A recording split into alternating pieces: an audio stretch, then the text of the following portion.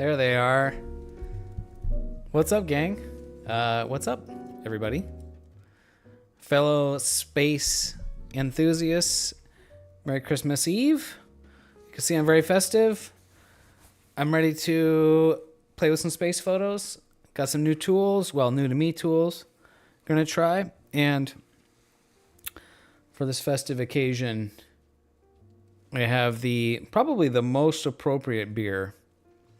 Of course, the Elysian Space Dust IPA.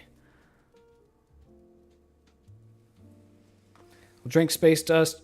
This is a very large beer. Well, moderate large beer. 19 ounces, 8.2% alcohol. It's the holidays. So it could be a very fun stream. That's a beer. That is a beer. Dual streaming Twitch and YouTube. So if I'm responding to chat on one platform and you're like, who's he responding to? Well, they might be on the other platform. Got the Christmas jazz music going here. Jazz is awesome. And on the screen, examples of images. So these are already processed. And I want to mainly want to try doing something differently with the colors. I really I like these images. These were all shot from the Chino Hills Observatory, my balcony. And I want to try making them look more better. Hopefully the audio mix is good. Let me know if music too loud. So you might say, Dave, those pictures already look incredible. How could they possibly look any more better? And they do look good, but one thing that there's more of them that I get. There's a common theme here amongst all of these images. There's one real, they have a commonality. Can you guess what it is? They're all really red. I mean, red's a cool color. And the vast majority of the light that we see in outer space, well, it should be red because that comes from hydrogen gas. And the vast majority of all the elements in the universe, of course, hydrogen. So we should see a lot of red.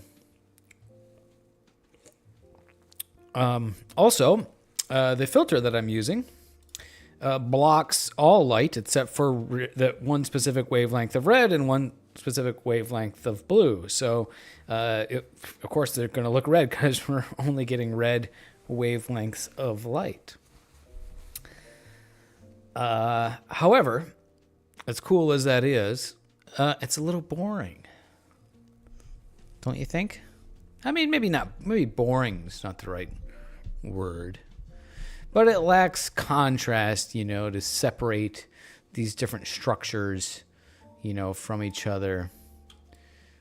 And I mean, it's, this is like red and yellow, sort of like varying shades. And this one came out kind of red with some white in there. But it's still mostly red. So I'm going to play around with the narrowband normalization tools, which I have played around with in the past, but never really. I kind of just started it, and then it was like, okay, I don't really like it, and moved on. So now I'm going to try doing something, actually spending some time with them, particularly on targets like the Rosette Nebula and the Heart and Soul nebulae. Because these are in the cores of these nebulas, in the centers, is where we see a lot of various color and things. So we're going to play with that. Cheers. I'm going to drink my Space Dust IPA. And I will probably get a little bit more slurry as we go along. This is a pretty strong beer, but oh man, is that good.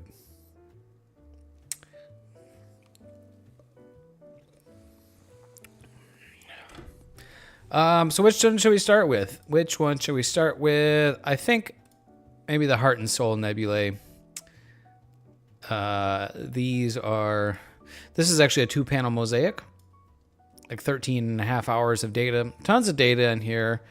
Good clean data with a few artifacts, but I think I'll start there.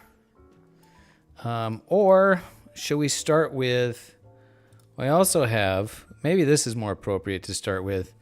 I also have the Christmas tree cluster and cone nebula. Maybe that's a little bit more appropriate.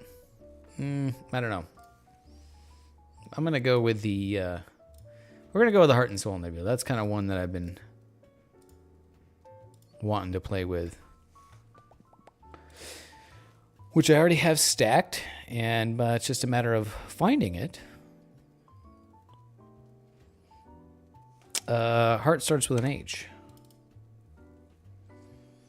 13 hours and 35 minutes of integration time on this.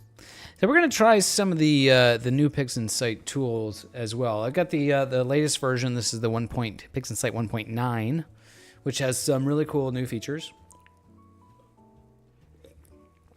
The gradient correction features, and yeah, and there's that like image linking, so maybe I can play with that.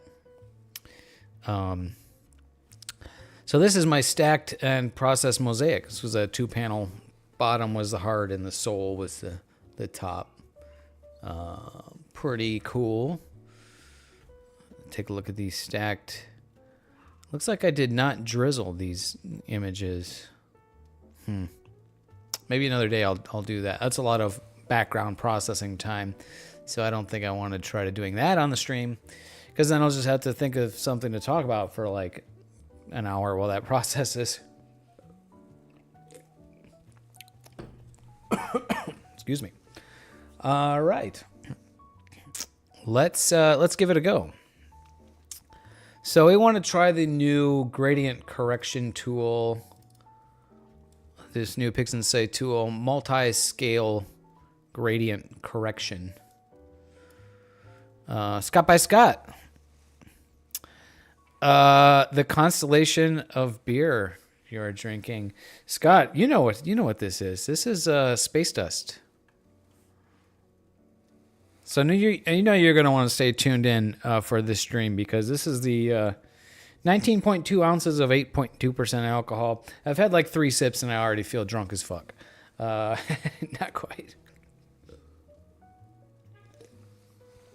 But this is a damn good beer. Haven't had one of these in a long time. So, in order to do, first thing we need to do is we need a astrometric solution, which they've added. If you haven't seen perfect beer for this, yeah, right? Oh yeah. If only it was like Space Dust Santa Claus, Space Dust Christmas beer, but it's still pretty close. If you haven't played with PixInsight 1.9 yet, they've added the in the image solver, or sorry, that's what I need to do. In the weighted batch pre-processing script, it'll automatically do the image, the astrometric solution in the post calibration. That's in here. Yeah, astrometric solution. Super cool feature.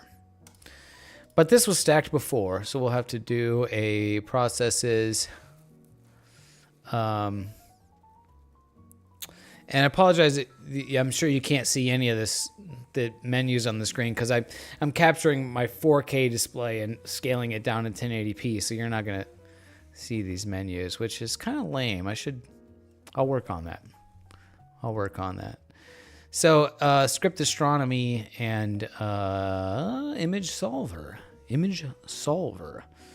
So it does have the pixel scale correct in here. Oh, does it? No, it doesn't. It should be 2.9. And I need to find the heart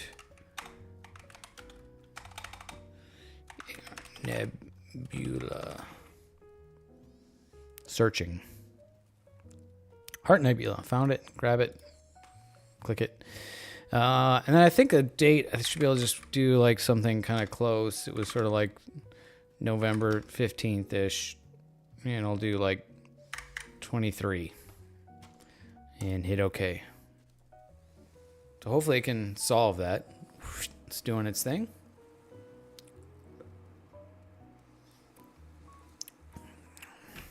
Any application that you're running, it gives you, you know, like a command line terminal type of thing to show you what it's doing in the background. That's when you know, like, you're using like a pro app.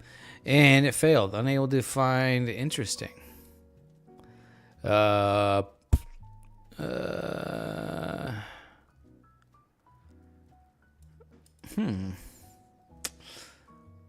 Script. Why not? Let's see. Oh,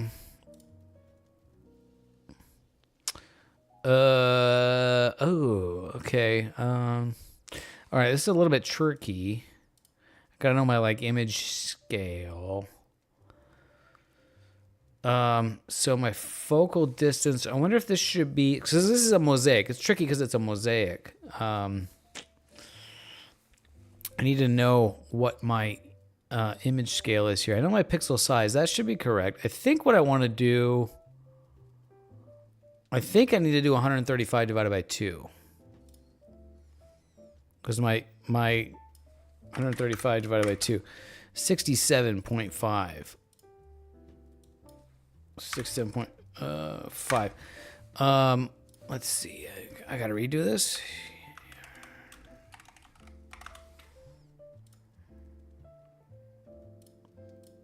Heart Nebula. Month, it was like November 15th, we're going to say. And like 23. All right, let's try this again. The image solver usually works fine. But because this is a mosaic, it's like, what's my focal length? Is it half of my telescope, since it's 2 images, so like images times 2? Nope, that didn't work either. Mother fudge. How do I get an astrometric solution on that? Okay, I'm gonna try something else. Maybe 1.49 on the image scale.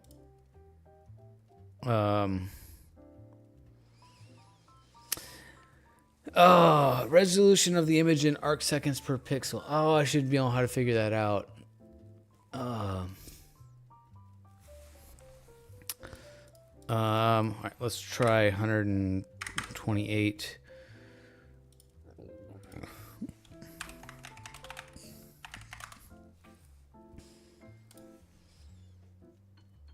Maybe I should start with a not mosaic image that's simpler to get this working. 11, like 16, 25, 23. Try it again. If it doesn't work this time, we're going to move on to another image.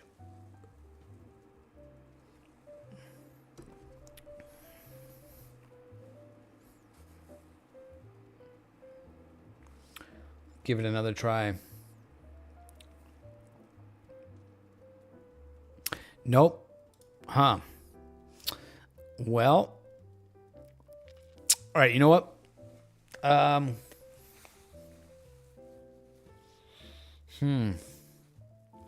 would like to figure that out. But maybe that's less interesting to watch. All right, let's move on then. Let's go to the...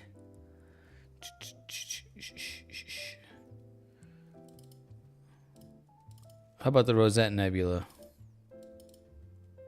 We were looking at that one earlier.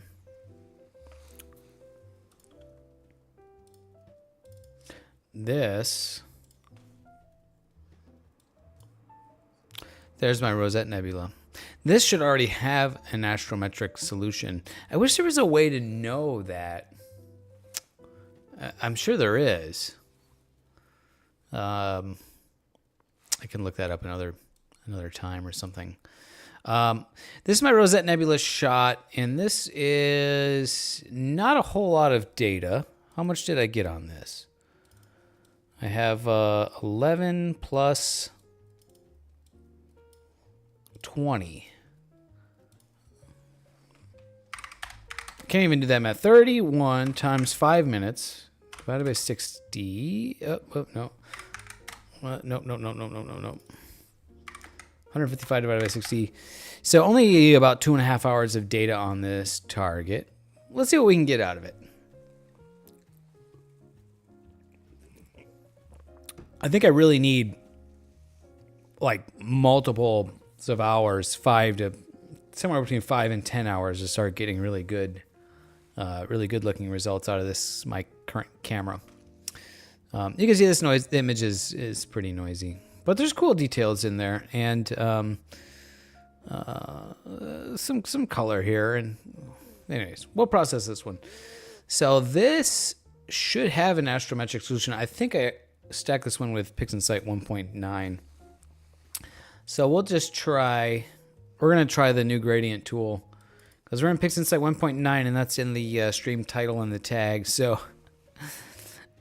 So we're going to use this new multi-scale gradient correction tool.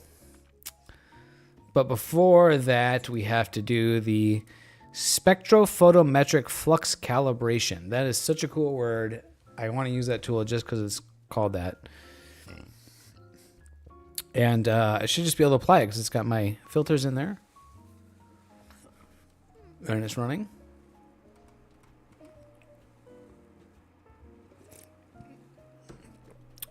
Nope.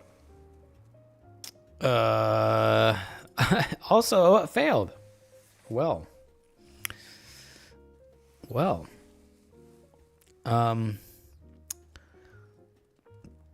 Just running into roadblocks here today. All right. The new tools aren't working for me. I'm going back to the Heart and Soul Nebula, and I'm just going to use the old tools.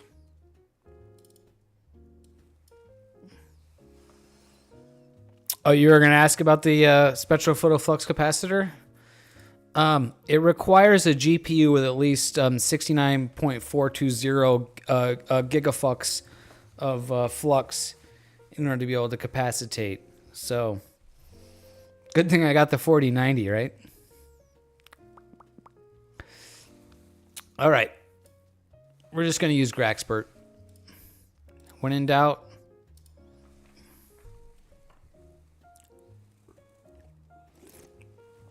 so these new tools, this multi-scale gradient correction tool works based off of like they have like a database of the night sky. It's not complete yet, but it's there.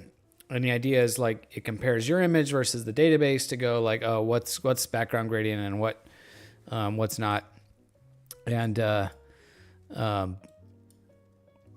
so I guess it can be a good tool. It also is kind of not complete yet. It doesn't quite work on all images. I was watching some videos earlier today about it.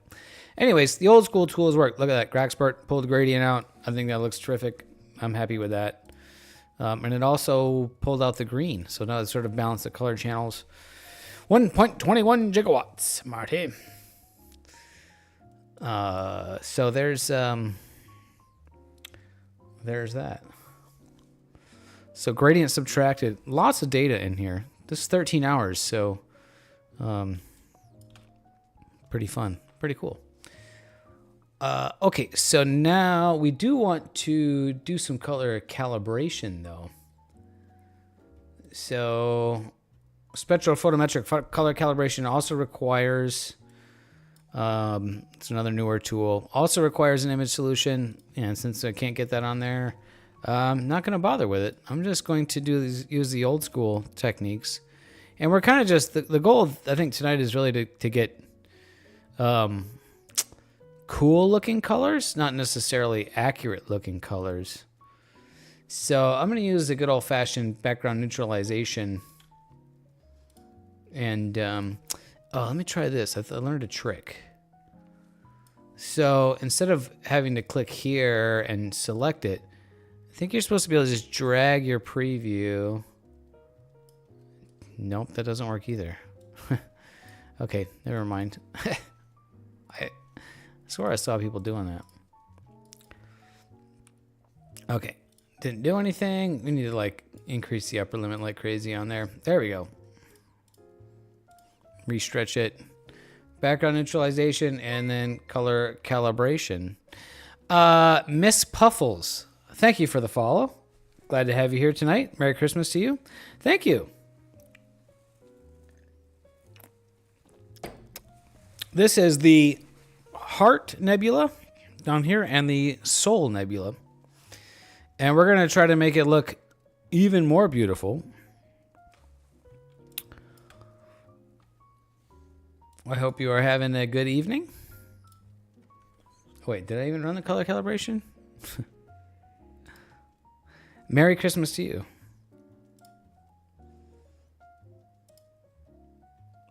Oh, wait.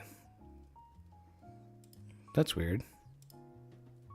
Oh, there we go.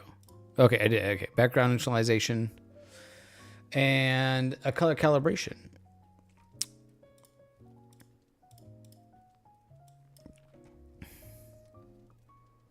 Okay, that looks about right. You can't wait till tomorrow.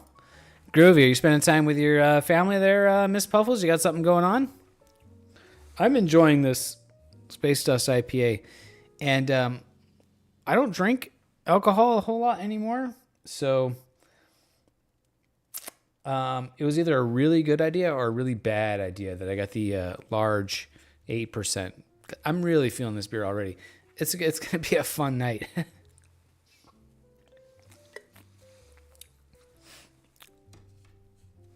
Alrighty.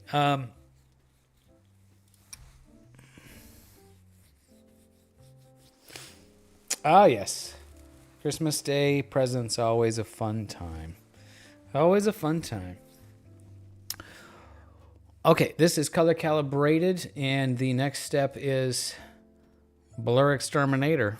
I just apply default settings, and then my NVIDIA GeForce RTX 4090 GPU gets to work. And there we go. Now the image is so much sharper. I wish, I'm sure you can't really see the difference all that well on the stream as how much this improves things before and after. So when I see majestic space photos, what % are accurate or just made up to look cool? What do you mean, Scott? Do you mean like just when you see them randomly on the internet, or like my photos? Because accuracy brings up a really interesting conversation, nuanced conversation about astrophotography and space images, or natural. So, and I'll get into that. We've got time. I'll get into that. He says yes.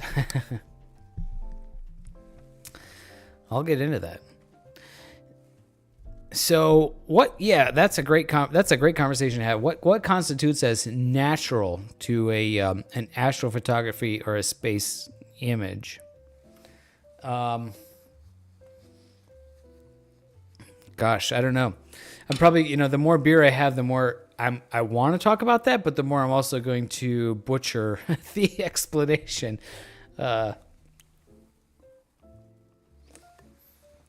Currently, the colors that you're looking at would be considered natural. However, your eye cannot see this color.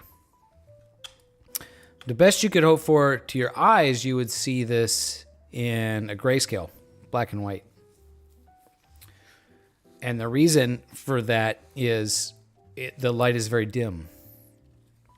And your eyes don't see color very dim. Low light conditions, your eyes actually just see in black and white. And the reason for that is because in your eyes you have two different types of photoreceptor cells. I think that might be the right word.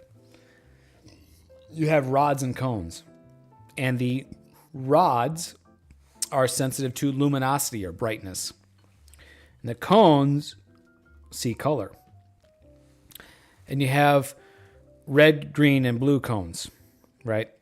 Interestingly, somebody who's colorblind, their red and blue or their red and green cone either doesn't work or it works like half as good. That's like a colorblind thing. But your cones that see color are only sensitive to really bright light. So the really dim stuff, your cones aren't activated. They don't like the photons aren't doing anything to the cones, only to the rods. So your eyeball could only hope to see this image in like a grayscale, which would look like, if I pull a luminance channel, which would look something like that. If you had a really powerful telescope, this is kind of the best your eye could hope to see. And that's really even better. The thing is, like, cameras are so much better than our eyes.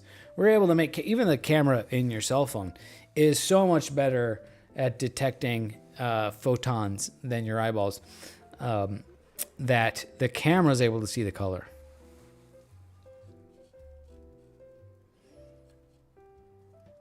What even is color? Color is just electromagnetic waves at a specific wavelength. Yes, that is true. Infrared and X-rays colors. Well, yes, if you can detect infrared and X-rays. If you have a detector that can.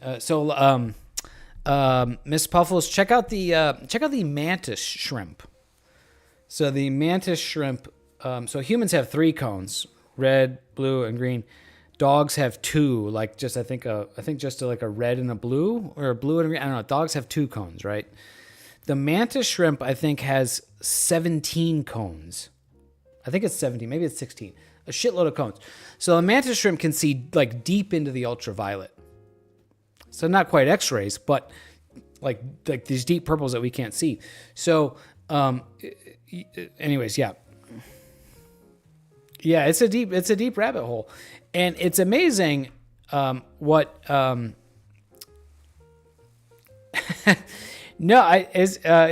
Scott.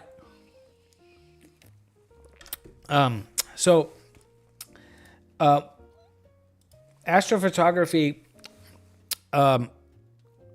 sort of forces you to learn about this stuff, what the electromagnetic spectrum is and how it works. CTRO mag.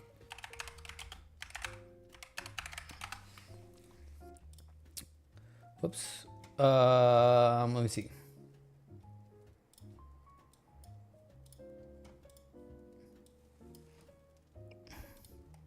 Here we go. So this here is the electromagnetic spectrum.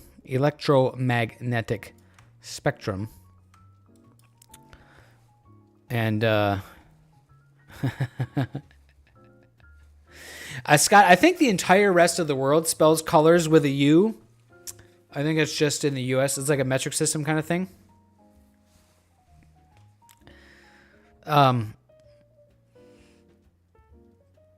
So this is the electromagnetic spectrum. And just this tiny little sliver is what our eyeballs can see, right? Norwegian. Oh, that's amazing. Are you in Norway? I was about to say Norwegian. Are you in Norway right now, Miss Puffles? A little cold up there, I imagine. So electromagnetic spectrum, we just see this little sliver. Anyways, I don't remember really why we got on that subject. You are in Norway. Oh, wonderful, wonderful.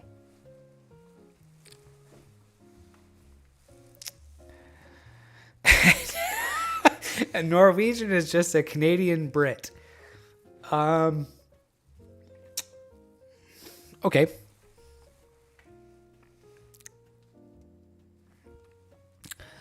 All right. Let's. I forget what. It's a good thing that PixInsight has this history tool, so we can see. We can see where we're at. I would love to visit Norway too. Not in the wintertime. Not right now. What's the temperature like right there right now, Ms. Puffles? I don't know if I want to. I mean, the weather here. You know, it's gonna be get down to 46 tonight. It's gonna be pretty cold. I might have to get an extra blanket Maybe not. Canadian Brit. Okay, so blur exterminator, nice sharp, sharpened image. At this point, I like to subtract the stars, and I will use star exterminator for that. Where in Norway? Yeah, Norway's like a long, skinny, tall country, right? So, like, way up north in Norway is probably colder than south in Norway. But everywhere in Norway's got to be pretty freaking cold right now. You find it to be hot outside? So I grew up in Michigan. I know what winter is like. But now I live in Southern California. And, yeah. 5C. Oh, well, that's above freezing. Right? That's not too bad. That's not too bad. All right. Subtracted these stars. And now we run noise exterminator. And I just use like default. Oh, whoops. I didn't mean to do that. Didn't want that. Go away. No, stop. 1:31 a.m. Yeah, we are Fahrenheit, you know, in America. You know, we use Fahrenheit and miles and inches.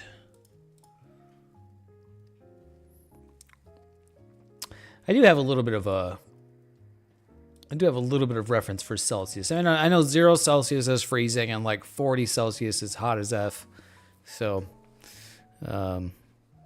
41 degrees Fahrenheit. Yeah, that's what it's going to get down to at night here about. Yeah, inches. Oh, the metric system is way better.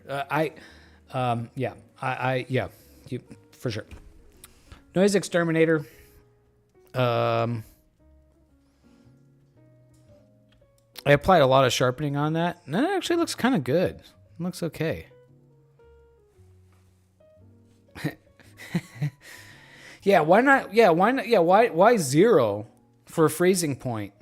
Why not some number that would make sense, like 32, right? I mean, when I think freezing, you know, when I think the transition point between liquid and solid and water, a transition point in numbers, I think 32, right? I don't think 0.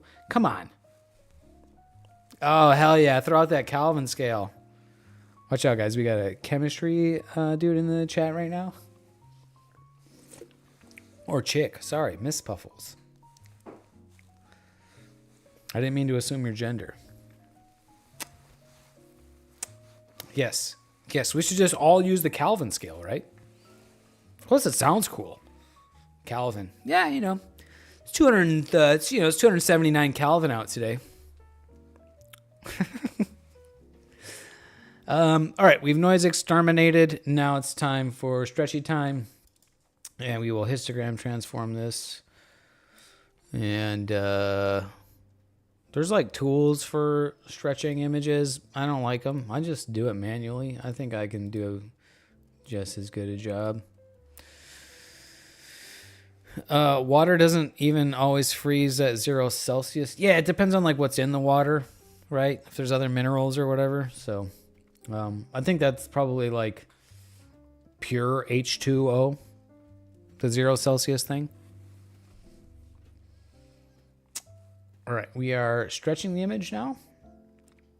Histogram transformation. And let's darken that background up.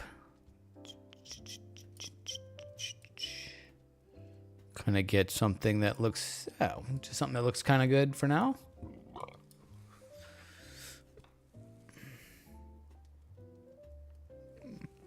Most of the time, but not always.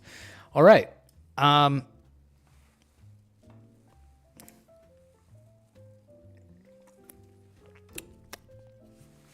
Yes. Miss Puffles, are you a fellow astronomy fan? Is that how you found the stream tonight? Are you an astrophotographer? I always like to hear about other people's astrophotography ventures. Heart and Soul Nebula stretched. Background looks pretty good. One of the things I really don't like about the filter that I'm using is you can see all these halos, all these little splotches really kind of muddies the image, and it's kind of a disappointing filter. I'm using the Optilong L Enhance filter, and I get really bad halos. I'm not sure if that's like if it's just the filter, or if it's a combination of like filter, lens, camera that combined to give you all of that. I don't really know, but I get a lot of these halos. Fortunately, I can manually fix most of them, but it's yeah, not ideal.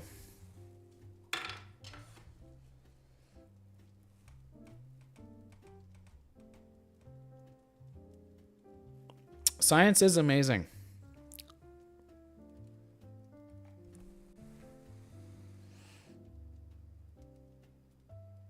Oh, you use the astrology word.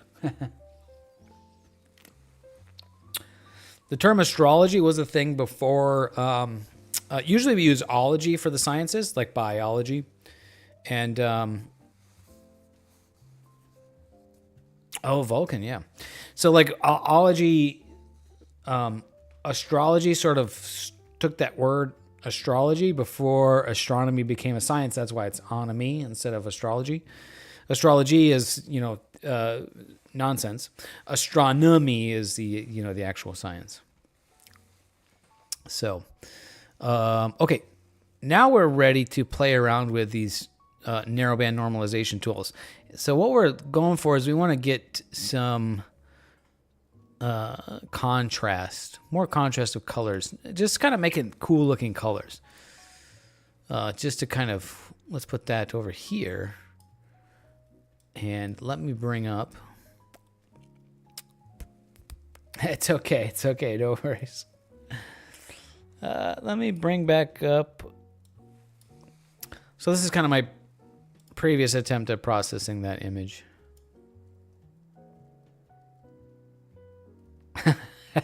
Exactly. I am a Sagittarius, by the way.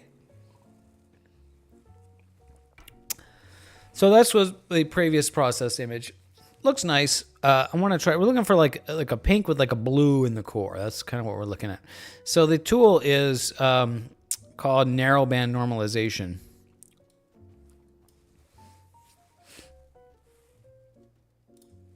And we'll bring up the preview of that. So my filter allows light from hydrogen and oxygen. So we want the HOO palette. And so blend model 2, I think, is the one that we want to play with. Because I want to see like pink on the outside and blue on the inside, right? That's what that's how we like them. But right now the whole thing looks kind of magenta. And you can see it's kind of blowing up. There's like blue noise. And all these like star halos show up really bad in the blue. I have tools. I have ways of filtering that out. Yeah, pretty much.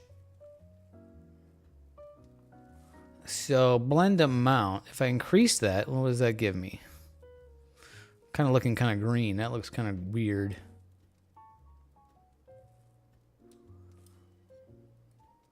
Now looking kind of purple. Somewhere in there is probably going to be kind of the ideal.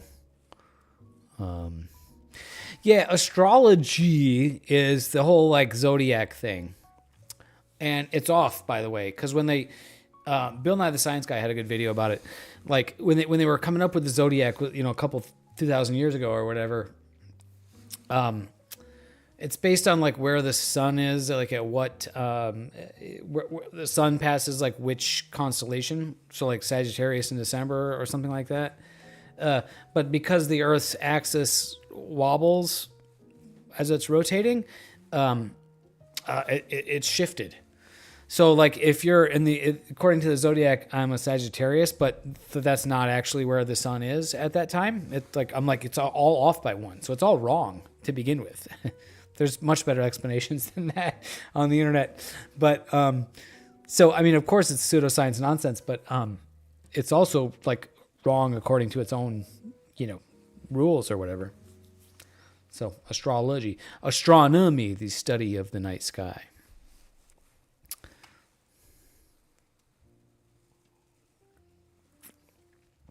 Okay, I think this is a good starting place.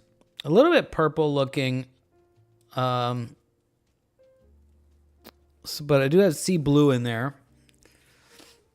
I'll kind of keep playing with this. What does lightness do? Lightness, preserve. HA. Okay.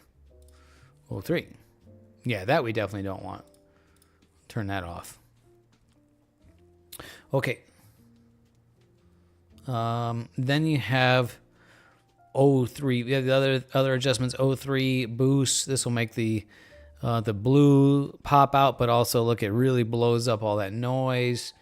So I think I'm just gonna keep that at like 1 for now. All right, we'll try that. And kind of makes the image look noisy. We'll play with it some more. You do need really long exposures. This is a total of 13 hours and 35 minutes of exposure. I can explain that more. But this beer is just absolutely shooting through me. So I really have to go return this beer. Bear with me just one moment. I will be right back.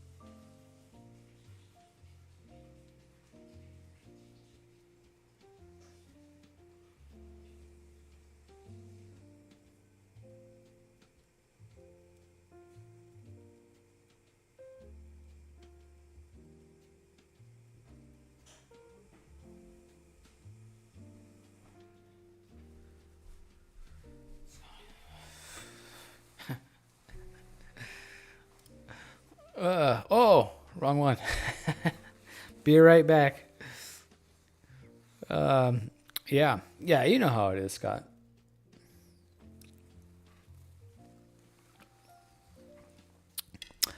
Really long exposures. Yeah, 13 and a half hours. So, sort of a quick explanation of how that works. You can't necessarily get, usually you can't get 13 and a half hours of a single exposure, right? It's not, most nights there's not that much darkness unless you're, well, maybe if you're in Norway or in northern Norway. So what this actually is a stacked image of shorter exposures, of 5-minute exposures. So you take a series of 5-minute exposures and then stack them, combine them on top of each other.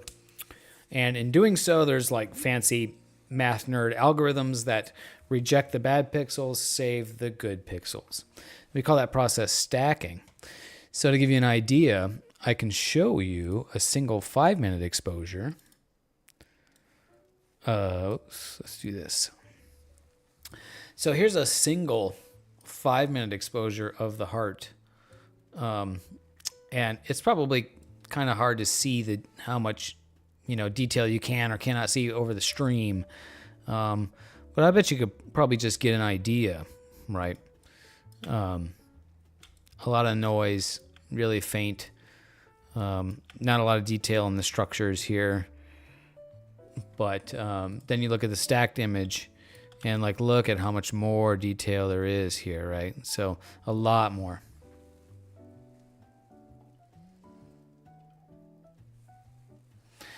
there's oh yeah, well, in the wintertime you have 24 hours of darkness, right? In the far north.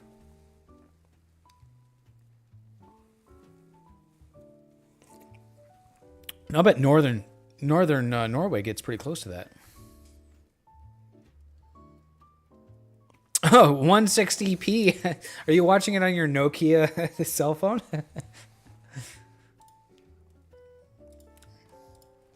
All right, we've narrowband normalized. We've got some colors that I kind of like.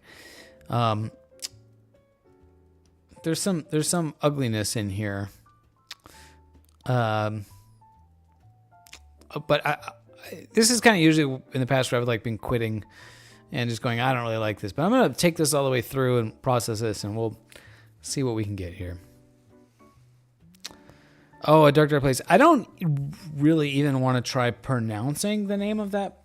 I assume that's a city or a town. Svalbard? Svalbard?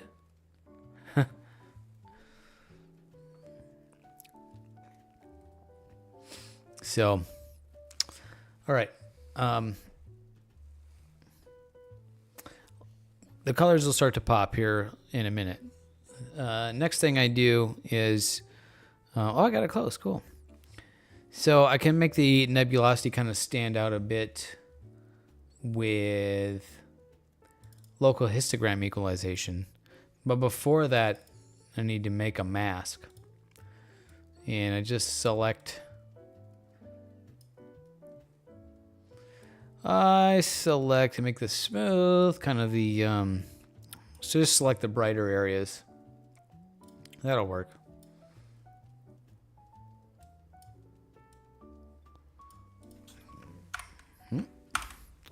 Okay, local histogram equalization, and of course, the default setting is always way too much.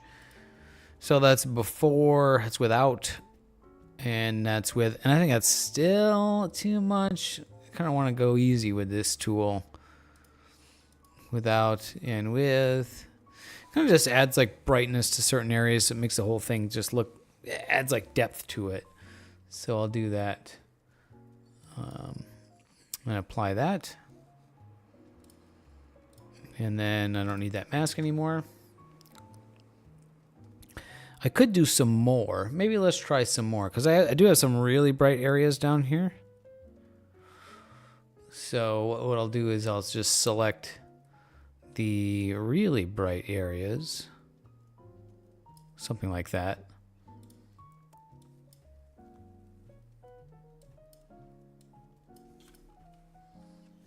And then just take a look at what some more local histogram equalization will do to that. Maybe really crank this up.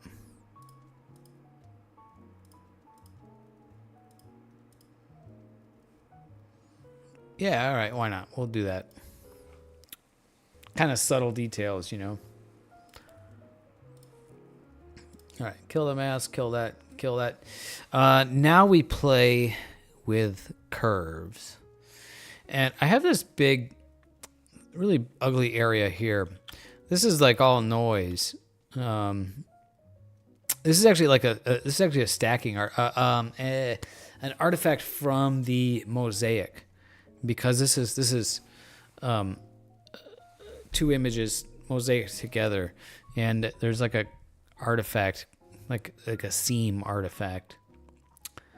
So I'm probably gonna end up cropping that out, but I can't crop it now because I need my stars image to match. So I'll crop that out later. If you got an ugly part in your image, just crop it out. All right, let's see. So we'll do some curves.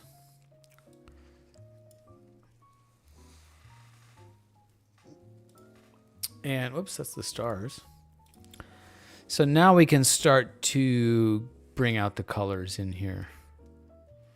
And I'm going to add some contrast like that. That'll kind of darken the background. And I'm just going to push the saturation up a little bit, just so we kind of see what we get. And hydrate. Thank you. I should. Am I slurring my speech more? And it's like, oh, let's get some water. Let me get some water.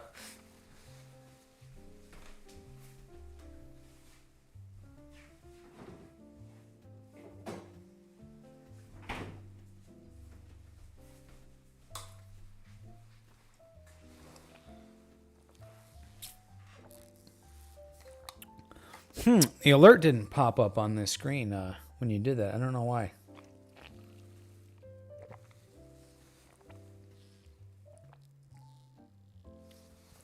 Good call. Thank you.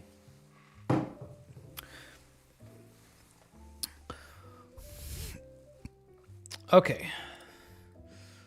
So this is looking pretty cool, but it maybe a little bit magenta, a little bit purple. This is where I'm like not really good with color balancing. It's like, making the colors look a bit differently. I just kind of end up like playing around with the hue on here. So that kind of gives me a more green. Changes the blue to like a deep purple. I don't want to do that. Yeah, now the blue is turning green. You wear wool all day. I don't think anybody in Southern California owns anything made out of wool.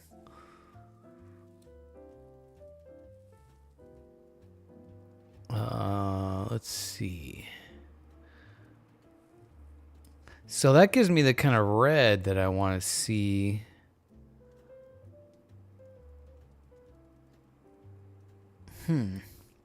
Maybe that's kind of where I want to be with it. But then I like lose the blue. That's weird. Yeah, I don't know. I think maybe I'm best off just kind of leaving it.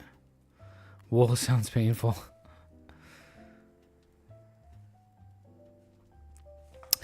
Love playing with focus and taking out of focus.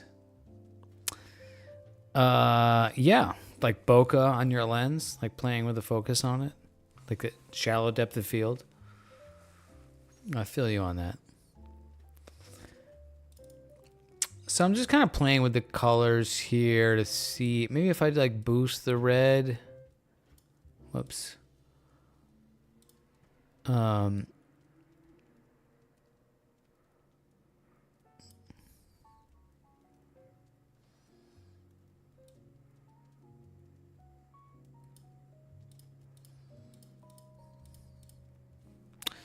It's kind of too pink, right? I'm thinking like I really want it to look. That's ugly.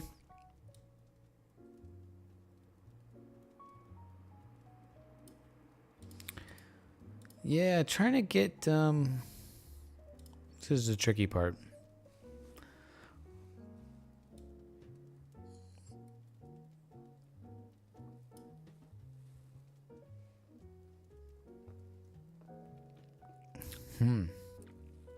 Yep, kind of knowing how to work with the limitations of your equipment, right?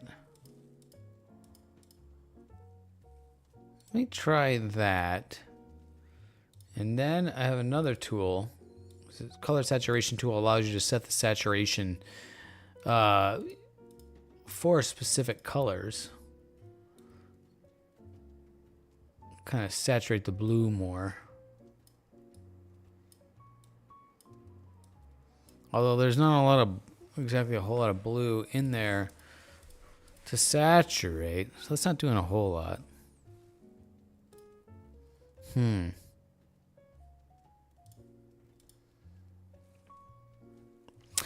it didn't really give me kind of what I've been looking for. Let me see if I can find a reference image. Oh, I totally can.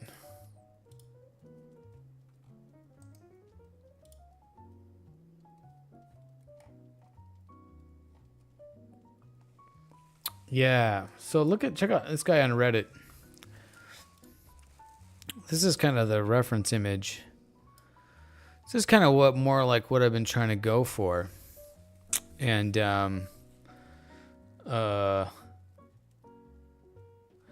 he's working with a different data set than I am, but he's actually using the same filter. So just different focal length telescope, right? And different camera. So yeah. Yeah, this is interesting. So like on mine, this sort of area in the core here is showing like pink for sure, right? Like a strong HA signal. But then he's got like this cool looking blue in there.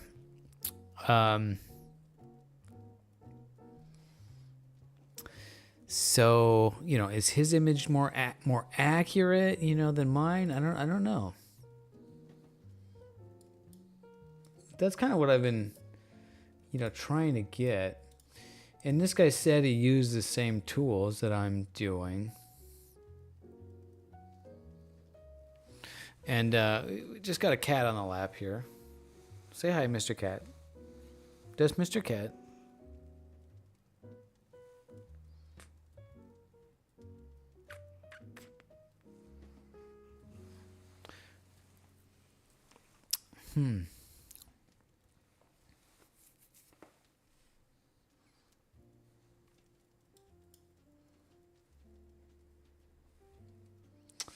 So let's see. Is that a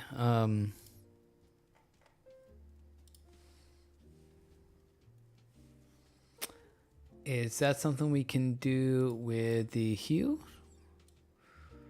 to kind of make the colors look like that?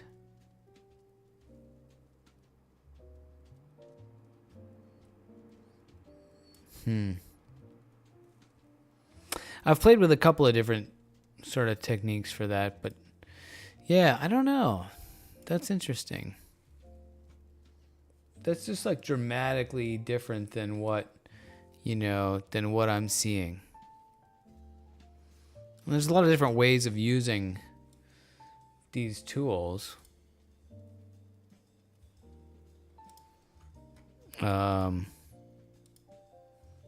Oh, what happened to my history?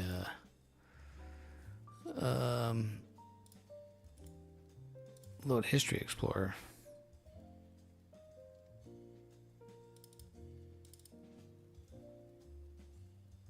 And kind of go back to where I made those changes. So this kind of looks kind of more like this image.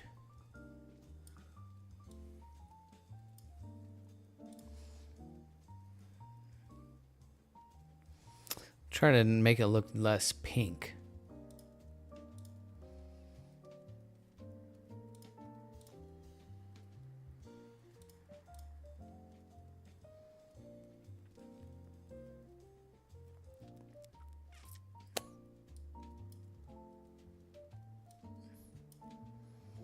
Maybe less O3 boost. So I can kind of do that, but yeah, maybe I just don't have, oxygen signal in there.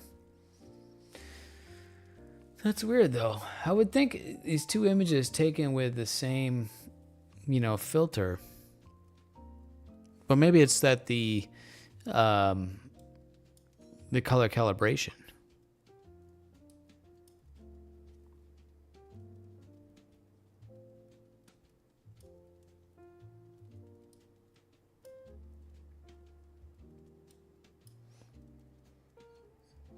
Just kind of play with the sliders here.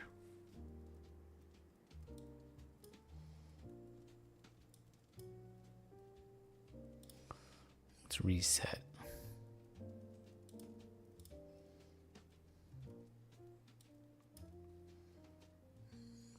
Blend amount.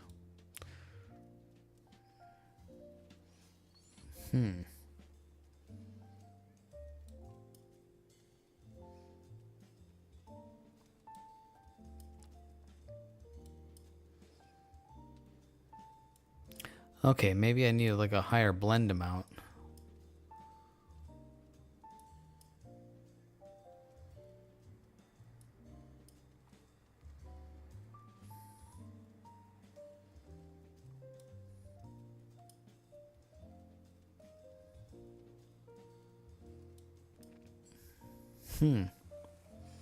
Maybe something kind of like that.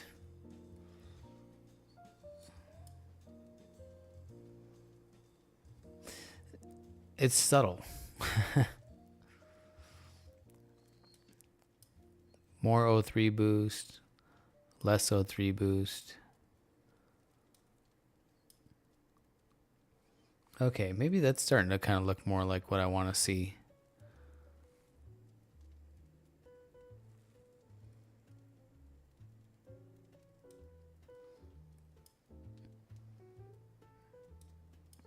High reduction.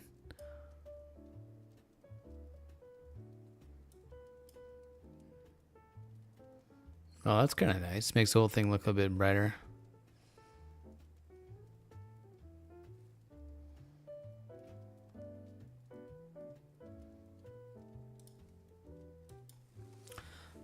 Maybe I'll try that.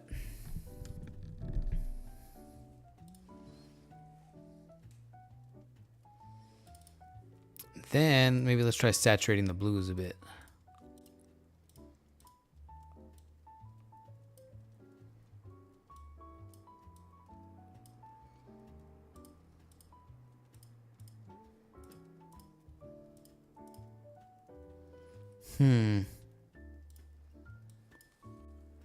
Maybe. It's probably yeah, it's probably hard to see kind of what's going on the stream. This is the kind of thing that's just like you kind of just, you know, play with it and you know, to get something that you like. I also kind of don't like these areas end up looking really noisy. All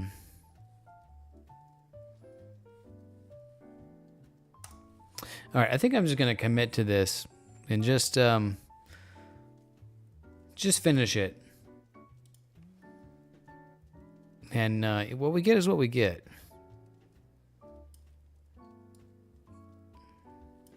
And then maybe move on to another image.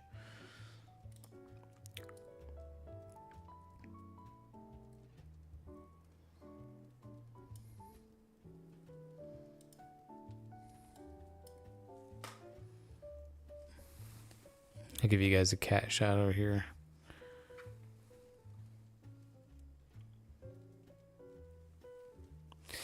When it's cold outside, Mr. Cat just has to have my lap. She needs the lap. When it reaches like a specific temperature, anything like 70 degrees and below, boom, she's on my lap. But anything warmer than that, no, she doesn't want anything to do with me.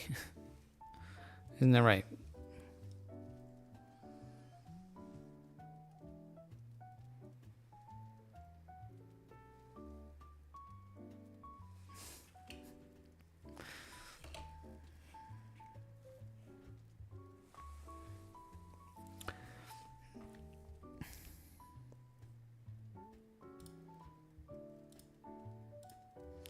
Maybe I'll play with the hue a little bit.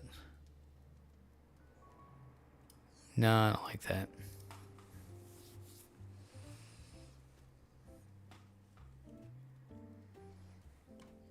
Okay, kind of the last sort of thing to do on here is address these star halos.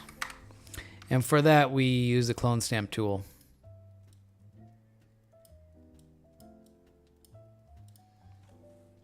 So this is just kind of tedious to just stamp these out. Oh, I didn't want to do that. Oh, geez. So you can see I just have a lot of these on here. And I think it's really the star haloing that is giving me the biggest problem trying to do these narrowband normalization tools, because these sort of halo blobs get amplified, and there's a whole bunch of them. I think it makes it look like noise. Maybe it is noise. I don't know. And that doesn't really, it's not really present in the stock in the non narrowband images. ChatGPT, yeah.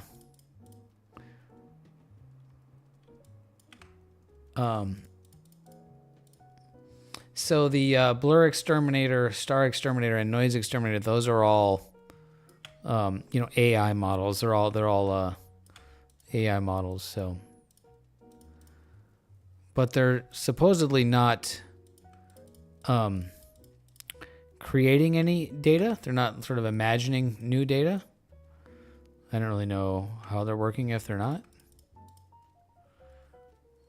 But that's what they say about them.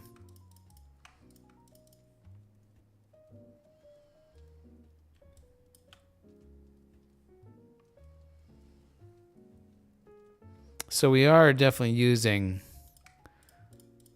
like AI models in processing these images, right?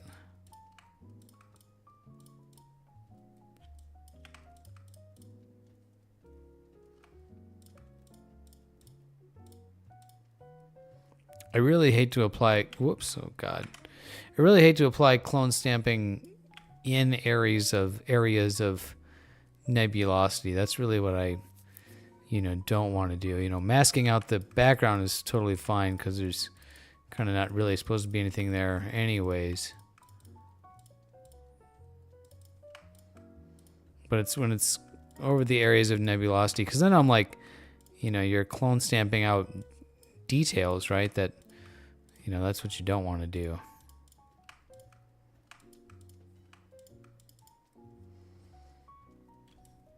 On that, like, I don't know, like, is that noise or is that like a halo, or is that nebulosity, right?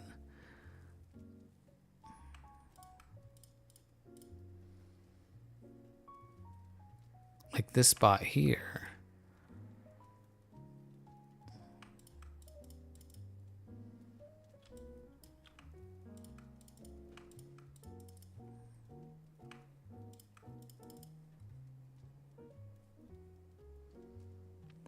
And all this green stuff over here is just, this blue stuff over here is just noise that gets stretched. So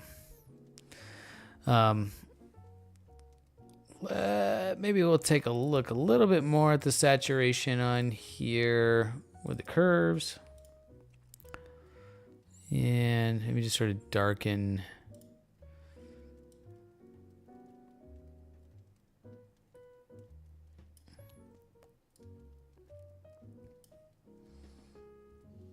And then just maybe overall boost the saturation a bit. Something like that. Something like that. Okay. Now we'll work on the stars. And for that, we just have a friggin' script. I use the SETI Astro. I'll do a narrowband RGB star combination. And he has a one-shot color, so I'll grab that. And I'll apply a star stretch of 3.5. 3.52. Hit execute. Does a whole bunch of stuff. I'll call it S for stars. Copy the name of that, and then we use Pixel Math to combine them.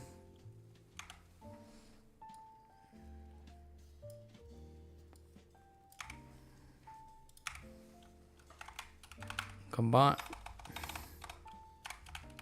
It's really hard to type when I have this like mic thing over my keyboard. Combine that, S, OP underscore screen.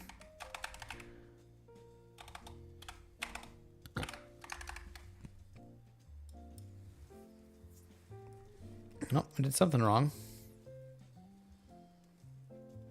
What did I do wrong?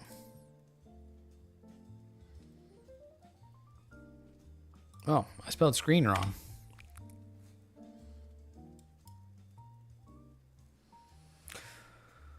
Okay. I like those colors. I don't like it as much, you know, it's like I'm comparing against, you know, somebody else, right?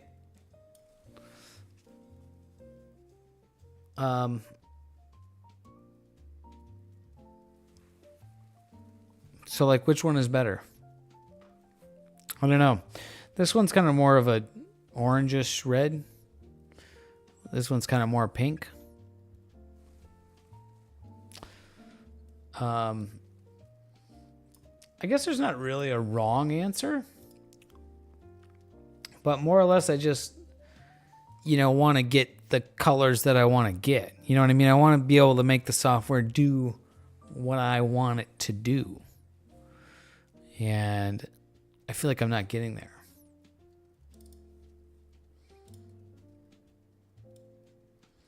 But I'm going to crop out that ugliness over there on the side. And maybe, whoa, don't do that. That was weird. You predict I'll get a lot of people coming over shortly. Oh, what does that mean? Well, I appreciate it. It's always fun to have people hanging out.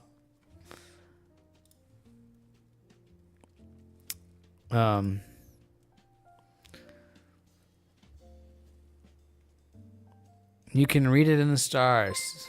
Very cool. Ah! Either that or you were watching the stream, Silver Grains, who has just rated me. Thank you. Welcome, guys. Thanks for stopping by. Always fun to have a raid. Merry Christmas to everybody. Kiro Cat. Low bass guy? Low bass guy. What's up, guys? How was your stream this evening? What were you guys up to? Pale Moonflower. Thank you for the follow, Low Bass Guy. Are you guys fellow astronomers or photographers? Welcome, welcome. Another follow. Kiro Cat. We have a cat cam. Cat on the lap.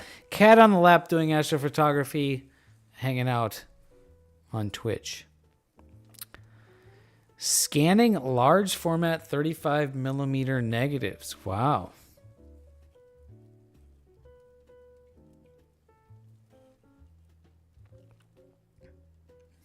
Wow. Scanning large format 35mm negatives. That's cool. Well, thank you for the raid. I appreciate it. I hope you guys are all having a good Christmas Eve, good evening here. We're playing around with processing astrophotography images. Whoops. This is an image of the Heart and Soul nebulae that I shot from my balcony right here. You're learning astrophotography. That's amazing. Astrophotography is a whole, it's a massive rabbit hole. And one that can be quite rewarding. This image is one that I've processed a few times. So take a look left versus right. I think I'm not quite getting to where I want with it, but I'm getting closer. On the right, I'm liking better, with a contrast with the blue oxygen signal in the core of the nebula, and the pink hydrogen signal. The pink, I think, is a little bit too magenta for me. Thank you for the follow. Oh, I just missed that. I think that was Pete Montgomery or something. Looks like a heart and baby cow jumping. Yeah, I don't know where they got the Soul Nebula from, right, Scott? Like, what's the I think it's because it's like heart and soul, like those two things go together. I'm like, what does a soul look like? So yeah. Anyways, the names of nebulae are always interesting. So, yeah, that's looking better. That's yeah, maybe not quite what I'm going for yet, but it's getting there. It's getting there. How can you photograph the Milky Way? You can do that with a lot of modern cell phones. Can do Milky Way. Hey, what's up, Massive Astro? Yeah, coming over to Twitch or YouTube's fine, whichever. Oh, we are inside the Milky Way. Yes, that's right. Massive LOL, thank you for the subscription. I appreciate you. The Prime sub. I appreciate you. So how could we photograph the Milky Way if we're inside it? Well, we can photograph it from the inside looking out or looking towards the middle of it, right? We can't get a picture of the entire Milky Way. What would be an analogy? You would need to be outside the Milky Way to photograph the whole thing. You're inside your car. You can take a picture of your car from the inside, but in order to get a view of your whole car, you would have to be outside your car. That's what we get with the Milky Way.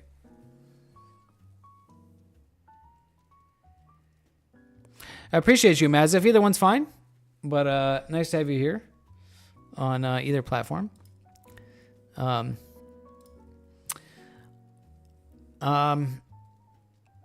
So I guess when you're processing things, when you're working on anything new, it's kind of a step in the right direction. Maybe that's not quite where I want to be yet, but yeah. Yep. Scott took a photo of the Milky Way at CVS the other day. I mean, you could. Usually most CVSs are probably too much light pollution to take a photo of the Milky Way. Let's show you some. Let me save this. Let's move on.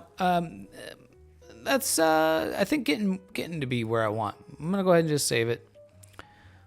You guys might cringe that I just save these as JPEGs. I mean, you're not working on JPEGs, but so I need to put the date. This is 12-24-24. We'll just save that.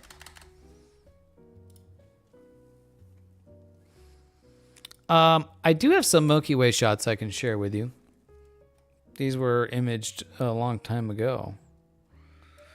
These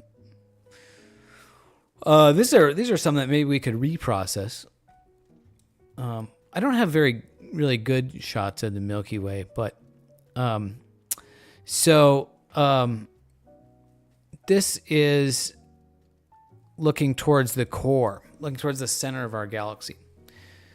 Thank you, Low Base Guy. How long have I been doing astrophotography? I started astrophotography. I did astrophotography for like 2 years between like 2014 and 2016. Then took a long break and just got back into it a few months ago.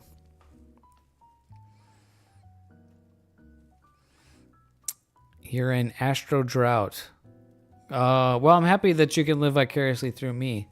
How are you in Astro Drought? Is that rain? Astro Drought equals the opposite of a regular drought. So Milky Way core. What you're looking at is this diagonal sort of line of dark area. That's the plane of our galaxy. Our galaxy is a spiral galaxy, so it's like a disc, right? A thin, like a record. And everything that's dark is dust. It's like dirt, heavier elements that don't emit light. And it's blocking the bright light from behind.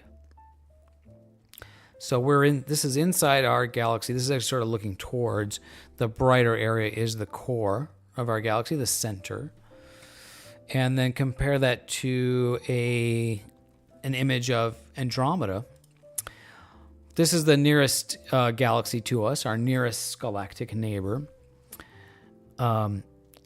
So this image of our galaxy would be as if, we're like out here on one of these spiral arms and looking towards the center, right? So I hope that makes sense.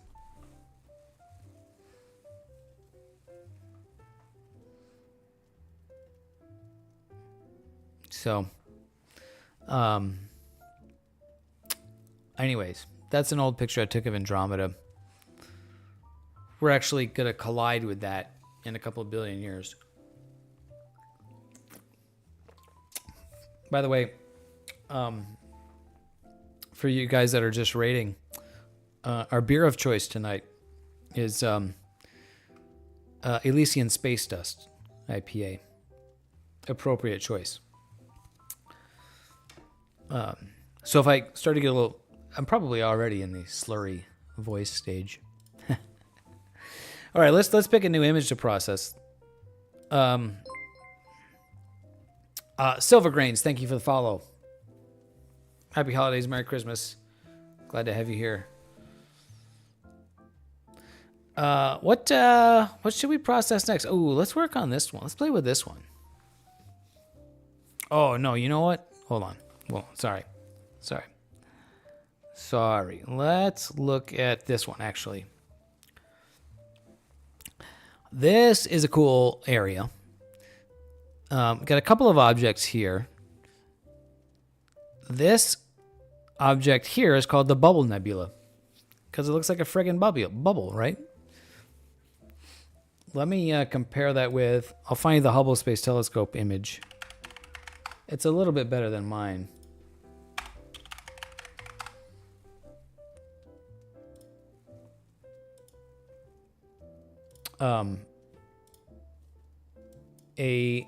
An outstanding image.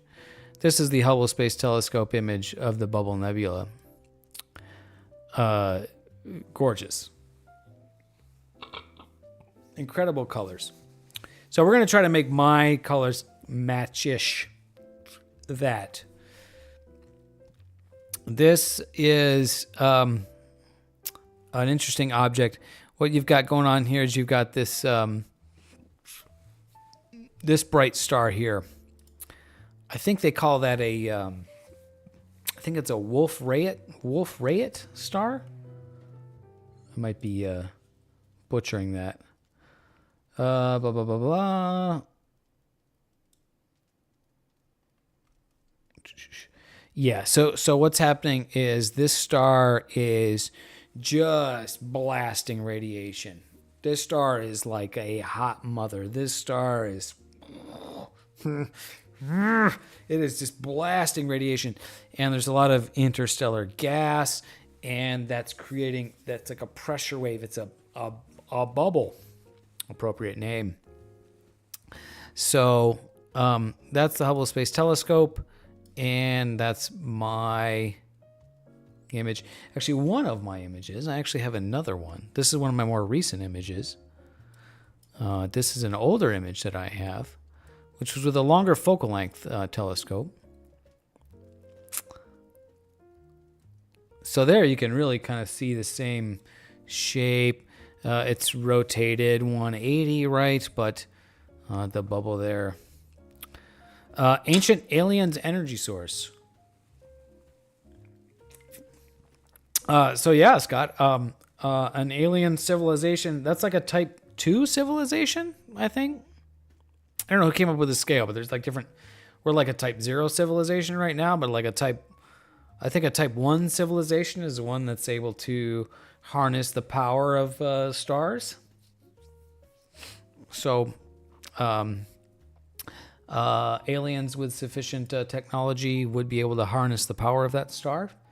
That is a shitload of power. So, what's up, Lars? Thanks for joining. Very cool indeed. So it's very cool to be able to so this image of the Bubble Nebula was shot from my balcony here in Southern California, the light pollution. And this image of the Bubble Nebula was shot on top of a friggin' mountain in the desert with some really dark skies.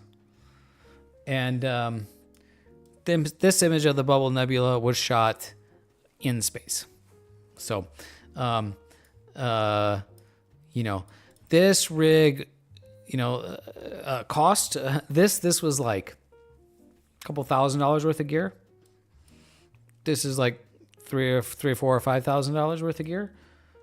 This is a couple $1 billion worth of gear. So, your price range, right? Okay. Let's play with this image here. That's the processed one. We need the stacked image. Merry Christmas to everybody who has joined. Glad to have you all here.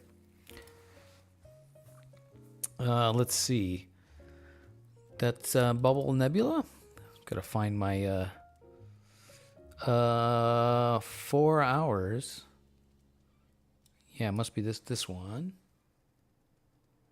Not a whole lot of data on here. 4 hours is good, but could be better. This appears, let's see. I should be able to see. Yeah, this one I saved. This one I have already color calibrated. Look at that. And I've blur exterminated. Color calibrated and blur exterminated. Next step is to remove the stars. So I get to kind of skip some. My longest integration project, about 17 hours. I can show you that. That is this image. The Sator region with Crescent Nebula. This was also shot right here, Chino Hills Observatory, my balcony. 17 hours. I need to reload my, whoops, not that. Process icons, load. There we go. It is the IMX 585 sensor, yeah.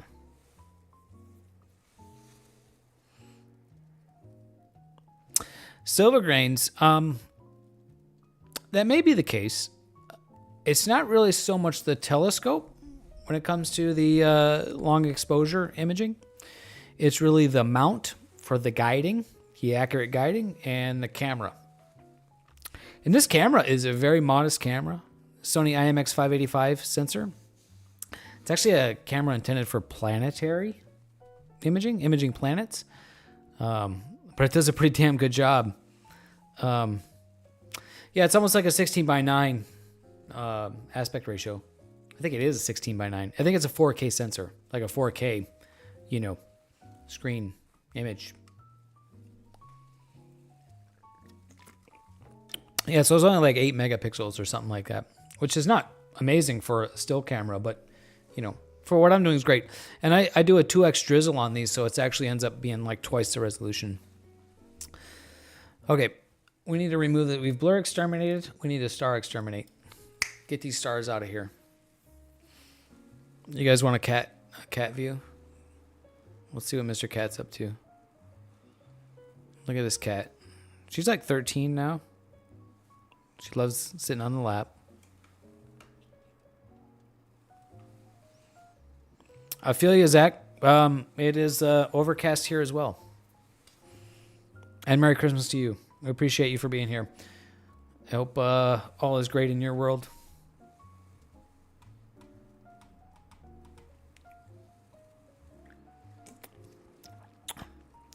She is very chill. This cat was born in a pool of gasoline. No.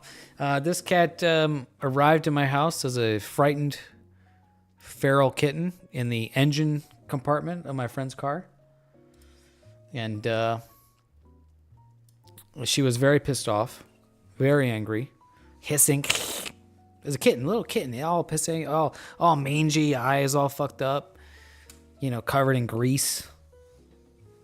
And we're like, just throw it in the trash. Because the thing's pissed off. It's like mean and yeah, just get this. I don't need this angry. But I was like, no, you can't just. So we shut her in the bathroom. I'm like, look, she's pissed off. She's scared. It was a little kitten. I'm like, just put it in the bathroom. Close the door. It was like 11 o'clock at night. I'm like, just like let it chill out overnight, you know? You know, let them chill up, turn the lights off, relax. In the morning, if it's still pissed off, then throw it in the trash, you know? Give you some time. And so we come back in the morning, and she was chill, and it took her like a day, and now I don't think she likes the light. My webcam has like a built-in light, so now she's a chill kitty cat, and I've had her for, well, about 13 years now, I think. 12 years. Well, she's kind of my little homeboy. So, anyways, she's enjoying the stream as much as you guys are. Okay, stars are removed. Now we noise exterminate. Whoops, don't need the preview on that. I just run this thing. I wanted to reset it. Increase the detail. Not literally throw in the trash. Well, we were just going to throw her outside. Look at that. Noise exterminated. Looks cool. Good. Okay, now I think we need to do the stretching.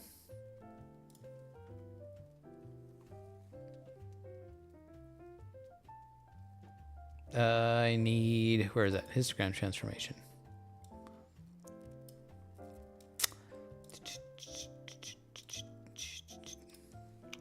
All right, cool. Play with the histogram transformation to stretch this image. So for those of you guys who don't know me, kind of my shtick is not just that I do astrophotography, but I build stuff. Dave Builds Stuff is the name of my YouTube channel. So the telescope mount that I use to get these images, I built that, and I have YouTube videos about that process. So check out my YouTube channel if you're interested in that. You know, you could just go buy, you know, these things, and they'll do probably a better job than what I could do. But that's kind of my my way of doing this in a unique way. You know, to me, that kind of makes it unique and special, rather than just, you know, going out and spending a bunch of money on gear. You know, instead of spending a bunch of money on gear, I spend a bunch of money on parts to build gear to do the same thing. Probably spent as much or more than if I just, but you know, it's kind of the journey, not the destination sort of thing, right? Okay. We have a non-linear image, which looks pretty good.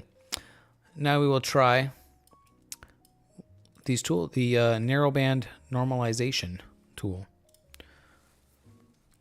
Let's give this a shot.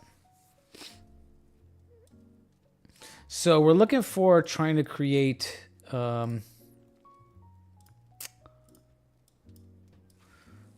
these colors. This is what is known as the Hubble palette of colors, which is sort of a, you might say, a quote-unquote false color image. And that is the... Thank you, Matthew. Well, I appreciate you.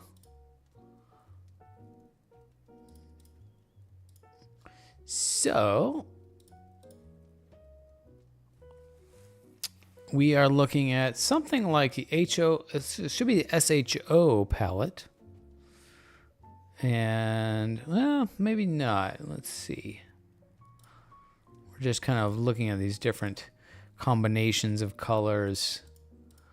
I think HOO Model 1 is going to be closest to matching what the Hubble palette looks like with the data that I have. Either that or Model 3. Well, that kind of looks just like yellow and blue, which is pretty close. Model 1, Model 3. Model 3 maybe has more blue. So maybe we want to boost the O3 signal a bit. Now it looks kind of purple. What's up, Matthew? Thanks for joining me over on YouTube.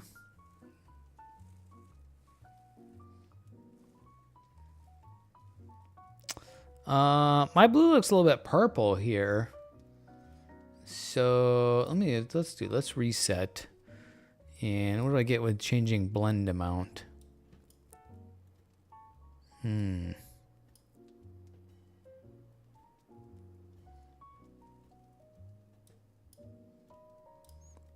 So you kind of just play with these settings. Which I kind of like. I don't like just playing with things, you know. It's like I'd rather have like just like a calibrate, you know. Or just having a better understanding of, you know, what's going on.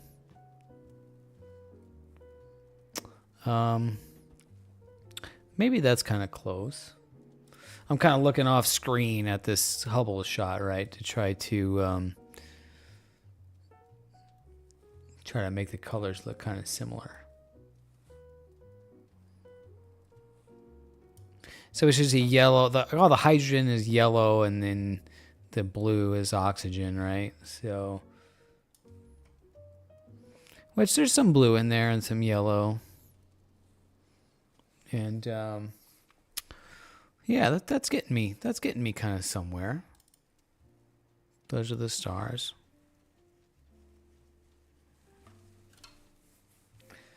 How's your guys' evening going tonight? Are you guys enjoying some alcoholic beverages for the holidays? The Elysian Space Dust IPA has got me feeling pretty good. It's almost empty.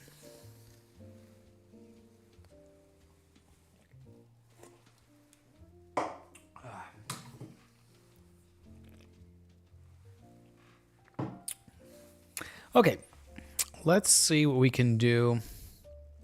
Again, I get this interesting kind of noise pattern when I do images like this. 3 Floyds. I don't know what that is. Yes, sir.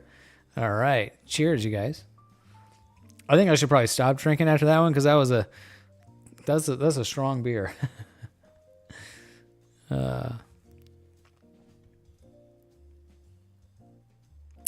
You are printing a little dual speed adapter. You mean a focuser?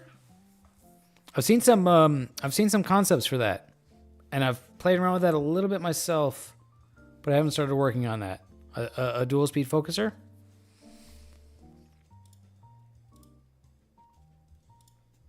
Also, what printer do you have? Now we're getting to talk about 3D printing.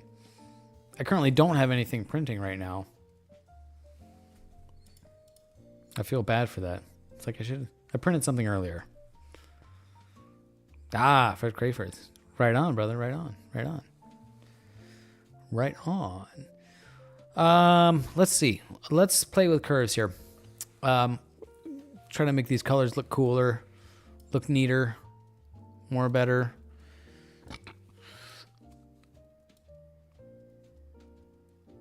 Prusa Mini, right on. Yeah.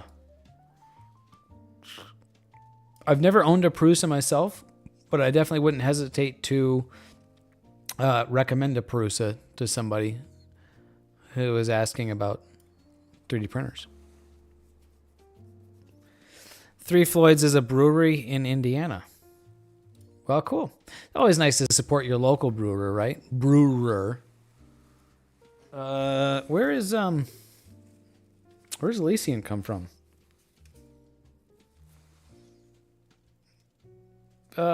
Seattle, Washington. Fort Collins, Colorado. So I guess not that local to me, but West Coast. Local-ish. I mean, how could I not get the Space Dust beer for, literally editing pictures of space dust? This is what this is. This is space dust.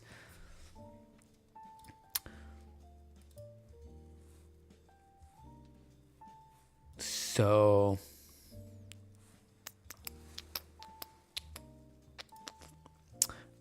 we can play with the local histogram equalization a little bit here and sort of see, maybe we can make this pop a little bit. I think there's kind of not too much more I can really do on this image. But we'll do a range mask. It's kind of the same, a lot of the same processing steps on all these images. So that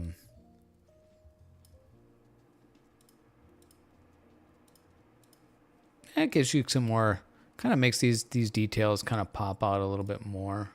Whoops, I didn't want to close that.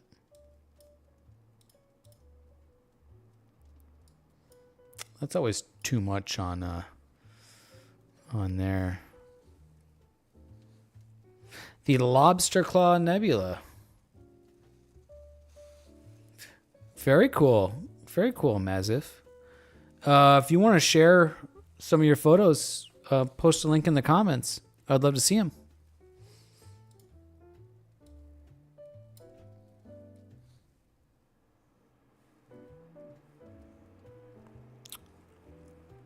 All right. We'll go with that.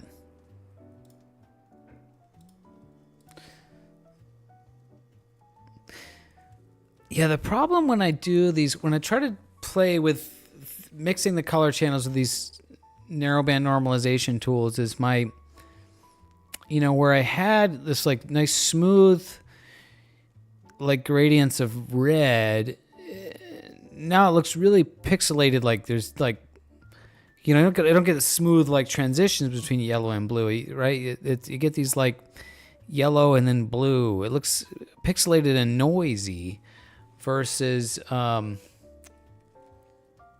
me bring up the, where's the processed image? So this was one, see here, it looks, it's a nice smooth like transition between bright and red and the dark. But it's when it's doing this narrowband normalization, it's like separating the color channels and then, assigning blue and yellow, and then so it looks pixelated, and this looks ugly to me. It looks like noise. It's like it's not reblending it well. I don't know if I either don't know how to explain what I'm looking at, or maybe it's just a result of not enough data or a limitation with this camera. I don't know. But these images, just the overall quality looks much better to me. And this is kind of the hiccup that I've been at when playing with the colors on these. So that's kind of where I'm at. Let's play a little bit more with the saturation on here.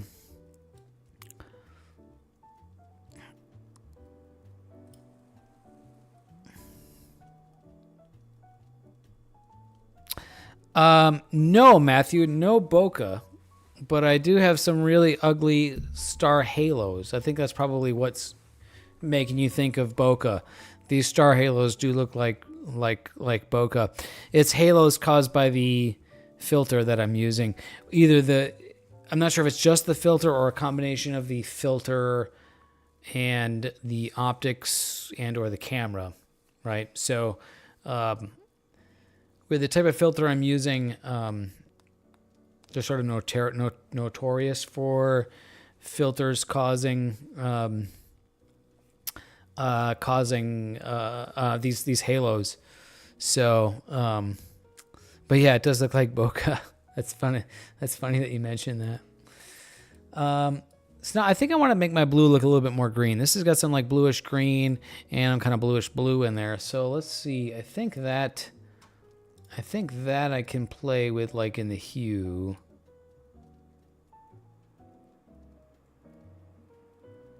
Oh, yeah, that's kind of okay. Maybe I kind of dig that. Yeah, I feel you. I mean, I'm honestly like, I'm definitely not far from a pro. And yeah, things have changed quite a bit in the last several years. So all these circle things are artifacts from the filter, which makes me want to go out and spend a lot more money on a filter that I shouldn't spend, but we can correct them with a clone stamp tool. So we'll just do that for now. Goodbye. Whoops.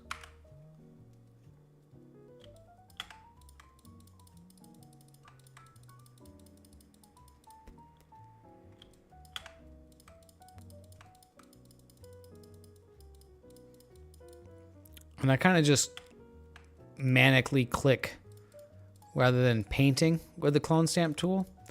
I find if I like click and drag and like paint, and then I get banding or patterning. So what I tend to do is like sample around the area and then just kind of then just kind of click to kind of better randomize what I'm doing here.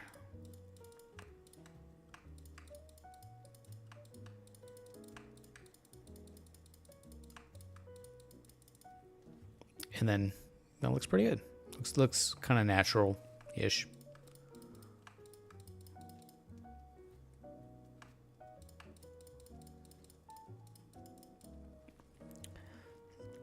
So all these images that I'm processing were shot with the Player One Astronomy Uranus C.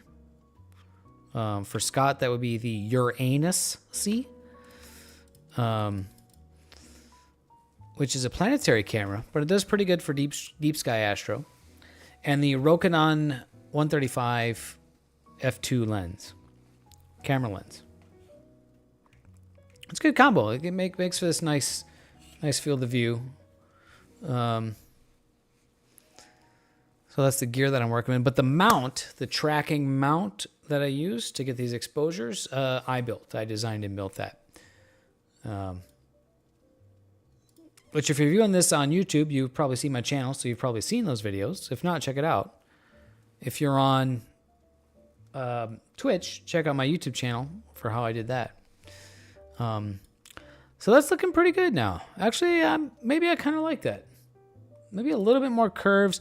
Maybe I'll kind of crush this background a little bit, which I hate to do. I hate to crush and lose detail, but maybe that'll end up looking better once I add the stars in.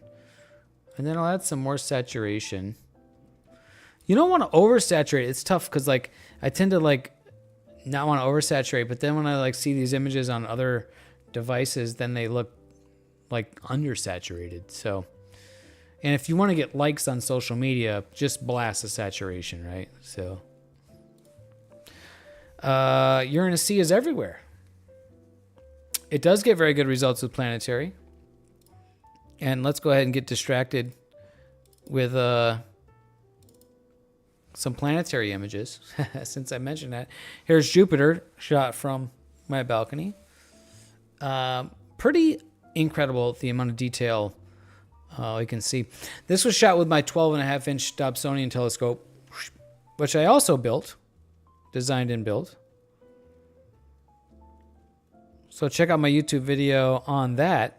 There's some cool stuff going on, some kind of unique construction techniques with that. Here is Jupiter. This is a night with like really good seeing. And that's probably the best one there. Rockin' on 135. It's either the Rokinon or what's the other name? There's like two different Korean names. I don't know. That's a good lens. All right. Let's get the stars added back in. And I'm using SETI Astros script. Narrowband to RGB star combination. Oops. And let's see. Stars. Apply star stretch 3.5, and we just hit execute. Samyang, that's the one, yeah. Not bad, huh, Matthew?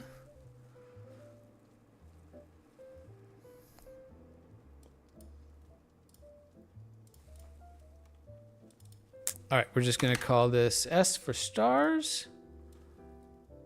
And then we go pixel math. Combine. And we need the name of this one. Comma S, comma OP, oops, screen.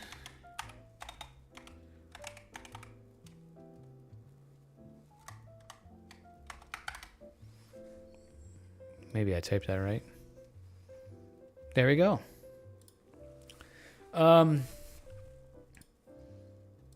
Well, I kind of crushed a lot of the color.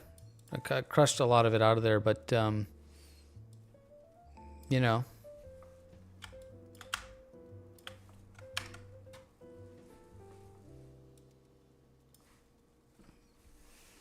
That's what I got. What do you guys think? I gotta go return that beer again. That was a big beer. I'll be right back.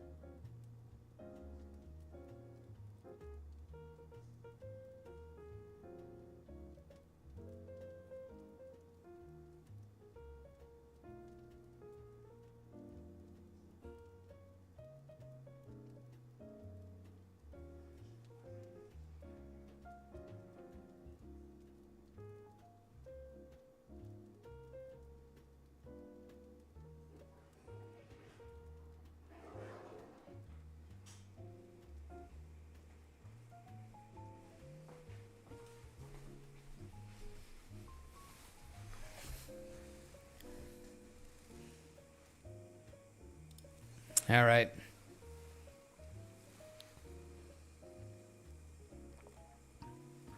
Thank you, Matthew. I appreciate you being here. Merry Christmas to you. Hope everything's good in your neck of the woods.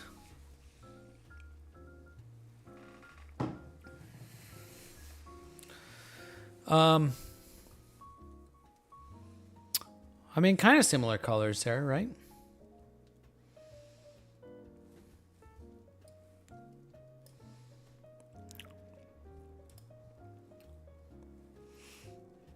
I don't know. What do you guys think? This is sort of the sort of off-camera colors, you know, the natural colors. This is the yeah, really crushed it a bit. The colors are kind of well, there's a lot of detail is crushed there, is lost. So let's remove the stars and let's take a look at the History Explorer.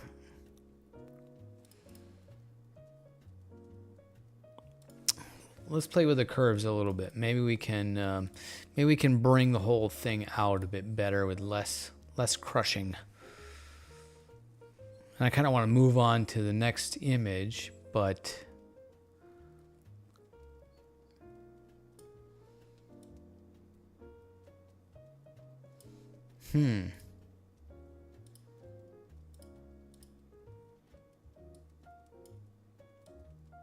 whoops, not like that. Tricky to bring up, you know, the bright areas without bringing in the noise. Ha, right on, Mazif.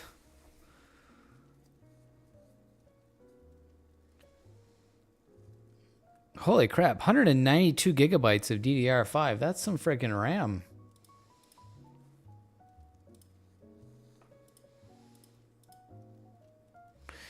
That's a little bit too much in the bright.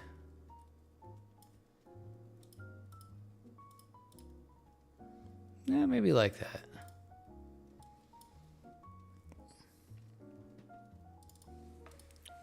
Recombine the stars here.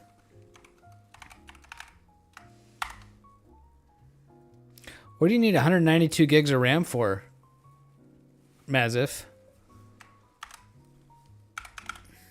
You just want to have a lot of RAM?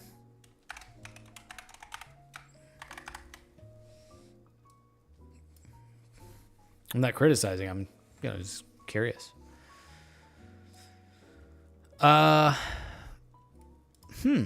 Okay. Well, that's a different look. I don't know that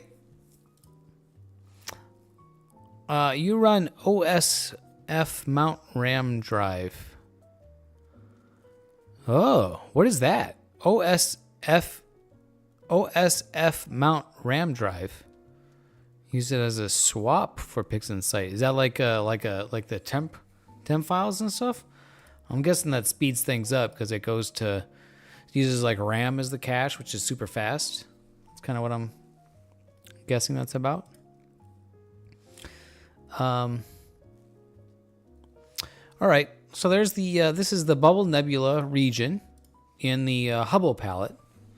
Oh, that's a cool. Huh. I kind of wish you hadn't have told me that, to be honest. Because now I'm like, oh, shit. Do I need to go out and fucking spend a shitload of money on RAM for my, That sounds cool. So what do you guys prefer? So this is sort of the HA. This is kind of like straight off the camera. And then this is the Hubble palette. This region. I definitely like the contrast of colors. This is like red on red, and this gives you yellow on blue. So it's cool that we can do that. We can make the colors look, kind of what we want. So you like the Hubble palette? Cool. All right. Yeah, I think with this image, I think I do too. This blue looks really nice here. This bit of blue here. The only thing that kind of gets me though, oh, there you go, Scott. Yeah, that's right. This one will work for it needs to be like orange though for a blockbuster. One man, one astrophotography image.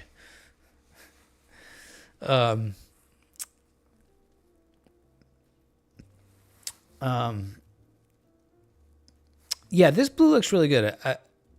So I guess what kind of gets me, what kind of makes me uneasy about this is, uneasy, right?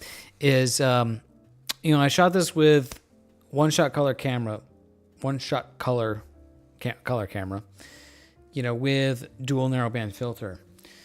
And so in proper narrowband imaging, the colors represent the wavelengths of light associated with that element, right? So blue is oxygen, red is hydrogen, right? So is that what I'm seeing here, or is this kind of faked? You know what I mean? Like, I want to see the real thing. I want the colors to represent the chemistry, right? That's what the Hubble images do, and that's what's, I think, super cool about astrophotography, about astronomy. The fact that we can know what this light is, like why it's a certain color, why it's a wavelength. It's because of the wavelengths of light that these different elements emit, hydrogen versus oxygen. So anyways, maybe that's kind of a ramble, but it's also just pretty to look at, and that's cool too. So let's save this and move on. That's pretty cool though. I'm kind of digging that. Maybe that's the space dust speaking. So maybe we should do a poll. Dave drinks another beer or drinks just water and gets some snacks. It's Christmas Eve, right? It's a celebration.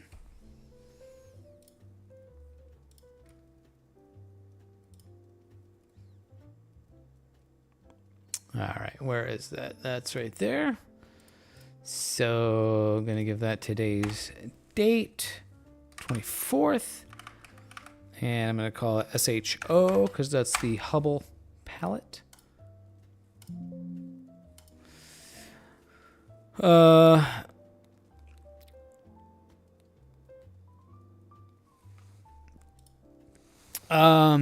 You'd say it is accurate, Mazif? So like this is actually like strong O2 signal? I mean, I guess maybe anything that's not really deep red in the sort of true color image. The reason this here is not deep red is because there's blue signal in there. Does that make sense? So that when this is combined, we've sort of isolated the blue signal.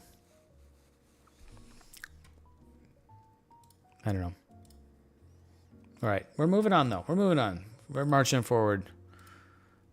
What should we work on next?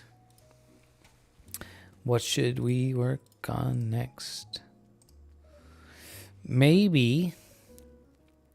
So I've got a couple. I've got a few.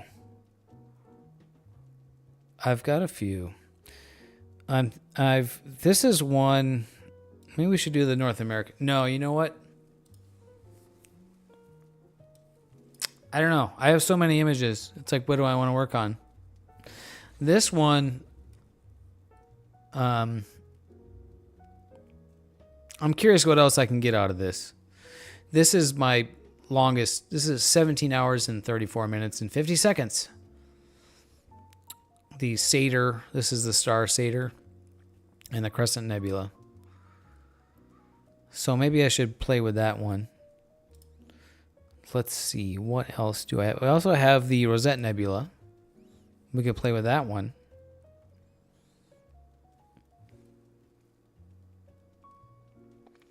Let's see. What else do we have? Also have the Flaming Star and Tadpole Nebula. Another really cool object.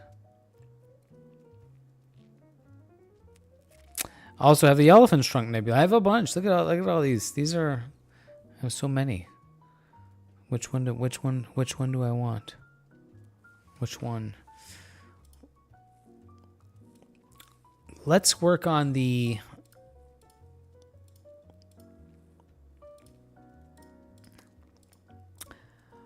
Let's see what I get out of the Satyr region and Crescent Nebula. This is one of the images. This is probably the image that I'm most satisfied with of my new rig that I've shot here in the light pollution. So, okay. Well, Zach chimed in and said Rosette Nebula. Zach planning to shoot the Rosette Nebula during the new moon this Monday. Cool. Are you in the light pollution, Zach? Or you have like dark skies? What's your skies like? Let me fill this water real quick.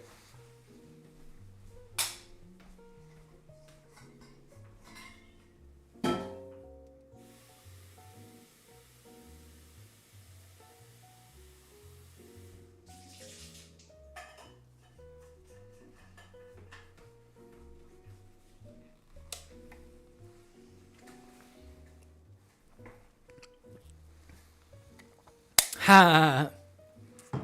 Where are you are you imaging from, Massive? I'm in Southern California. Bortle 3. I'm Anza Borrego. Where the heck is that? That sounds kind of exotic. Yeah, and Bortle 3, pretty dark skies. A little jelly of that. New 2600 MC. Very cool. Very cool. Yeah, yeah. Dark skies. Yeah. Here's my Rosette Nebula from Dark Skies. This was shot with Canon 7D Mark II DSLR. This was back in like 2015, 2016. I shot this. Oh, east of San Diego. Cool. Right on. Yeah, you're just south of me then. Yeah. Oh, Mazif, northern Nevada. So, yeah, cool. We're all Southwesterners around here. Right on, guys. So this was shot with my 70 Mark II. I really love the colors in this image. The star colors.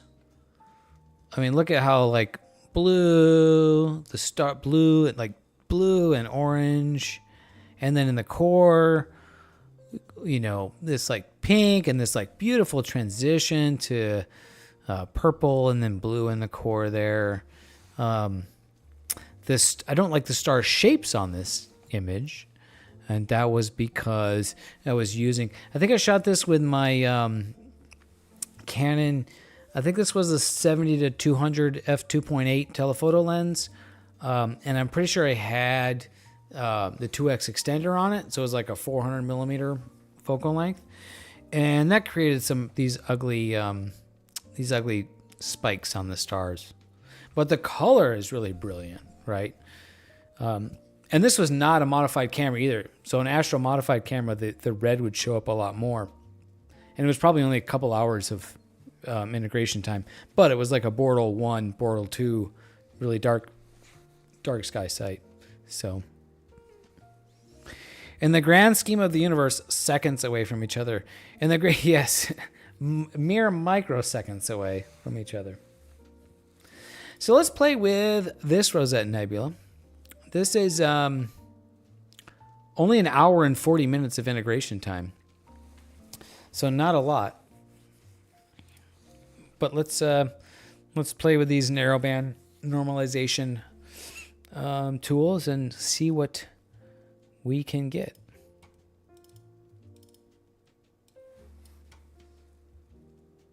So we'll pop, I don't need that.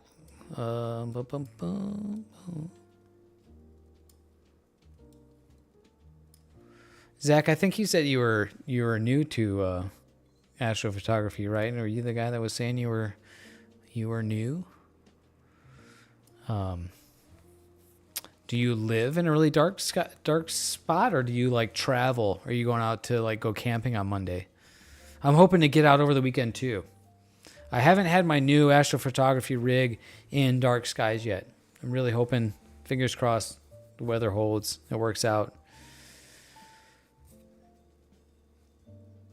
Ah, that's a bummer, Mazif. Ah, check out my latest YouTube video. I have a tree, and I have a small gap, and then I have a tree, and then I have pretty clear, and then there's like a tree. I have a lot of obstructions. I might just have this balcony on my apartments. For what it is, it works really great. So this image, definitely a lot of noise in the background here, and only an hour and 40 minutes of exposure time. Hopefully I can add some more, but we'll work with what we have. First thing we need to do is, maybe we can try these new frickin' tools now. So this should have an astrometric solution, because I'm pretty sure I stacked this, and so we can probably do spectrophotometric flux calibration.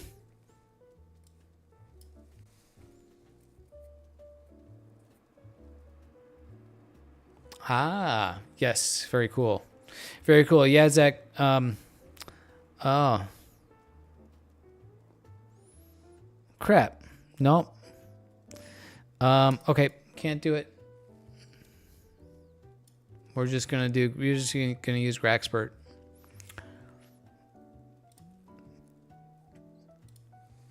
Yeah, I totally yeah, no, I totally understand, Zach. Yeah, I don't know how much farther east you'd have to go to get to some like Bortle 1, skies. For me, in SoCal, just kind of north of LA, a few hours. There's a few spots where we can get to like, the pretty dark stuff. The Bortle 1, Bortle 2 skies. Massive, I've been to the Golden State Star Party in 2016. I think I was there in 2016. It was a cool time. I really dug it. Might have to try to make it up there in 2025. My friend Rich Crawl is one of the organizers. It's kind of our little astronomy group. So, yeah. Yeah. Oh, up by the Salton Sea. Yeah. Is it Bortle 1 out by Salton Sea? Maybe if you go further east. Because that's not too far from, what is it, Palm Springs, right? Maybe you get like Bortle 1 or Bortle 2 there with a light dome over Palm Springs. Not sure.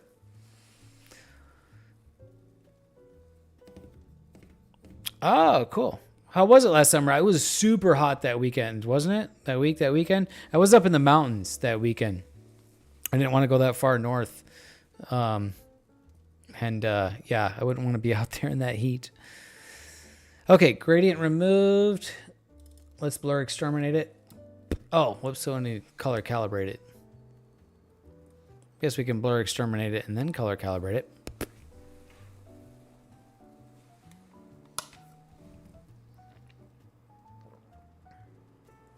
Ah, cool, Zach. Got you. Yeah, 104 in the daytime. Yeah, no thanks. We were up at Grandview Campground in the White Mountains at 8,500 feet. And it was like pretty warm during the day. So if it's pretty warm at 8,500 feet, like, oh yeah, and then my car was overheating on the drive home. That was a whole thing. We don't need to, I don't know if we need that tale. I don't know if we need that tale. Let's see if I can do the spectrophotometric color calibration on this object, on this target. You need like a background preview.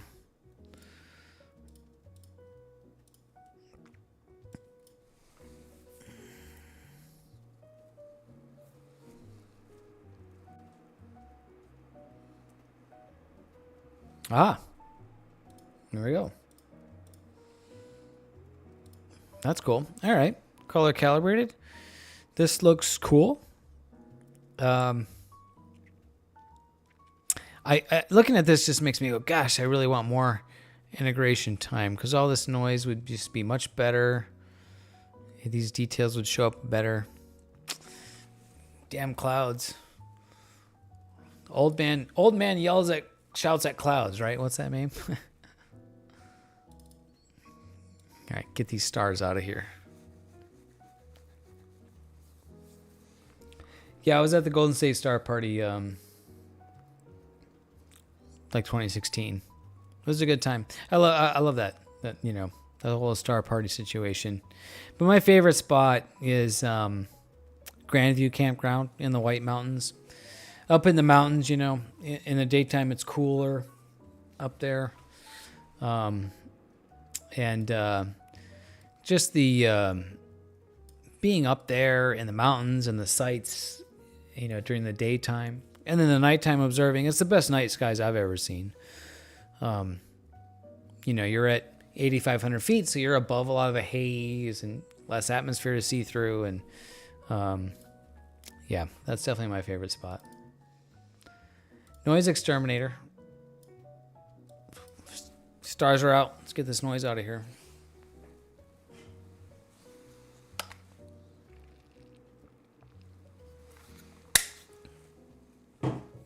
Gotta love that 4090 that just absolutely smashes these processes really quickly. That looks cool. For only an hour and 40 minutes of exposure time, that looks amazing. Kind of love that. All right, let's stretch this.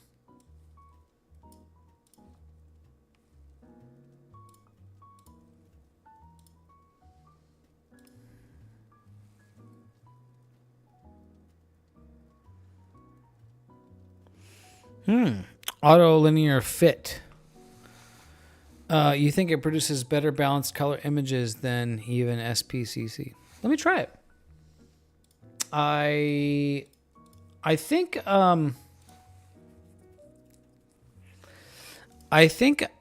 I was manually doing that.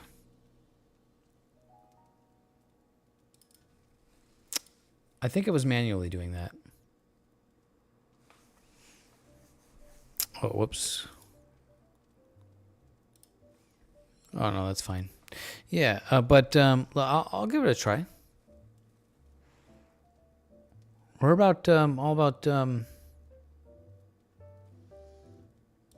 auto linear fit? Reference channel selection lowest mean. I think that's what you want. Yeah, I think I was doing this manually, where you have to like, yeah, you separate the RGB channels, and then you find which one has like the lowest mean value, and then you linear fit them all. So having this do it automatically saves you many, many clicks. Thank you for the tip. Let's see what this looks like.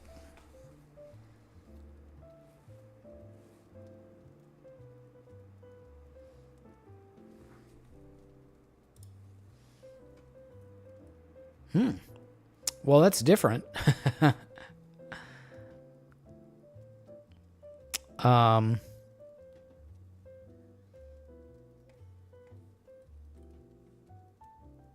Let's try it. We're trying stuff tonight, right? Let's I don't really need to it's not like I have to arrive at some, point or anything. I'm trying, I'm learning, experimenting. That's how you get good at stuff, experience. And also everybody's rig, everybody's equipment's a little bit different. So how you process your images, which makes it tricky when you're like looking up tutorials, like, oh, how to do this and this in PixInsight.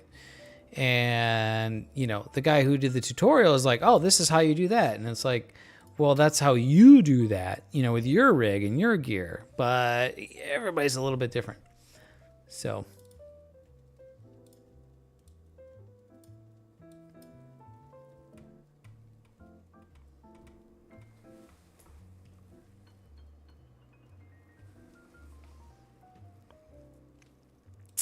All right. No one size fits all. That is definitely for sure. Let's try. Oh, no. Can't do that. All right. We will stretch this now.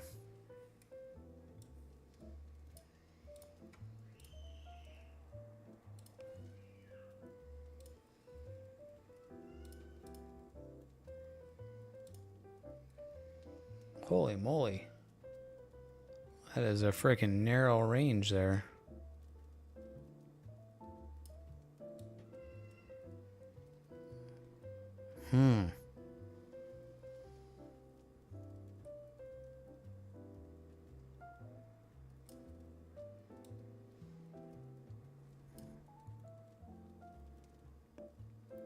Yes, it definitely looks like there's more O3 in there.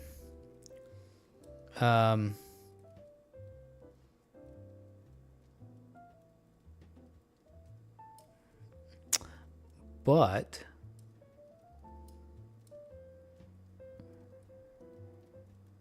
the whole thing is quite a bit dimmer. Maybe we can play with curves to kind of pull that out a bit.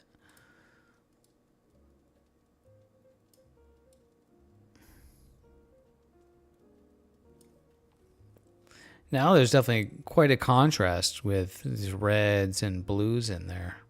But the image is super noisy. Wait a minute, did I forget? Hold on.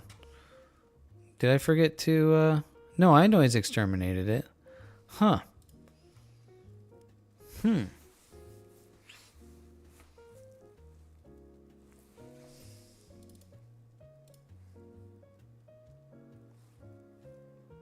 Hmm. That's interesting.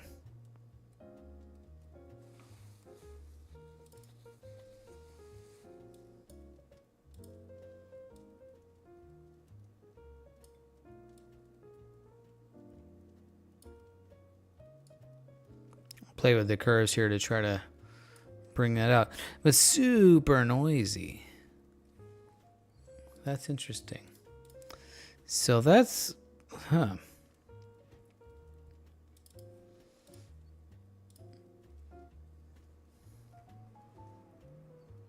Actually, it kind of looks like the noise exterminator.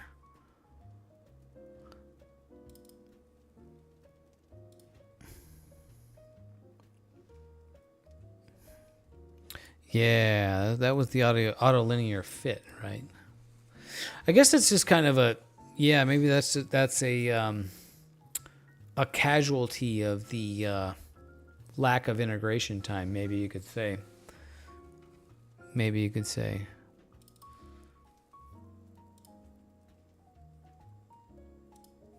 Whoops. Well, let's just move. Let's just continue on with this.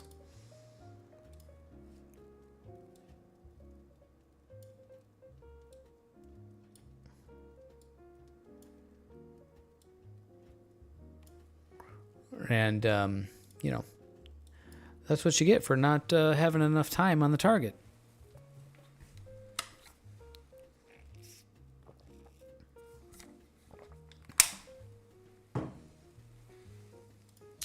So I actually really like these. I really like these colors. But it just looks like, you know, it looks like there's just so much more here. All right, what we need to do. All right, hold on. This is what we need to do is we need to co-process this. So I made a copy. And I'm going to go way back.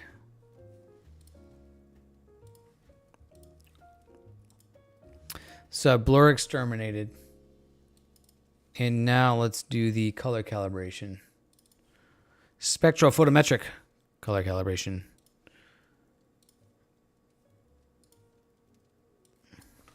And we'll co-process them. Which is better?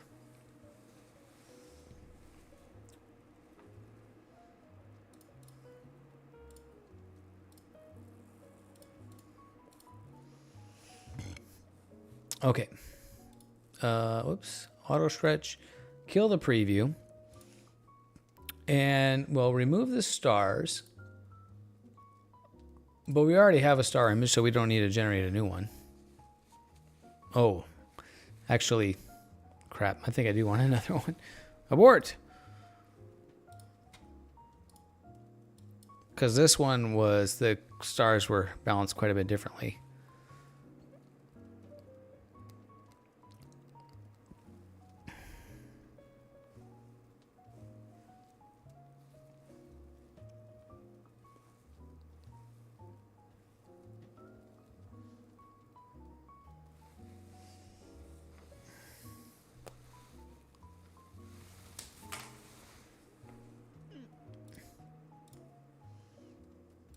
Okay.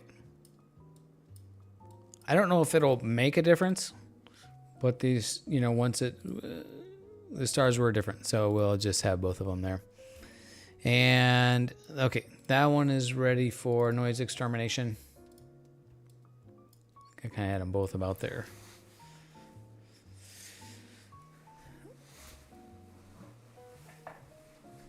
Okay. And now we'll stretch that one. Histogram transformation. Grab the, I think that's this one. Kill the auto stretch. And then can make it a bit darker.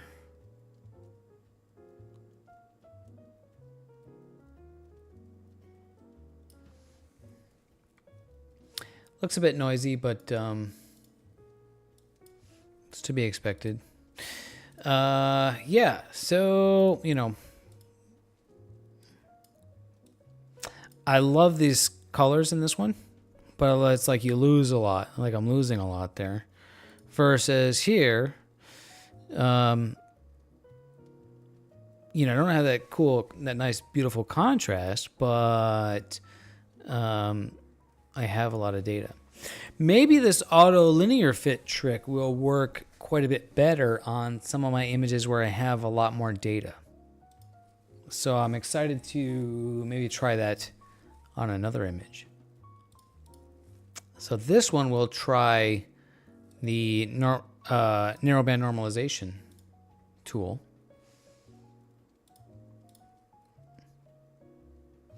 Yeah, look at what it does with all this noise. That's really weird. Really ugly. Should we go with like a Hubble palette kind of? Ooh, look at that. Well, that's kind of similar to to the other one. Wow. Maybe we should try like the Hubble palette here.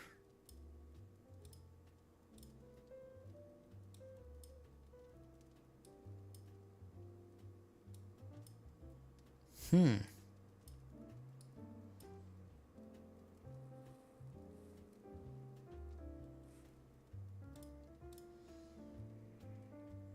know, we were doing Hubble palette on the other one.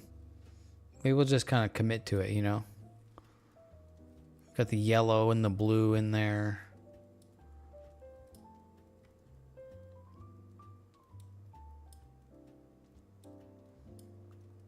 And we need to definitely bring the O3 boost down because it boosts all that noise in there. It's probably like the worst image to try this with.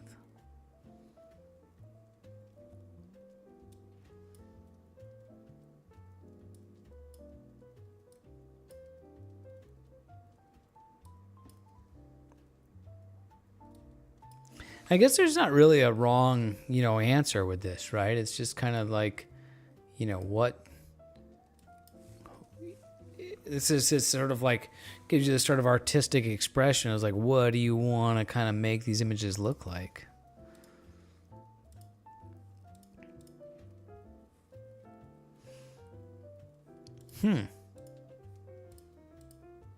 I love the colors here. I love this sort of orange to blue, or sorry, this pink, magenta to purple, blue colors.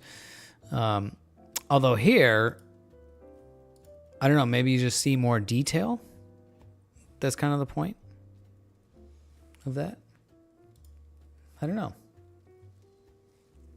You know, you play with it and see what you get, right? It still looks quite noisy. But I guess that's what you can expect from the lack of integration time.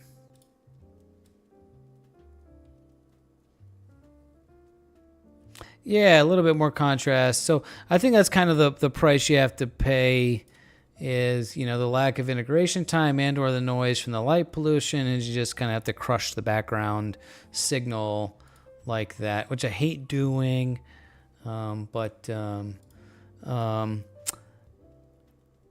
Yeah, I do like them both too. I think this, you know, with either a lot more skill or a lot more time spent, you know, playing with the various curves and saturation to get the color to pop in here. But actually, I think this is kind of looking good. So I have yellow, and I know I can use the color saturation tool to bring up the blue, and like I see the potential in this now, so I'll kind of just hammer some blue saturation into this, right?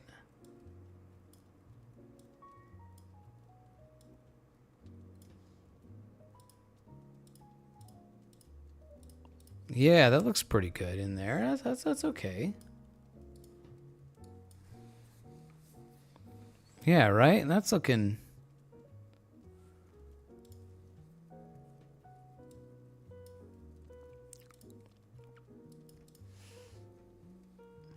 I'm kind of liking that now. Masks. Yeah, so, do you know how to create color masks? I haven't been able to figure that out. There's a dude, maybe you've seen his tutorials. He kind of pisses me off, 'cause, I mean, he does these tutorials, and he's like, oh, and then I apply the color mask, and he has, like, it already set up. And it's like, cool, thanks, but, like, how do you make that color mask? And, like, if you download his, like, project files, then you'll have that. Anyways, that's kind of a side rant. But yeah, if I could color mask Bill Blanchard. No, I think I'm thinking of a different guy who makes video tutorials that is referencing Bill Blanchard. I think that name gets name dropped. Yeah, so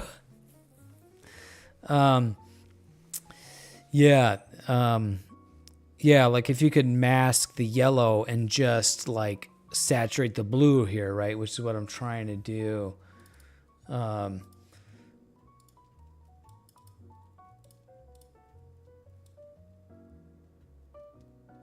Actually, just kind of boosting the blue there, too. A little bit of curves. There you go. That's kind of all right. Maybe I like that.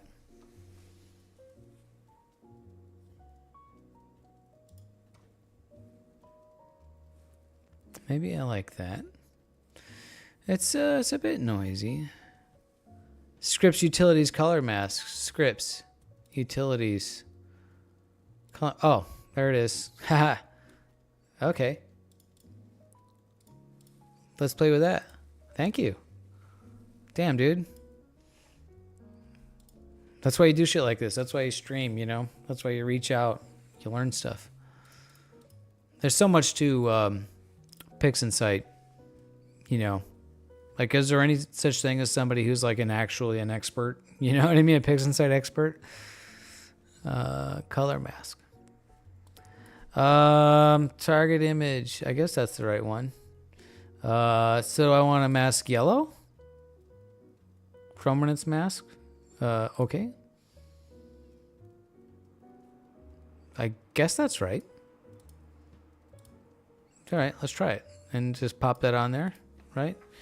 And then let's see. Do I want to so I want to so can invert it. So now I'm just masking the yellow. I think that's what I want. Let's see. Bring that down there. Curves. Saturation. Oh, there it is. Oh my God.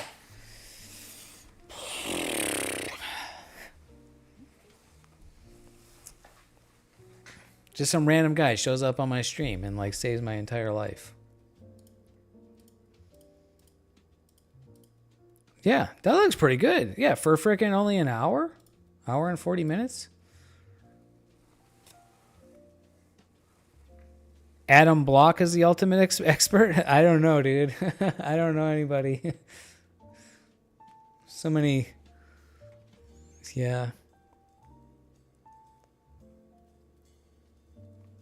Cool. I think we'll just kind of work. I think we'll just kind of call that good, right? I mean, I always do. I always do my little local histogram equalization trick. So I suppose I should just kind of for good measure, since I always do it, do a little bit to kind of add some detail in the structures there.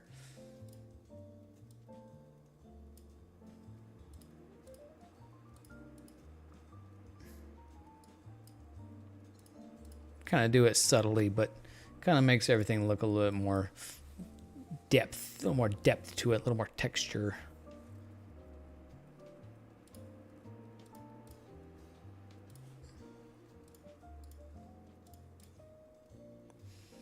And maybe a little bit more curves. Let's just play around with the brightness.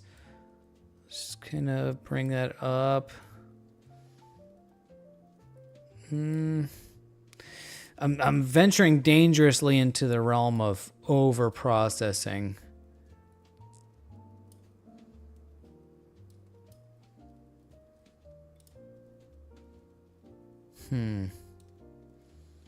Just maybe a bit more saturation. Yeah, all right, we'll go with that. I think that's all right. Give me some stars. Give me some stars. We go SETI Astro. This guy's a frickin' bro. NB2 stars. Ah, crap.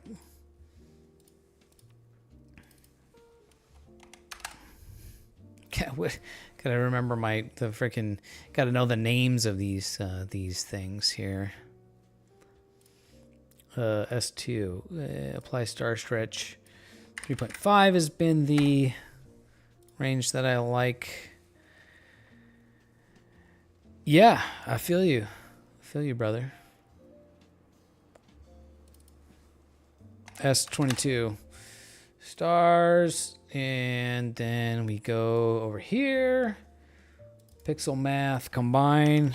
COM bind. And I could rename it, but I just copy it, paste it, comma, S22, comma, OP underscore.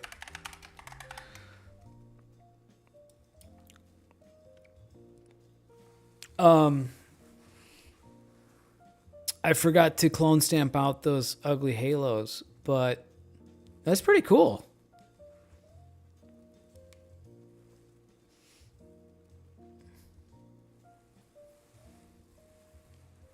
That's pretty cool.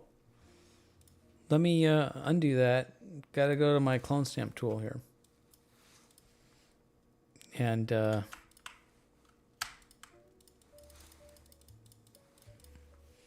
let me pop a quick clone stamp on these ugly looking halos.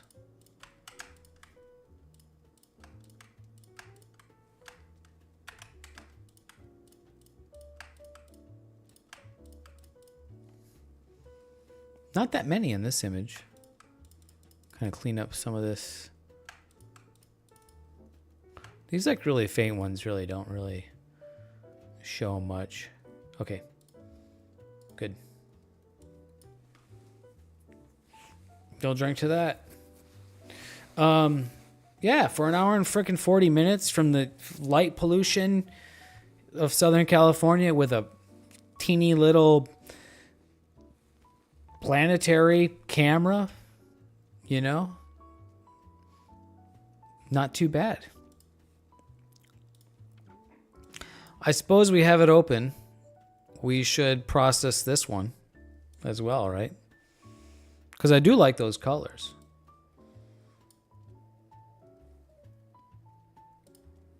And that's the clone. We got to remember, like, yeah, okay, so this should be a linear image, right? Yeah, so that's a linear image. So I think I will not do any narrowband normalization on that. I'll just kind of process this as it looks, which will just kind of be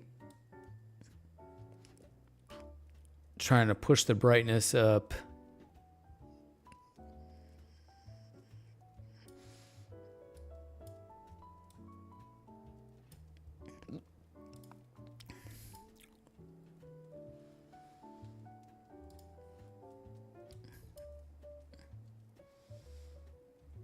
And then let's see, maybe, well, I always do my narrowband normalization trick. So I guess I did that on the other one. So I'll have to do that on this one too.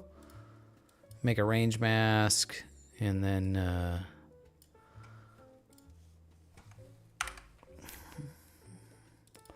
local histogram equalization.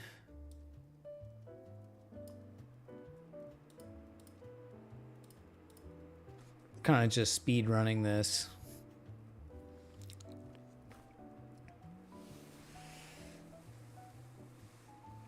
Punches above its weight class. So that's a good phrase. Good way to, yeah. Yeah, I mean, look at these images I'm getting with it, right? I mean, the results speak for themselves.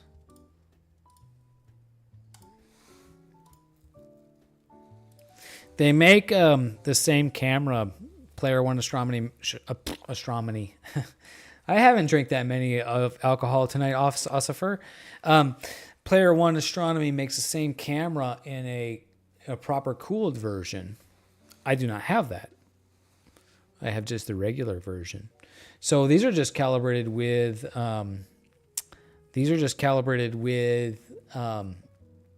flats. I have no darks or bias frames calibrated in here. I'm interested if that would help with noise, which I assume it would, but okay, let's get some more saturation now.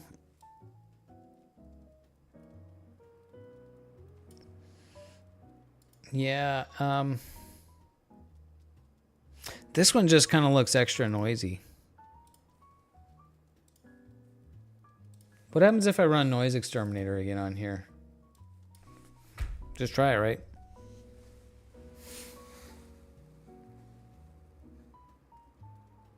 Not much.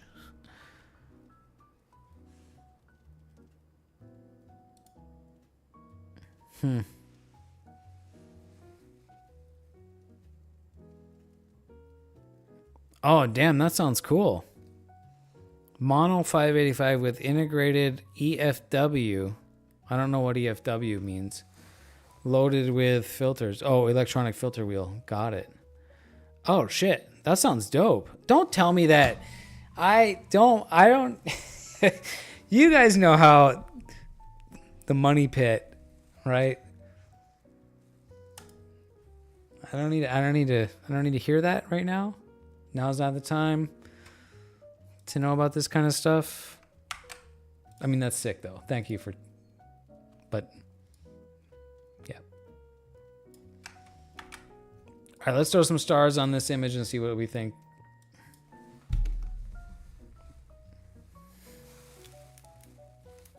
Yeah. Honestly, they both actually look pretty darn okay. I need to murder those. I need to clone stamp away these god awful. I mean, they're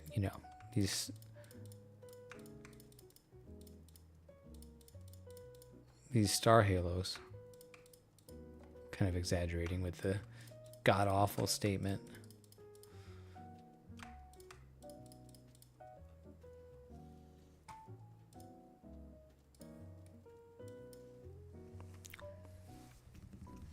On sale for $5.09. That's a lot of subscriptions. that's a lot of Prime subs. Well, yeah, you know what? Those actually both look kind of okay, huh? That's how fun, like just to be able to have, to be able to have these two. These two looks at the same object. Yeah. Yeah. Oh yeah. Come on. But probably. Because it's such a small image sensor, you can probably use or get away with 1 1/4" filters, right, instead of 2-inch, which are way cheaper, right? But yeah, even still at that price, it's pretty crazy. Yeah. What do you guys think? Let's do like a poll, like one versus two. Can I do that on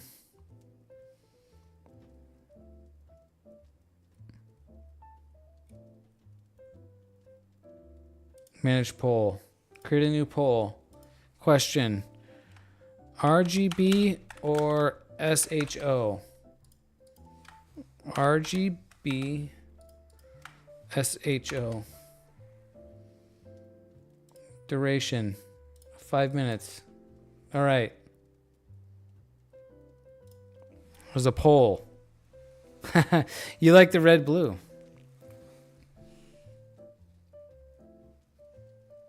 I think I like the SHO because of the... It looks... I think it's just cleaner. For some reason, the noise just like... I don't know. Like it works a little better.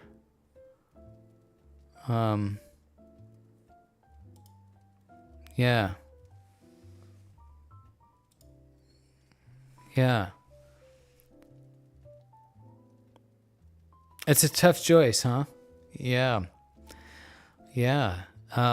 It's cool that you can do both. All right, you guys ponder over that. Let me go return some more beer. I'll be right back.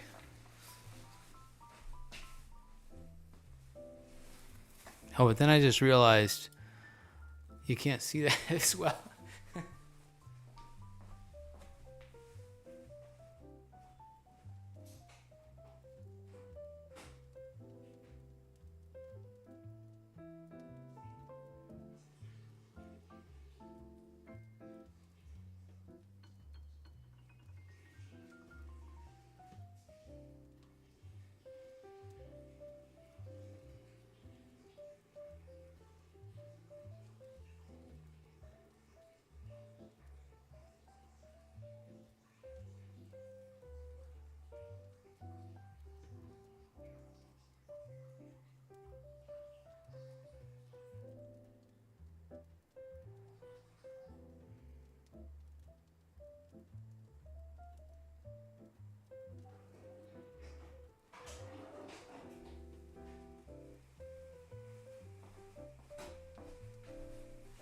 All right.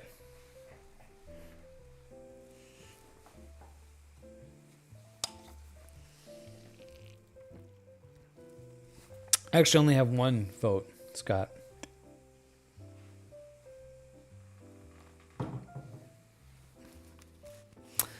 I'm glad that I'm able to get something, satisfactory out of that.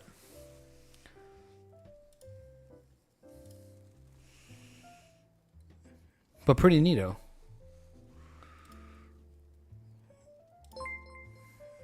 Hey, look at that. A new follower, Luffy 129 or Luffy 29. Thank you for the follow, my friend. I'm glad you're here. Thank you for being here.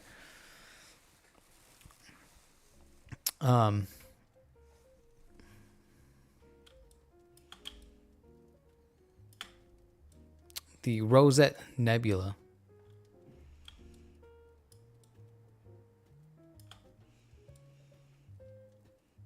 So interesting, maybe compare that with my old Rosette Nebula.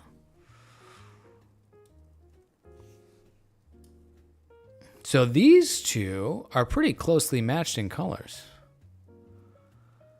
One step closer to the Minicam 8. Don't know what you mean by that, but cool.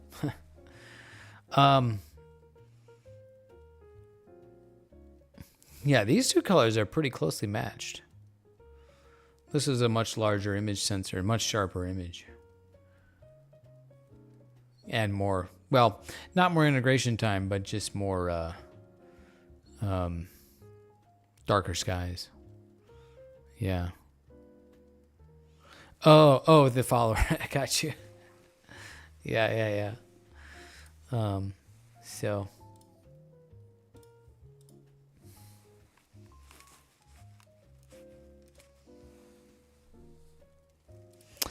All right, let's save these and move on.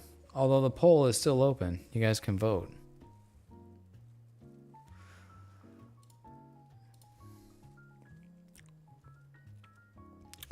Let's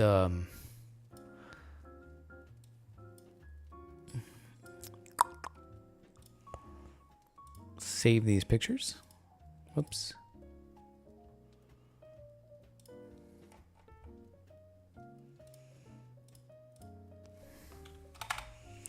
24th. This is SHO palette.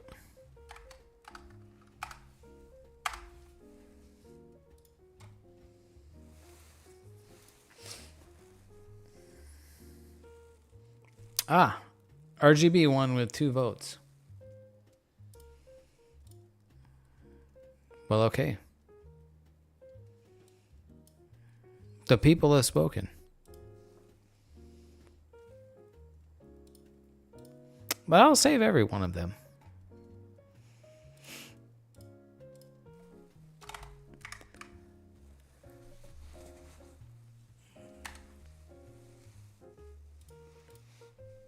Save. Hey, Zach. With the super chat. Thank you, brother. Very much appreciate you. I would love to see what you shoot. I would love to know about your gear. I would love to know about your site, where you're imaging from. I would love to see what you get. Best of luck with the weather. There's kind of a lot of weather coming and going in SoCal. Check out the Discord. If you would like to share, I would love to see what you've got going on in the Discord. Let me post the link for you. I don't think it shows in the reference in the description. Let me post the link. Check out the Discord. Yeah, it would be very cool to see, what you're able to get with the Rosette Nebula from Bortle 3, I think you said, down in San Diego versus Bortle 9000 in Chino Hills. And hopefully this weekend I get to go out to some dark sky sites. Dark sky, it's going to be cold as F. That's the main problem. But I know how to keep warm. I can do that. And the telescope doesn't care. It'll just run. I don't know that I'll shoot the Rosette Nebula. I think I probably would not. If I go out to the dark sky site, I want to shoot some stuff that's going to be like broadband targets or like dark nebula. Make the most of the time out there. So, but thank you, Zach. Very much appreciate you, and glad to have you here. And Mazif, welcome to the Discord. Cool. The Discord server, for you guys that are kind of new to my channel, my stream, I used to stream on Twitch Microsoft Flight Simulator, flying gliders on Microsoft Flight Simulator. I did that for several months. That was really cool. And work, life, whatever, got away from it, that kind of stuff. So I've kind of brought the Discord server back to be kind of, I still have those details, those references on there, but the Discord server also to sort of supplement Astrophotography and the YouTube channel, the projects that I work on. It's kind of a sort of in transition right now, the Discord server, but I would love to talk astrophotography over there, or astronomy in general, or, building projects, 3D printing, that kind of stuff. So that's what you'll see when you find what you'll find over there.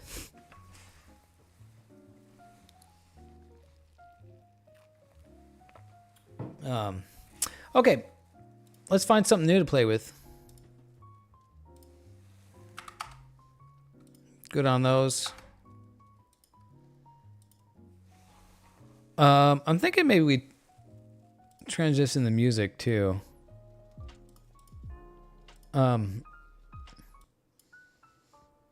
The Christmas jazz was kind of a vibe, but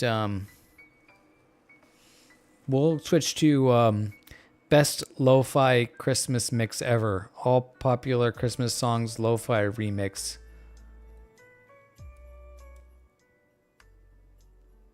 We'll switch to a little bit different music vibes.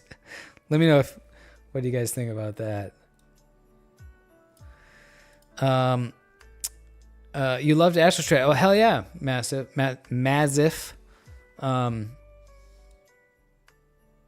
It's freaking sick.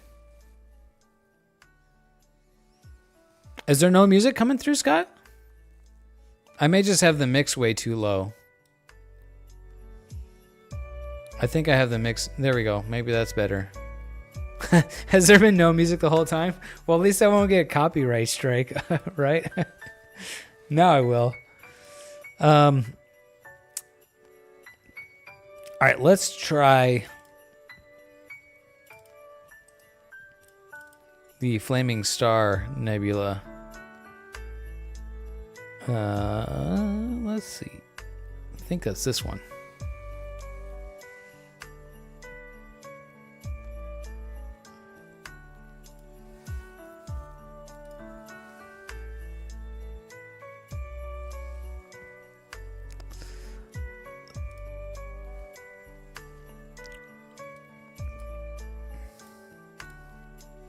Okay, so this is the Flaming Star and Tadpole Nebula region.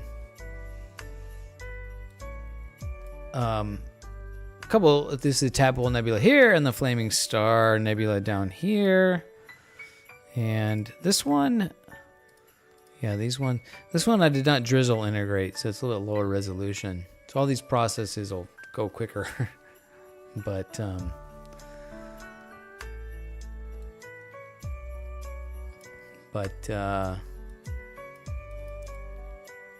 an image I dig, and so this is the sort of red version, which is cool. But again, like I was saying at the beginning of the stream, it's kind of boring to have this red on red. So we're gonna try to get some color into this image.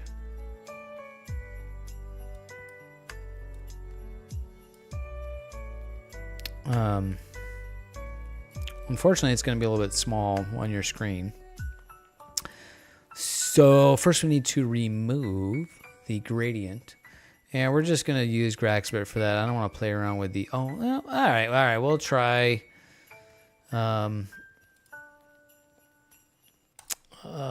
we'll try to image solve this. Yeah, it's got the details in here. Let's give it a try. We'll try the new tools in PixInsight. See if these will work. It was not working on the last ones, but... So first we need to do an astrometric solution, because I stacked this I stacked this in the previous version of PixInsight, which doesn't automatically do that in the weighted batched pre-processing script. Yeah.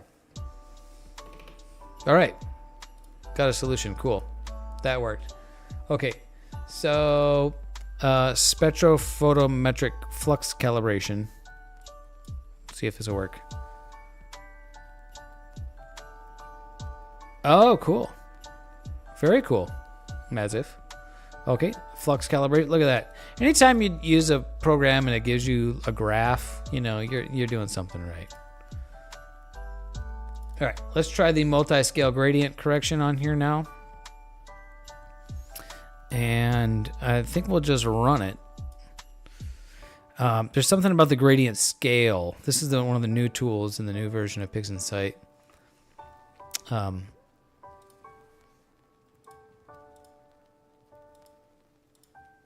So there's the gradient that it removed. I think it may have removed some nebulosity. But take the before and the after.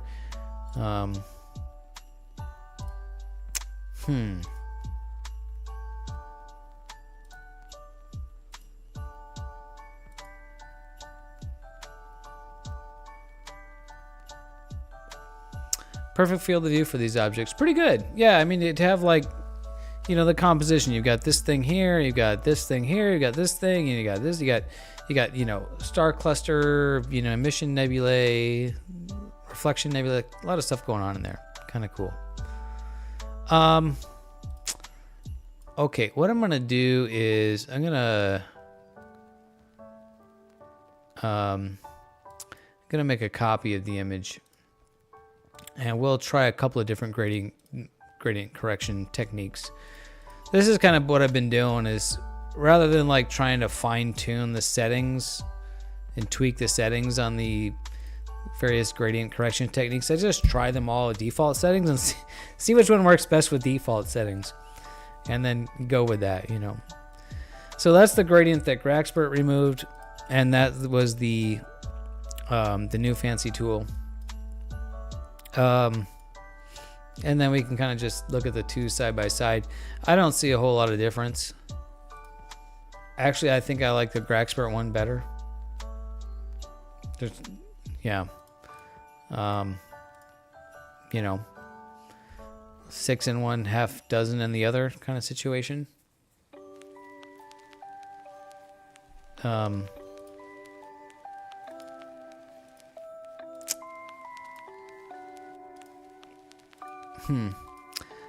Let's try the fancy new tool. We'll go with this one.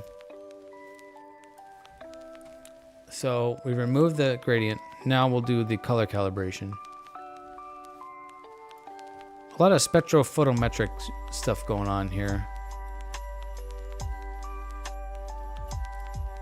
Need to select the preview and then apply it.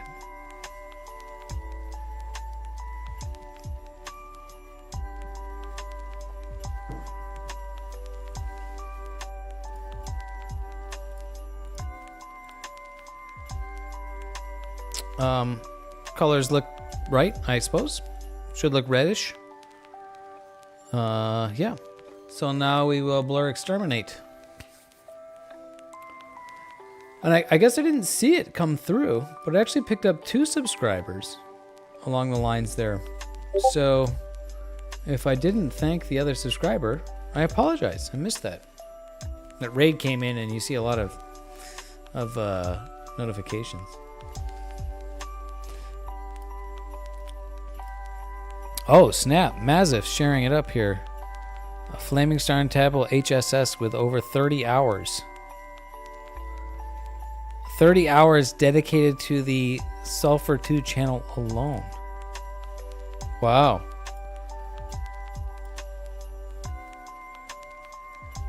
Holy smokes. That's wild. Oh. What's up, Lofi29? Thanks for coming over to, either way, you know, on Twitch. You couldn't see the chat on YouTube? Huh. Did you just have it hidden? YouTube's kind of weird with the, like, yeah, where the chat shows up. Like, if you don't have it shown. Yeah, anyways. Star Traveler 29. Cool, man. Showing an image now from Mazif of the same region, Flaming Star and Tadpole Nebula. That's wild. 30 hours on the S2 channel. 42.5 hours total integration time. That's crazy. Oh, you couldn't see the Twitch chat. Yeah. Yeah, it's kind of like, you know, because I'm dual streaming to both, so I do that partially because I have, you know, I have a decent number of followers on YouTube, and I've been, you know, making YouTube videos about my astrophotography rig and stuff, so the live stream is kind of relevant to YouTube as well as Twitch. So this is an amazing image there, Mazif. Well done. Well done. Thank you for sharing. So we'll see what I can get out of my humble 10 hours of integration time. I wish I could get PixInsight to sort of like snap. Yeah, I'm sure there is a way, but anyways. So we've blur exterminated it, I think, right? Yeah. Blur exterminated. Now is the point where I like to get the stars out of there.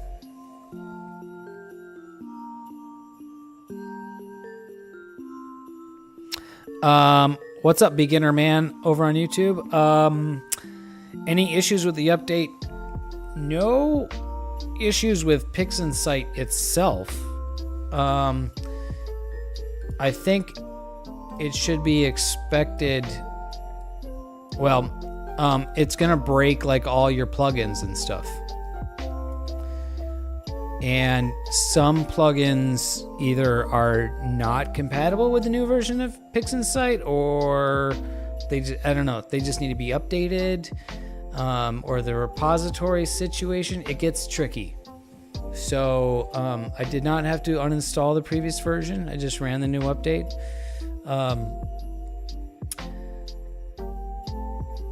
I did a live stream a couple nights ago where I installed PixInsight just before the live stream started, and then I went to go live stream and like all my plugins were broken. So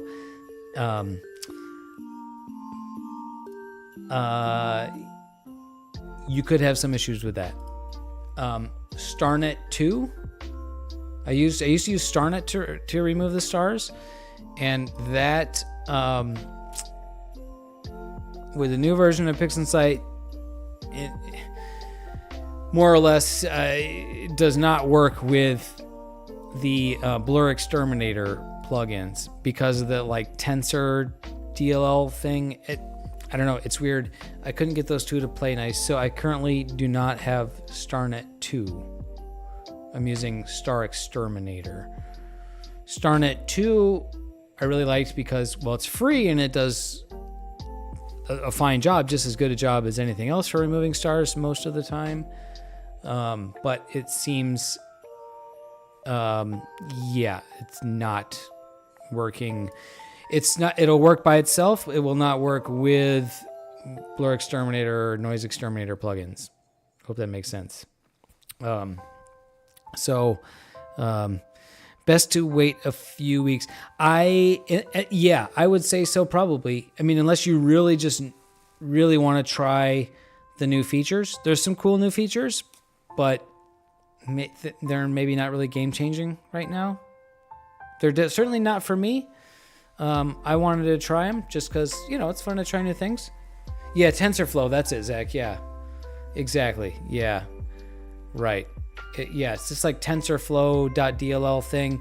So like StarNet, the StarNet plugin uses like its own version of TensorFlow, but that's like not compatible with the version that you need with Blur Exterminator. So I don't know, dude. Like it's kind of frustrating that it has to be that complicated. Like that would be a game changer upgrade if they just made everything work, So, yeah, why these plugins can't just like automatically download their dependencies like that? I don't know. I'm not a programmer, dude. I'm a mechanical engineer. So I appreciate the work that goes into PixInsight. This software is amazing, and yeah, I don't want to be a hater. I'm very grateful for the tools that we have to be able to play with this stuff. And so let's see, what am I on right now? All right, I got the blur. I got my blurs exterminated. I got my stars exterminated. Now I'm going to exterminate my noise. And crank that detail slider up. So we'll try that.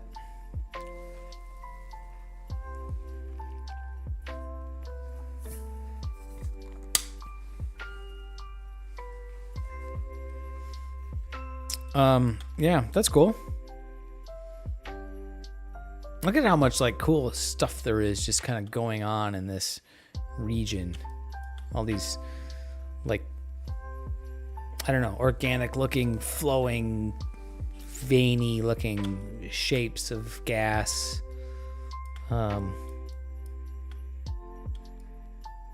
Just cool stuff. Cool stuff. Okay, now we want to do, all right, so like we did with the last image, we're going to try a narrowband normalization and the auto linear fit type situation, right? So script, toolbox, auto linear fit. Right, we'll try auto linear fitting that image, seeing what that does.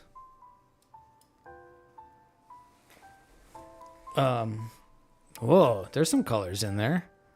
Oh, interesting. There's like some like deep blues in there. I don't know. That may not be what I want. Well, we'll try it, you know? We'll try it. Yeah, cool. Yeah, this was shot with my Rokinon 135 millimeter f2 lens, but it's with a small image sensor camera. So I get much narrower field of view than you would with a, with a larger image sensor, right? So,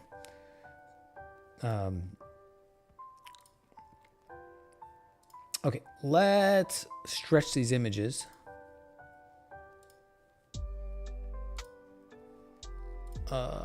Actually, let's go. I'm going to call this one Auto Lin Fit. And yeah, we'll just leave that the same. Histogram transformation.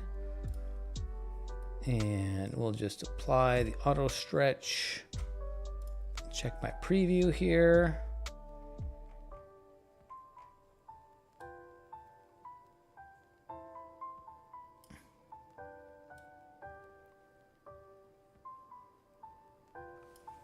Oh, cool.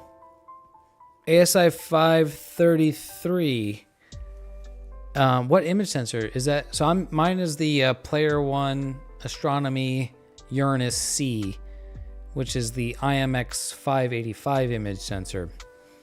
It's like a little 1/1.1 inch, like 16:9 sensor.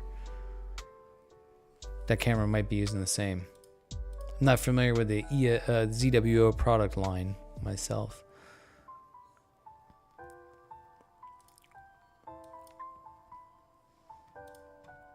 I wonder if I just apply the same stretch to both images.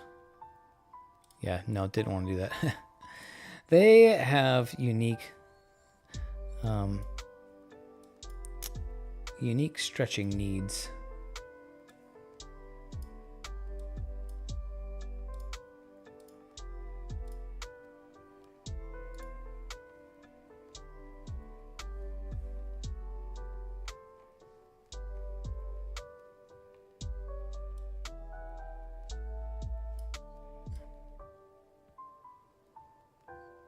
Wow, this is, yeah. I think I might kind of abandon this one. This is, yeah, this is,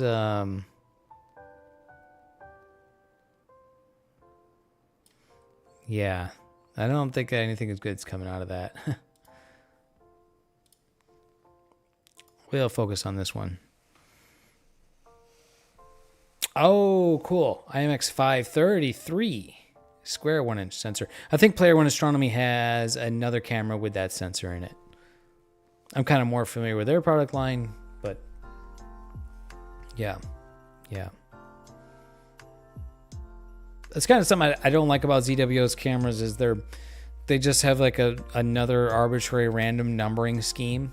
You know, ASI 533, ASI 576, 444. And then, the image sensor is the 585. Like, you know, I can't keep track of all this stuff. Who can? All right, let's try narrowband normalization on this.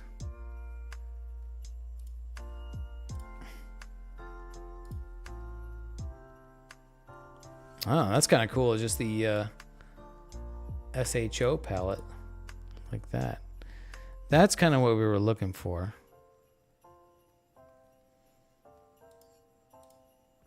Could go SHO. Oh, look at that. That's kind of cool.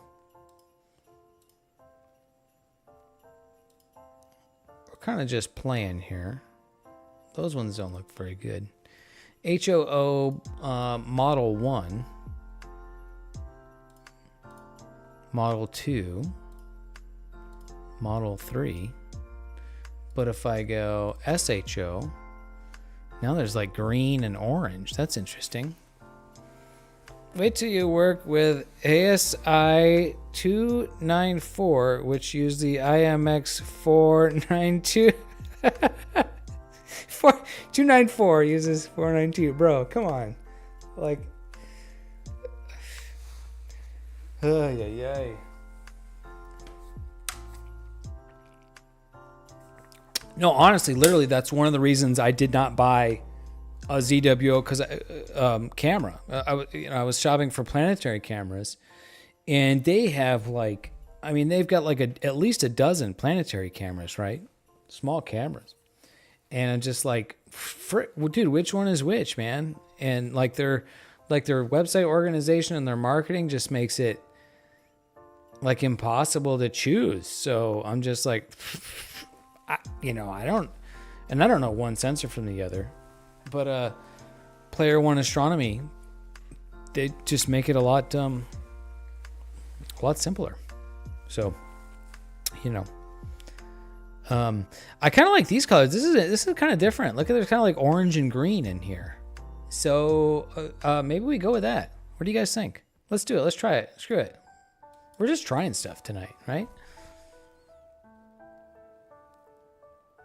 Mainly what I want to see is like a contrast in the Tadpole Nebula region here, and a little bit down here on the Flaming Star.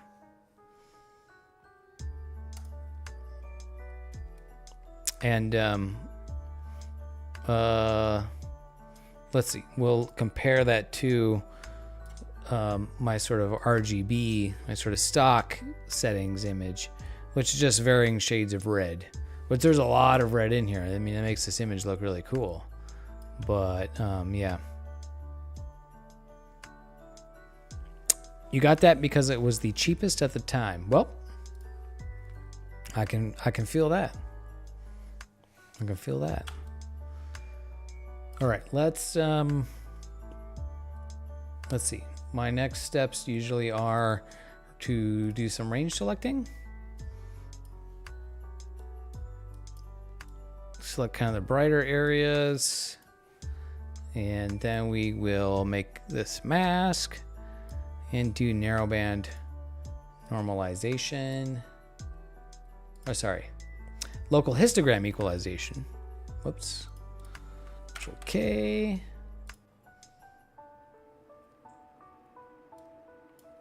Bring that down a bit. Yeah, all right. Kind of digging this.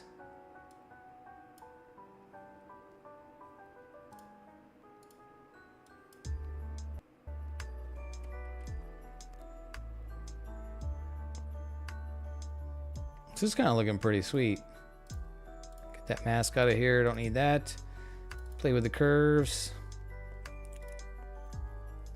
And I think I can make, I think I kind of want the whole thing to be brighter. So just a bit more contrast. All right, now let's push the saturation in.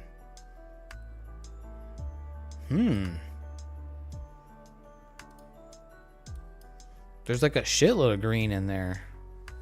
What do you guys think of that?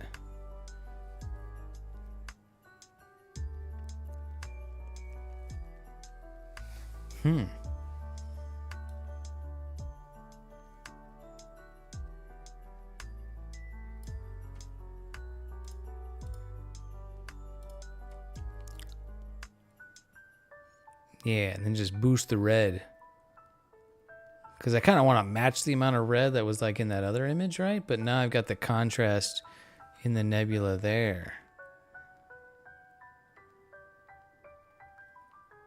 That's looking pretty cool, I think. Now I just need to clone stamp out all these friggin'... Look at all these...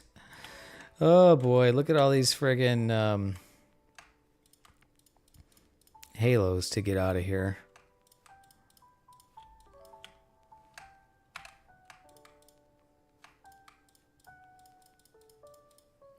Thankfully, this clone stamp tool is here in PixInsight, and we don't have to like bring this into Photoshop, because I really don't like Photoshop.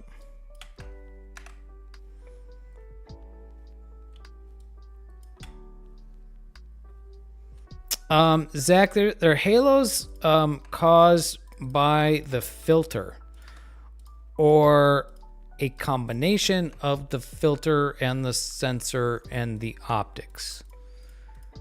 So my understanding is it's a common sort of side effect of these dual narrowband filters to have haloing artifacts like that.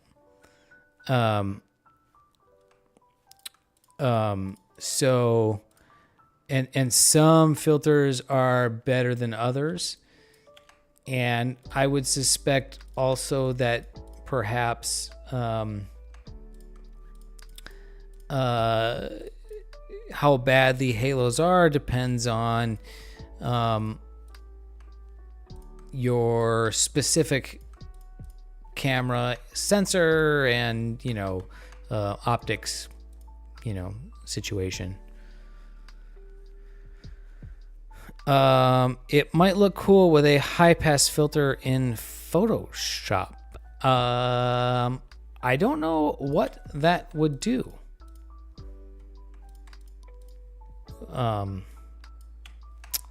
Beginner man. But I'm definitely open to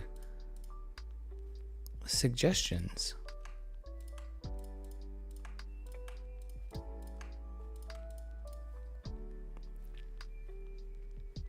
SV Woo! That was a Freudian slip. Yes, the SV Boner. SV Boner has similar. For now on, SV Boney will for hereby be known as SV Boner. Has similar halos around bright stars. Yeah, so I think that's like if you. I started looking at various reviews of filters, and that's kind of like. One of the things, right, is like some of them do better about halos than others. So, the History Channel, right, Scott?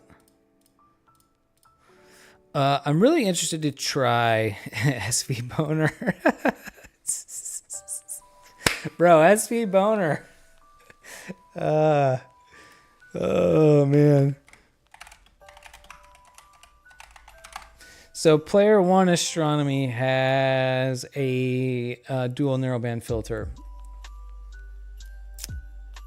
Hold on, we'll get that in a second. Let me finish my let me finish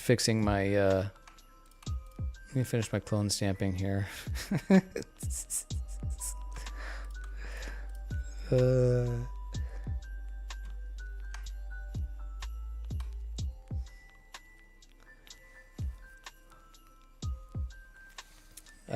All right, clone stamped. So Player One Astronomy. Oh shit! 25% off Black Friday, Christmas sale. Everything's just Black Friday. Like they just any sale they just call it Black Friday. So let's see. They have a dual narrowband filter.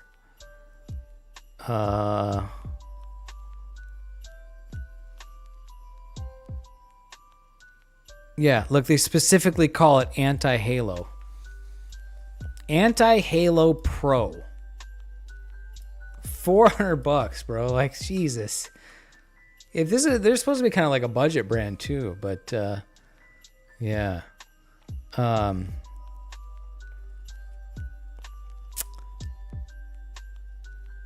So I'd be, and I think it's pretty quite narrow too. The bandwidth is 3.7 nanometer. I'm using the Optilong L Enhance, and I think those are pretty wide bandwidth. I think they're like 30 nanometer actually. So this is super narrow. Perfect halo control. So they make claims about the halo control on there.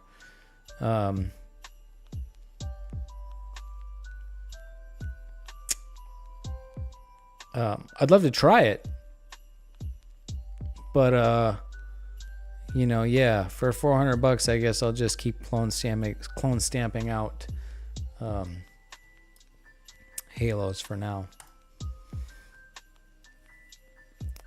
High pass filter increases texture I think I know what you're talking about, Beginner Man, and that's similar to local histogram equalization, which is a tool that I already used. Let me apply that, and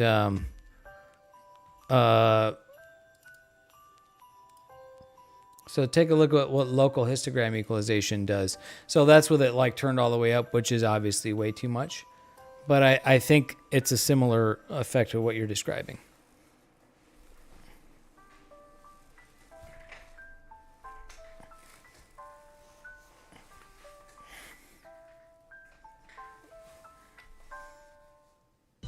So I tend to apply local histogram equalization with a range mask. In fact, I can go back to yeah. So what I do is I use a range mask to select just the brighter areas. So like in here, and then I apply the local histogram equalization just to kind of make which enhances contrast around the details. Yeah, similar to that, right? So that's with it, without. That's the before, that's the after. So, all right, I have clone stamped, and let's work on my stars, which all I have to do is run this script from SETI Astro, because this guy is like the ultimate bro. And stars, apply star stretch, 3.5. Execute.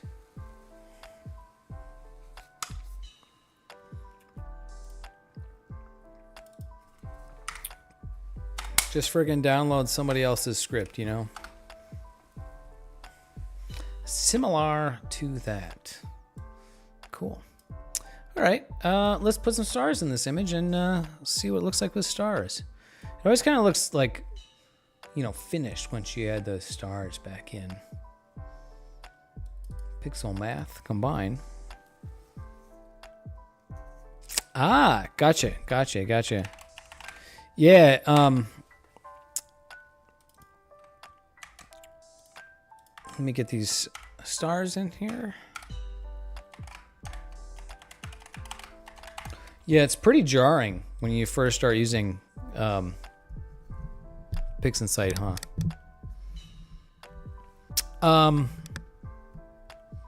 I think I really like that. I think I just need to, I think I just want to saturate those reds a bit more, and then I think I'll be in love with that. Because like this is what I had before. Right, this was like my sort of previous try at that image. And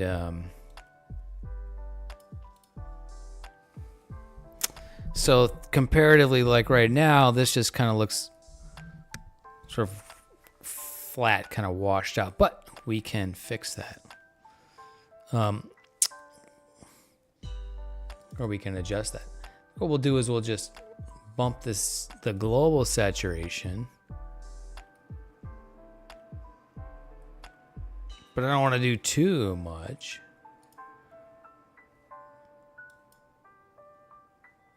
Kind of can see the two there. So maybe now we want saturation tool.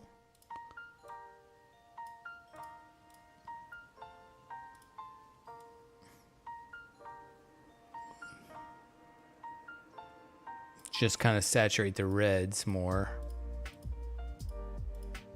That's kind of looking. Now throw the stars back on. Bam. I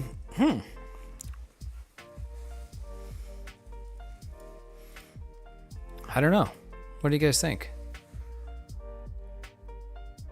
I definitely am happy with this increased contrast. You're having some color in here. The green is kind of unique. Kind of wasn't expecting or looking for that. Kind of looking for it to look more blue. But it's definitely welcome over this, where I kind of don't really have any contrast. I did do star reduction, yes.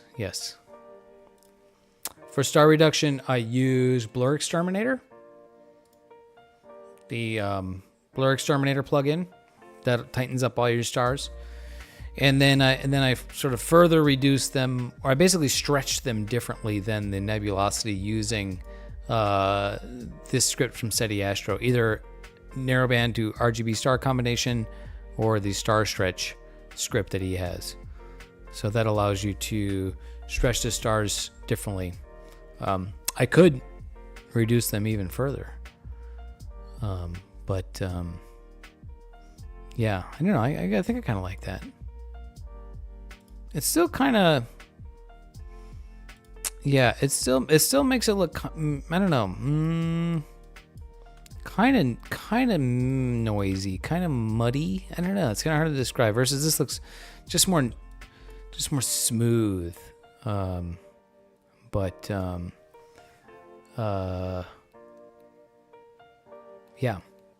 Yeah, pretty good. Beginner man, what kind of imaging are you doing? What kind of rig, what kind of gear do you have? What kind of telescope? If you want to share some pics in the Discord, would love to see those as well.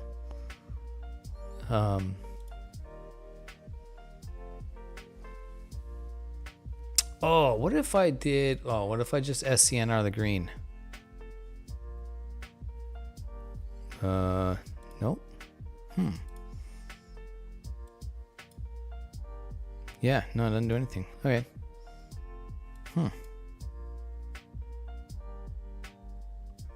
A star reduction script. Yeah. I think kind of the best, well, I don't know about the best tools, but Blur Exterminator for tightening up those stars is just like, it works really well.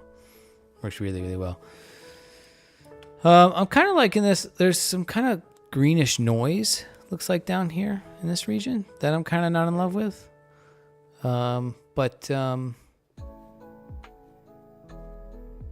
Yeah.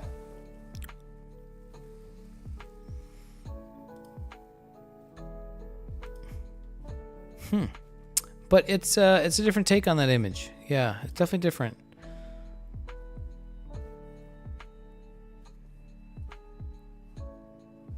Yeah. Yeah. Ah, welcome to the Discord.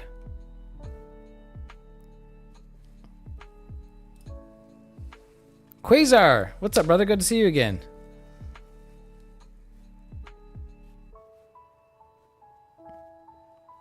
You like the top one?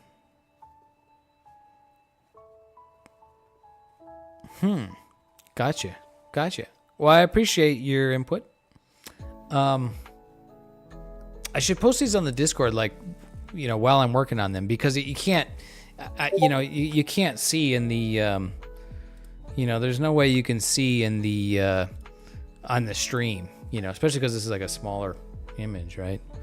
So, thank you guys for hopping in the Discord there. This is Flaming Star Nebula here, and top is Tadpole Nebula, and I think this one over here they call these Spider Nebula, and over here is an open cluster, which is a Messier object that I can never remember which one that is, but so there's a lot of stuff going on in there, which is very cool. Hey, what's up, James Bone, Old Bone? Does Blur Exterminator work in serial, or is it PixInsight only? I don't know. I've never used serial. I've only used PixInsight. Cool, beginner man. Would love to see what you have. Thank you guys for joining the Discord.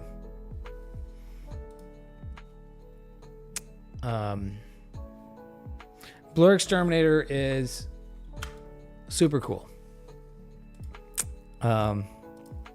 So anyways, I think we should move on. That's cool. Beginner man says it does not work in serial. Zach, the focal length is 135 millimeters. However, with the small image sensor, the equivalent field of view is like 450 millimeters. The full frame sensor equivalent field of view is about 450 millimeters. This field of view, I believe it's like 4.5 degrees wide. So I'm going to save this and we're going to work on something else.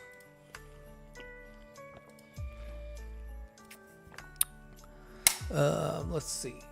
I'm going to save that in my AstroPix folder. 1224.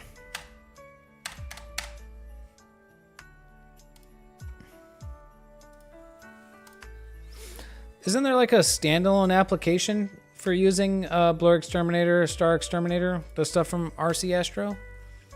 Or are they just PixInsight plugins? I don't know.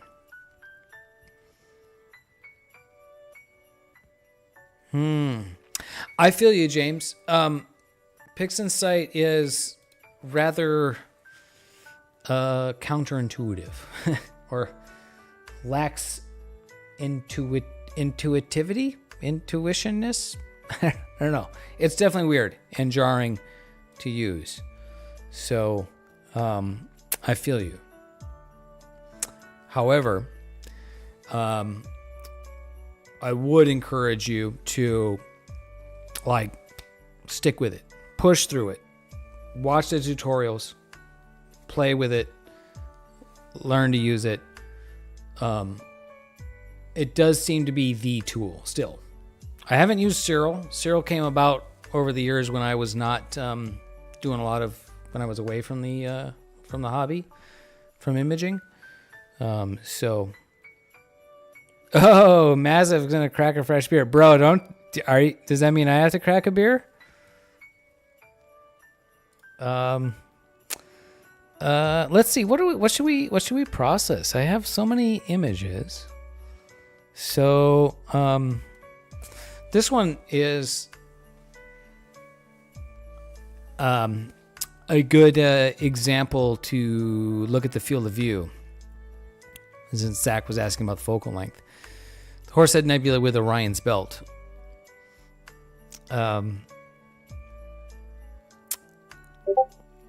Although I don't know... Oh, shit. John Ned in Discord. Which one are you, John Ned? Are you... Hold on. Somebody has a different name in chat than they have in... in Discord. Either that or John Ned just hasn't shown up in the chat. But this is a very nice image. And oh yeah, the Soul Nebula. Yeah, so he's using the SV Boner filter, SV220. Similar filter to what I'm using. 16 hours. Yo, that's a very nice image. Oh, man. Look at this one, you guys. Not bad. Oh, shit, I just close it. Didn't mean to do that. Oh, you're a beginner man. Okay, beginner man is John. Wow. Oh, I love it. You're using a Newtonian, too. Yeah. Now it's a star party. All right, bro. All right. All right.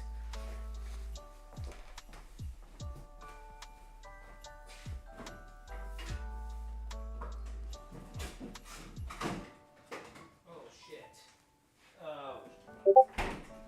Oh, shit.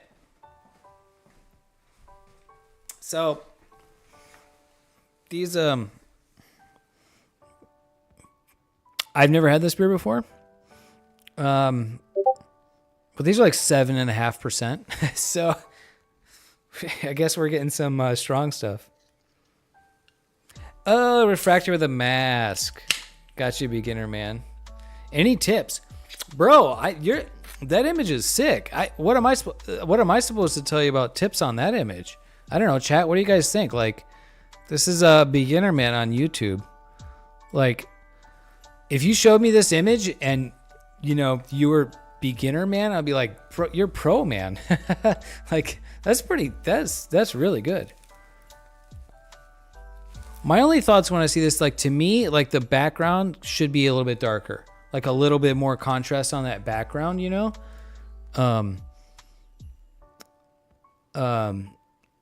I mean, the background shouldn't be completely black, right? It should have like a little bit of glow to it, right? But, yeah. Might as well be drinking Mickey's. Oh, geez. This is, Sociite Brewing Company. Smells like a good IPA. You guys like IPAs? What kind of beers you guys like? Hey, what's up? First time chatter from PNW Impoverish. A little more punch. Yeah. Oh, bro, don't even talk to me about Snake. PNW, what's up, brother? Thank you for stopping by. Thank you for being a first time chatter.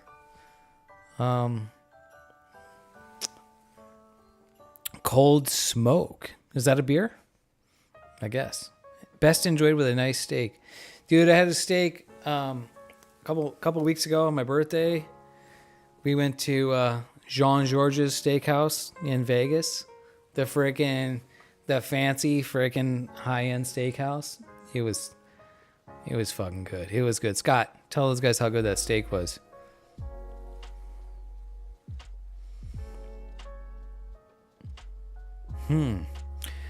Yeah, totally, Zach. Like the background shouldn't be totally black, you know. But this image, yeah, that's just kind of my you know. He asked for it more for you know, thoughts on that. I just thought a bit more contrast, get that black a little bit more background. 12 out of 10. What did we have? We had the porterhouse, right? Yeah.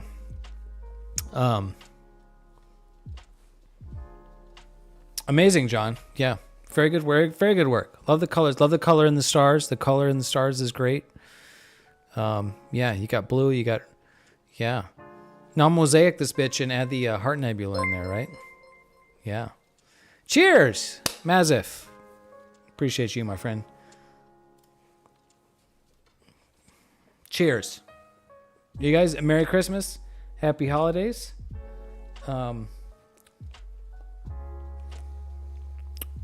Yeah.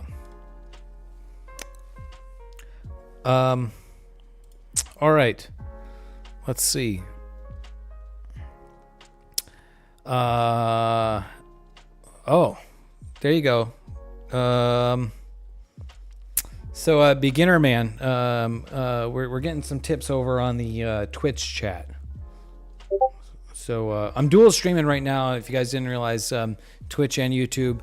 Got some like YouTube followers over there, so it's like, you know, do both at the same time. So the chat might not make sense. I need to figure out to get the chat overlay on the stream on the stream. You'll see that. I'll work on that. Somebody asked if I normally stream. I think that was PNW. This is kind of a new thing. I've done a couple of these, and but it's been going pretty good. It's a lot of fun, and making a lot of new friends doing this. So I think it's going to be more of a regular thing. So, Cold Smoke is a local Montana brew. Ooh. Do I primarily focus on astrophotography?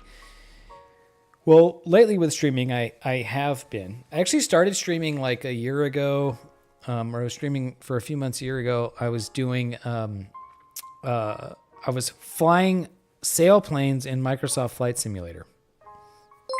Totally different. Oldbone, thank you for the follow. So kind of lost interest in that, life stuff changes, but kind of stopped doing that. But what kind of brought me back to streaming here is I've been doing astronomy and playing with astronomy stuff. Mainly I've been building telescopes. So kind of what's cool about this is, not only did I take these pictures, but I designed and built at least some of the equipment that I use to take these images, right? So you can just go buy, the mounts and gears and stuff to do that. And that's great. And no disrespect, I'm not trying to like gatekeep on anybody or anything, but I'm like, I guess I like to do stuff on hard mode sometimes. And so I built basically the mount, I built the tracking mount. So check out my YouTube channel. I've got videos about the mount that I built for that. So great point, Madzif. Yeah. So like having honestly, so I've only done like a couple of these, streams of playing with this processing, and like, I'm like learning stuff from you guys, right? Like, so I'm like already, so, some people are learning from me. I'm learning from, like, that's what this is all about, right? That's super cool. Yeah, my rig, I wish I could show, I only have so much cable. Hold on. I can get pictures, but I can just bring it over here too. Hold on, I gotta feed the cat. Sorry, cat. Alright, this is kind of... Oh. Alright, hopefully I don't drop anything. Alright. Okay. Oh, shit. Oh. Okay. All right, here we go. Okay, so, oh, now the mic's in the way of the shot. Okay, this was not very smart. So,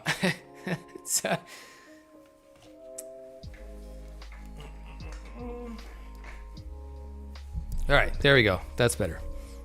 All right, just add some comedy element to it. That's the rig. Right there. Oh, hold on.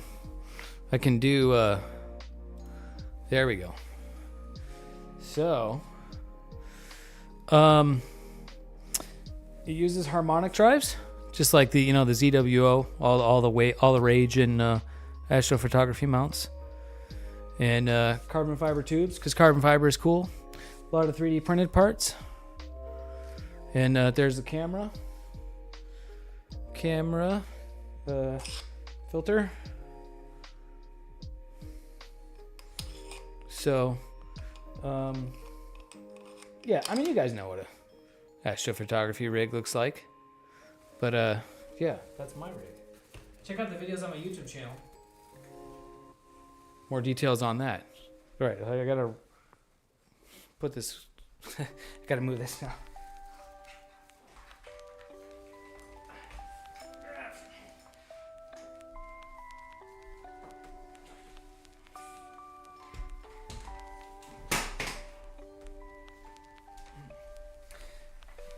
All right. So like an ideal night, right? An ideal stream, that rig would be out on the balcony taking pictures, doing like live stacking, right? And then we're processing images at the same time. So, yeah. But anyways, yeah. Oh, cool, Lofi. Lofi? Oh, you're building your own too.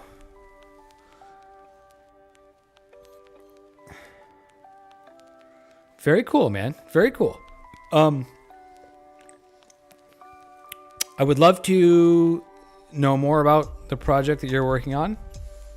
If I can be of any assistance, and maybe I can learn from you, you can learn from me, check out the Discord. Share in the Discord, your progress. That would be very cool to, to see where you've, what you're working on. I definitely have thoughts about how I would do things differently. If I were to start over from scratch. Luffy, got you. Thank you. It is harmonic, Zach. Yes. how did I build the housing? How did I build the housing for the strain wave, the harmonic drives themselves, or for the mount? The harmonic drives themselves. So harmonic drive is a trademark name for strain wave gear drive, right? Strain wave gear drive is the generic name. Harmonic drive is it's like Kleenex, right? Kleenex is the trademark name for tissue, or Kevlar, whatever, right? So you just buy them, and they, the drives themselves have their, massive. Yeah, the truss stop, that I also have videos that I also designed and built. That's my, and I just finished reassembling it with new parts. 12.5-inch mirror. Absolutely in love with that. Also on my YouTube channel, I have a video about that. So yeah, that's I've been building telescopes for like the last year. That's been like my obsession. So all right, what should we process right now?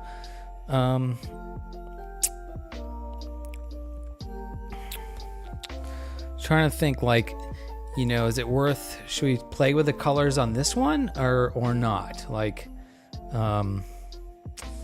I think not. I think what I want to see is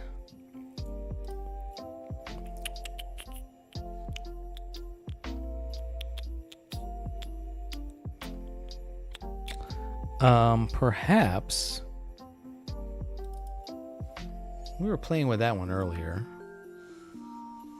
How much light has the Dob seen? A fair amount. A fair amount. I have had that out to some dark sky. I've had that out the dark sky sites. I got some pics here. Let me show you some pics. Let's see.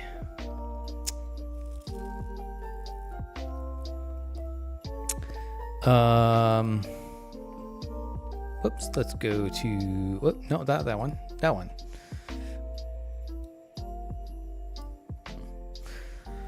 This is at Grandview. I have some better images than that. Where are they? Let's see.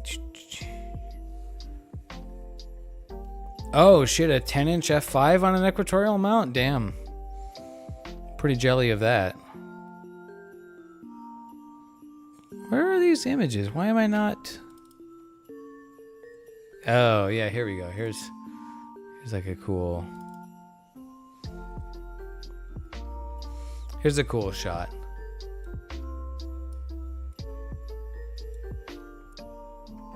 So to kind of give you guys like a little bit more background, like I first got into astronomy back in 2014. And for like 2 years, I was like hard into the astrophotography, the astrophotography bug, right? And like I had to, do astrophotography, and didn't really do much visual observing. And I'd look through other people's telescopes and stuff. And then, life changed and I moved and wasn't able to get out and do it much anymore. So I sold all my gear and I said to myself, like, if I ever get back into astronomy again, I'll just focus on visual astronomy. I'll just enjoy viewing the night sky, So then I started building telescopes. It kind of fell into that, and that was great. That was a lot of fun. But, and so I built a small telescope. I built a 4.5-inch telescope. That was cool. So then I built a 6-inch telescope, and it was like, all right, I got to have a bigger telescope. So then I built a 12.5-inch Dob, which is that one over there. That's the one in the picture you see here. So yeah, definitely some dark skies. Yeah. I assume you mean Pacific Northwest, PNW, right? For observe. Yeah, I bet. Yeah, there's definitely some dark skies up there, I bet. Yeah. Yeah, beginner man. This is Grandview Campground in the Owens Valley. So this is like Bortle 1. It's like as dark as it gets. And it's in the mountains, so it's at 8,500 feet. So you're above a lot of the haze and stuff. It's such a beautiful place, daytime and nighttime. It's like my favorite place in the world. Yeah, so yeah, and this is a single shot of the Milky Way. Like, I think like a 20-second exposure. You know, I mean, like, look at the Lagoon Nebula. You know, I mean, it's really blurred, but with like a really with my my Panasonic GH4, which is a micro four thirds sensor, so not even a very good low light sensor. So, yeah, yep.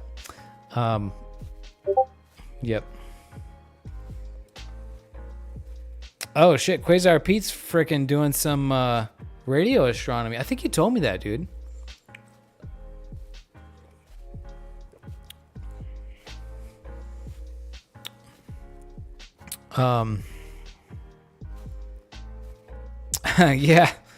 Yeah, I feel you with the clouds.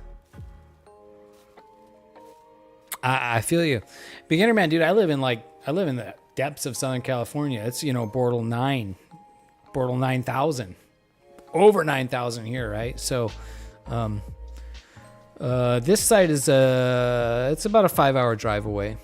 Totally worth it. 100,000%. I would go there for one night. I would drive 5 hours for one night to be there, to be at Grandview. Absolutely. So, yeah. This was, let me see. Oh yeah, check this out. This is a cool shot. So this is my buddy Rich Kral. Super cool guy. You know, older guy. Been doing astronomy for, I don't know, frickin' probably longer than I've been alive, right?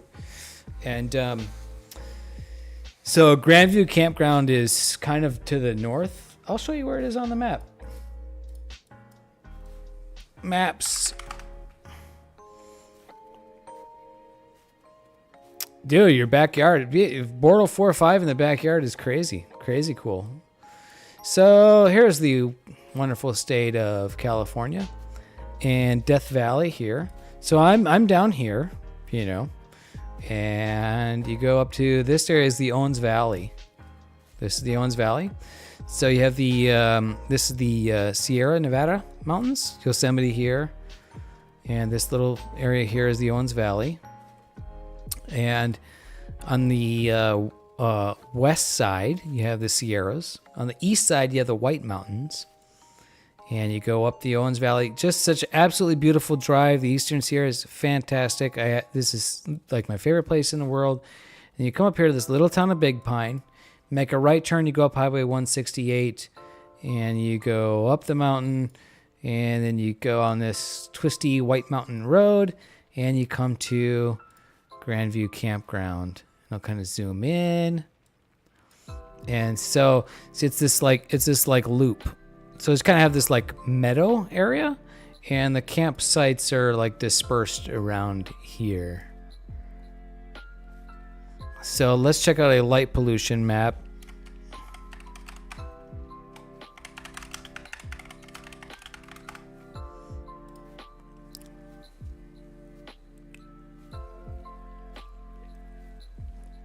Oh shit, I feel you, bro.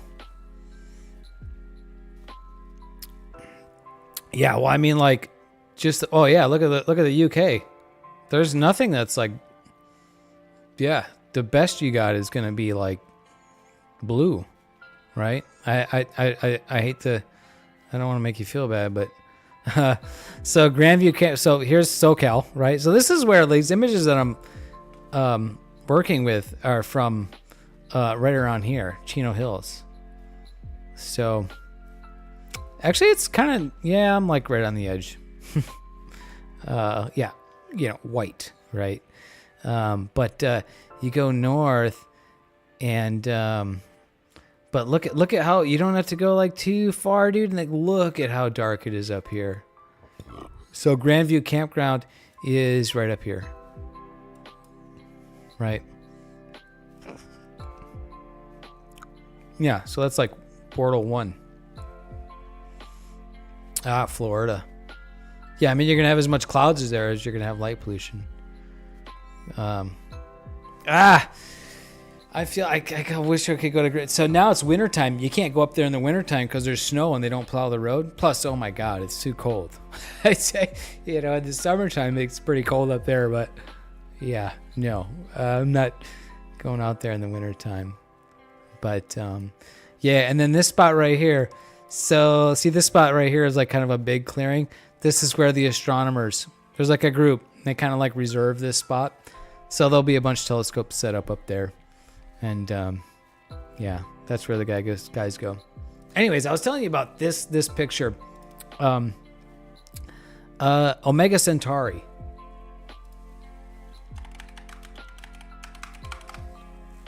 Probably butchered that spelling. I'm sure you guys know Omega Centauri is a big ass globular cluster. And for that far north, is a difficult target. Kind of a rare, because it never rises very high on the horizon. The highest it gets is, barely above the horizon. As you can kind of tell is the angle of my telescope here. And so, brilliant, massive globular cluster. I think there's 1 million stars in that cluster. Correct me if I'm wrong. A lot of stars. So Rich is kind of telling me about that, like, oh yeah, Omega Centauri, sometimes you can barely just see it, over the tree line. You can see there's like a tree line here. And 10 million stars. Holy shit. Oh yeah, quasar down in Australia, you get it really high. So it's just like barely above the horizon for us. So and like for like 30 minutes maybe, right? It kind of goes and so yeah, so Rich had his laser and he gets the binoculars out and he's like, I can see it. And I'm like, oh, let me, so I point my telescope and like it's like almost horizontal, right? So it's like just barely there. So I was able to see it. How cool is that? Not a very spectacular view because it's so low on the horizon. But just being able to see it in general, that was a good memory. And then, to kind of share that with my friend Rich. And I was like, Rich, point your laser at it and I'll shoot this picture. That'll be kind of a cool shot. And then one day I'll share that with strangers on the internet, so, yeah. God, I hope I can get out, man. I hope the weather holds this weekend. I really want to get out and do some observing again, Won't see the Milky Way, but now in the wintertime we have, Orion. And the Orion Nebula is just mesmerizing to look at in a big telescope. Even in a small telescope, it's great, but so yeah, astronomy's freaking dope. It's so cool. If you guys haven't been to a dark sky, get out there. Our British friends, you're not too far away from what are those islands? What are those if you're watching me talk about astronomy, you probably know about that one guy, Astro Biscuit, right? Guy's kind of a goofball. Entertaining. What are those islands? They're off of Spain or something, right? What are those islands? Or, no, it's over here. Is this?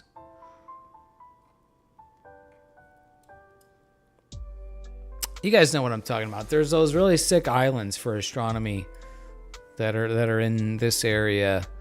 Get really dark skies. Is it Palma? Something like that.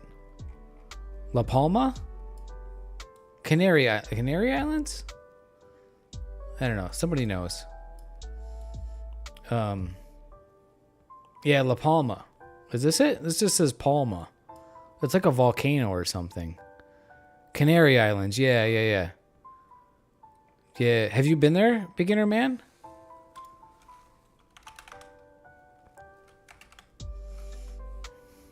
Canary Islands, Spain. Yeah, yeah, yeah. I thought it was down here. Yeah. Tenerife. Yeah, Tenerife is where that famous, that like the worst air disaster of all time. Yeah. Yeah, yeah, yeah, yeah, yeah, yeah, yeah. Yeah, down here. It's like the European version of Hawaii as far as astronomy goes. Have you been there, beginner man? On the bucket list. I feel you. Yeah, I feel like that's the European like astronomy bucket list, and the American astronomy bucket list would be Hawaii.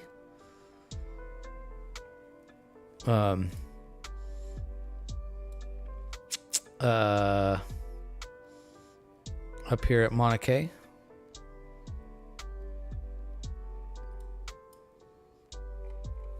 Yeah.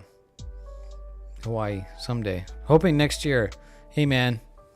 Fingers crossed, right? I hope you get there too. Either that or down to Chile. Like where the European Southern Observatory. Go down there someday. That'd be pretty great. Would love to do that.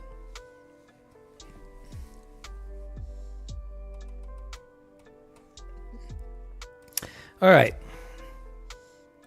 Let's process some more data here. What got totally sidetracked?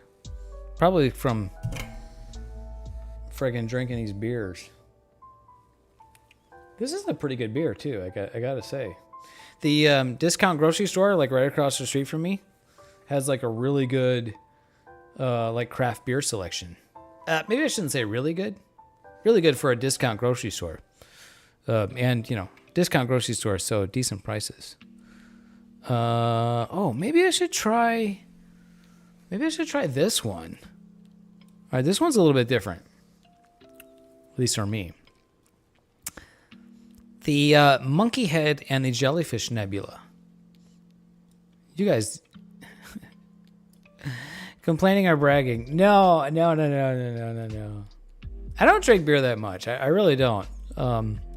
That's the holidays.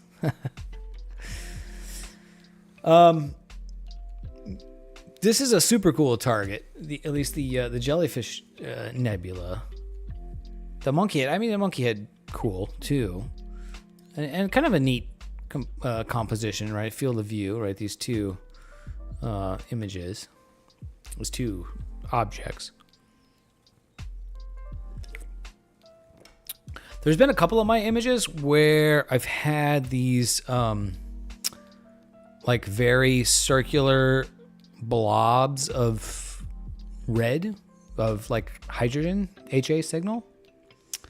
And I'm kind of like they're so circular, they look very similar to these halos. So I think they're like an aberration in the image train somewhere. But it turns out, like, no, that's there.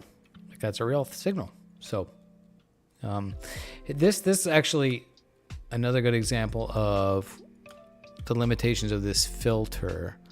Like, here I get, like, this, like, double halo. Like, look at how bright this, like, double halo is. So, really awkward and unfortunate on this object. So, I don't think there's any amount of clone stamping that can fix that on this image. But reprocessing this to try to get a little bit more different colors out of it is perhaps worthwhile. So let's try. But I gotta remember, I gotta find where that is. There. It's called Jellyfish. I have 10 hours of data on this, so that's a pretty good amount of data. I did not drizzle integrate it though. That's kind of a bummer. I guess I could reintegrate it. Maybe I ought to try that. Yeah, you know what? Why not? Why not? It's the holidays, right? Weighted batch pre. I could have been like, I wish. I could have been like all that time we were kind of sidetracked in talking. I could have been doing this integration, letting this process in the background. You know, that's how I think. Like, cause I'm like an engineer, right? So I'm an engineer. So I think like efficiency, right? Like, oh shit, like, you know, when you're gonna like talk about other stuff, that's when you like have the processing going in the background, and yeah. Content aware fill in Photoshop help remove that halo. That's an interesting question, Quasar Pete. Maybe. I suppose in theory it could. Let me get these files added. The main problem with that is I would have to acquire a newer version of Photoshop. And I'm kind of trying to get away from Adobe in my life. If you feel me. I certainly am not giving Adobe any money. I don't need to pay for that. I don't want to pay for that. But you know, Adobe's they're kind of fucking shady, bro. They're kind of like, they've done some shady shit, like with their like Creative Cloud stuff. Anyways, get this going, then Adobe rant, right? 10 hours, 25 minutes of integration time on the jellyfish in Monkey Head Nebula. I'm going to drizzle integrate it because that seems to work really well on all these images. Need to set the output folder. Call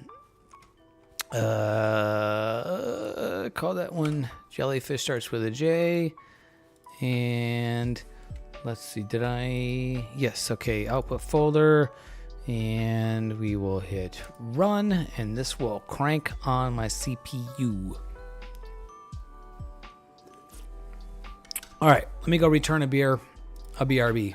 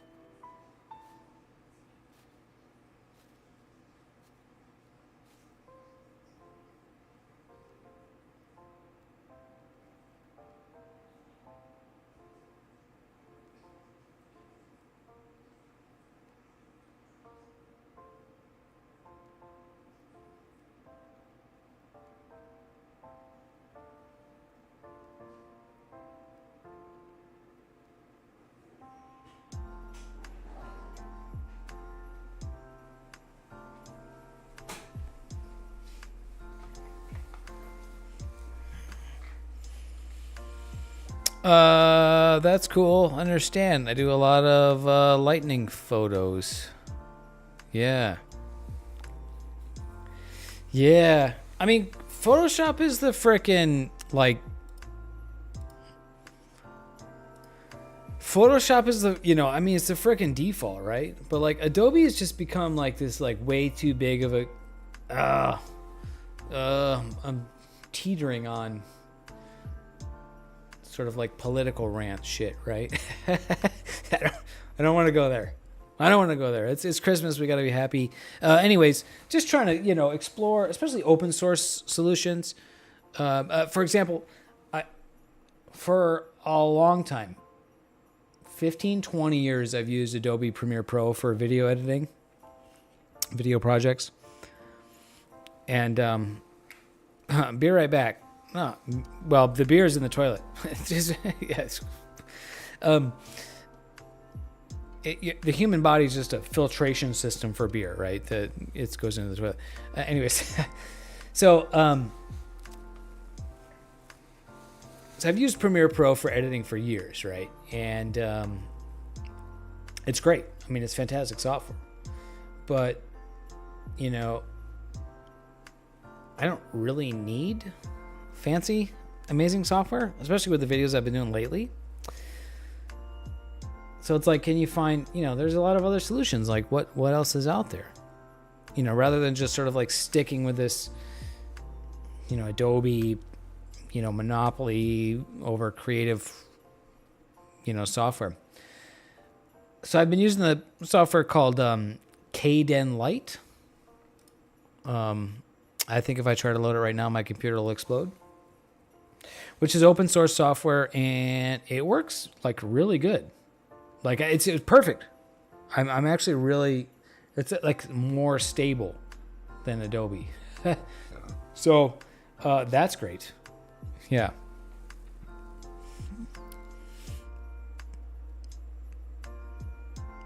Yeah. Tell of you, I feel you, Quasar. So now it'll be interesting to see if how well OBS Studio can hold up well integrating photos. So if the stream drops, I apologize.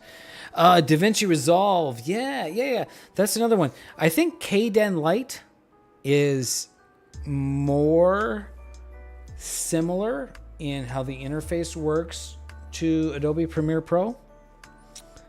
So for somebody like me who's used to that workflow, that interface, it's a more easy transition than DaVinci. I've played with DaVinci a little bit for color grading many years ago. So that's kind of where my impressions are. Maybe that's not the case, and maybe it'd be really easy to, you know, learn to pick up. So anyways, I really like Kdenlight. I know there is an alternative to Premiere Pro, or sorry, to Photoshop, GIMP.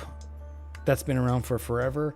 I've tried GIMP, and like, bro, like it kind of fucking sucks. Like I can't. Maybe I need to really just watch some tutorials, but like I feel like the GIMP just doesn't really do it. So I don't know. We're just kind of rambling while we wait for this to process.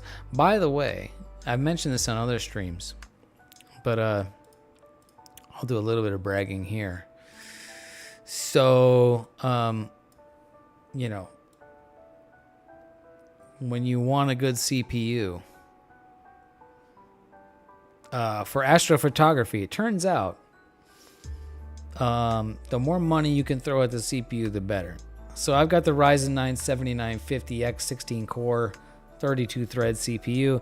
Look at all these threads being absolutely hammered right now by this image integration that I'm doing in the background. Well, also streaming video to the internet, right? That is impressive.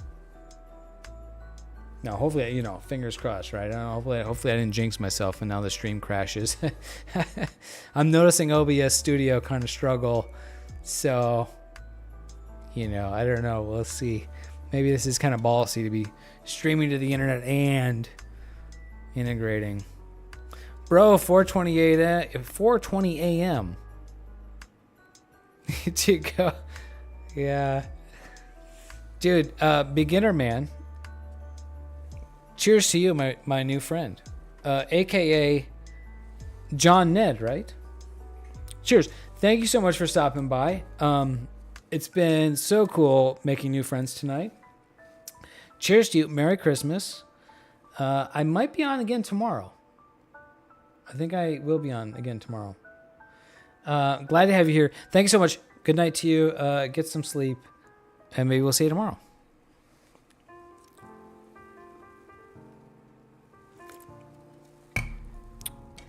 Oh, Threadripper.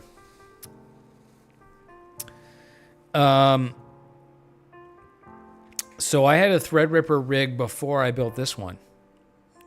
Massive.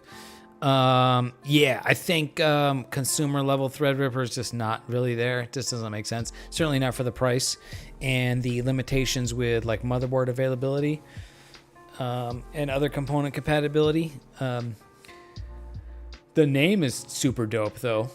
I mean, that's honestly one of the reasons why I built one, because I was like, Threadripper. Like they got me, right? Like, hell yeah. Fucking rip some threads, right? So, dude, beginner man, I hope you are imaging tomorrow night. And if you want to share some subs, I would love to see them. Best to you. Cheers. Good night. Get some sleep. Have a good one. Super fast SSD makes a huge difference. Well, yeah, especially for image immigrations. I drink not many, officer. Image integration, because yeah, it's having to write a whole bunch. It's having to like write a bunch of images, right? Every sub it has to write. Oh, look at those CPUs getting absolutely crushed right now. Yeah, it's having to write all those images. So yeah, I don't have a super fast SSD, but I have a fast SSD that it's writing to right now. Yeah, it's definitely not super fast, but it's fast.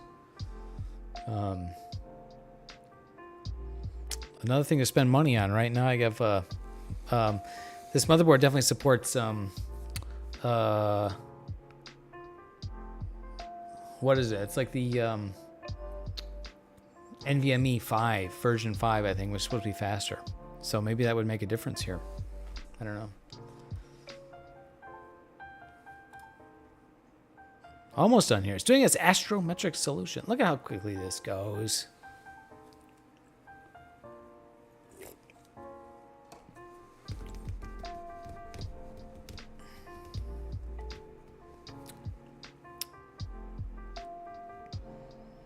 What's the RAM utilization? Good question. I just closed the task manager. I have 64 gigs of RAM. Not much. I'm at 22 gigs.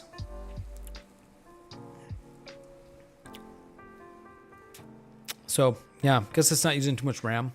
Because it's probably just like quickly writing an image. It's like doing all the calibrating. Calibrates the image, then writes it to the SSD. Right, so it's kind of just zipping it right through the RAM, I think, right? So it's not like building up a big pile of data in the RAM, I think, maybe? I don't know. So yeah, RAM, no problem. No problem here. A RAM drive. Oh, shit, bro. Don't fucking talk dirty to me, baby. Woo.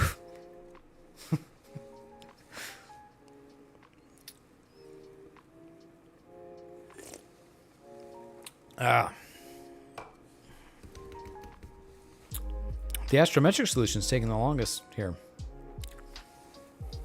But I won't have to do it later. I totally forgot what image I'm even processing.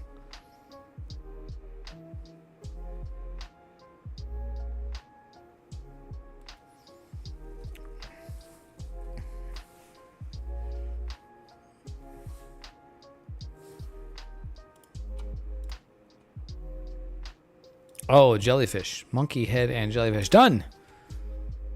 Done. That's right. I wanted to drizzle integrate that. Oh, shit. Yes. All right. Twice the resolution. What do we got here? All right. Well, that's an image. Seems kind of noisy, kind of...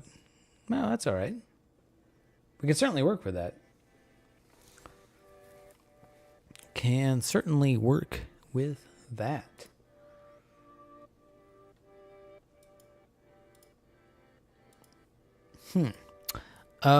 Yeah. Okay. Well, maybe we'll try these fancy new tools. The new tools in PixInsight. Whoops. Click that button. that button.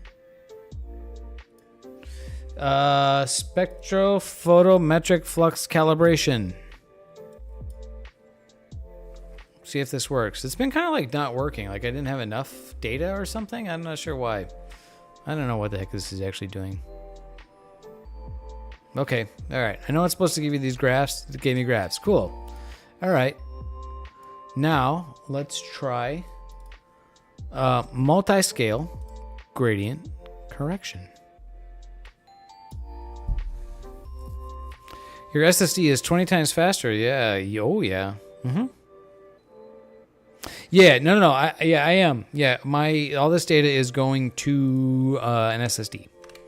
It's just not exactly necessarily a hyper fast SSD, right? Okay. So this looks like I don't know anything about RAM drives. You'd have to take a look at that.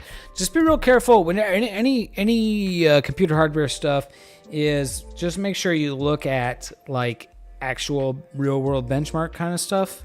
Don't believe the marketing stuff because there is a lot more to it than just like, oh, this is 20 times faster. Like, well, it can be very nuanced. So just be real careful about stuff like that. And this did a horrible job. It totally just subtracted a gradient that is a ton of nebulosity. So that's no good. I think you need to lower the gradient scale. Let's try lowering the gradient scale. See what that does. One try. If this doesn't do it, then we go back to the old techniques.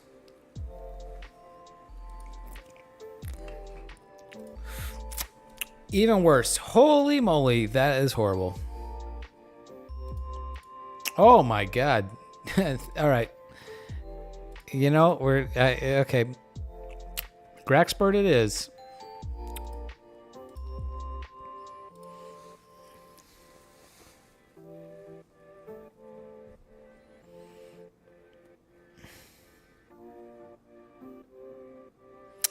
So Mazif does OSF mount just use the system RAM you have currently installed, so you don't need any other hardware? Or do you need like a hardware? Because when you say RAM drive, I'm picturing like a PCI Express card that you put a bunch of RAM sticks in. Am I picturing that correctly? Look at Graxpert, like it just does a thing, right? Like just all right, these new tools, like thanks PixInsight, but yeah, so far not really much of a thing for me. Yeah. Okay, let's do some color calibration though. That should probably work.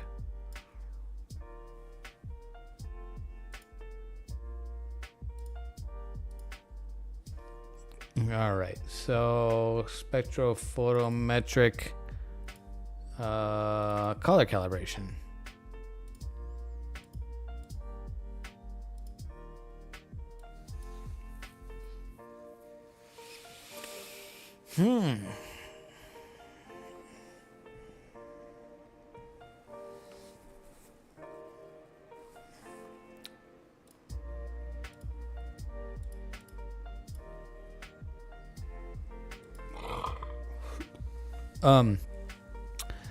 Well, that's color calibrated, I suppose.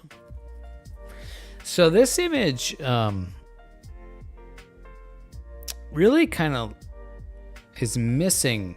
There's like an oxygen shell around the jellyfish nebula here, and I'm really just missing it in my image. Like it's very barely there, and I don't know if it's just so faint it just doesn't show up. You know, with the filter I'm using, or if my color calibration's like, or the maybe Graxpert's subtracting it as gradient. I don't really know, but that's kind of one of my disappointments with this image. So, While we're color calibrated, we'll blur exterminate. We'll try narrowband normalization and other color techniques to try to get different colors out of this image. And I think this might be the last one for me tonight.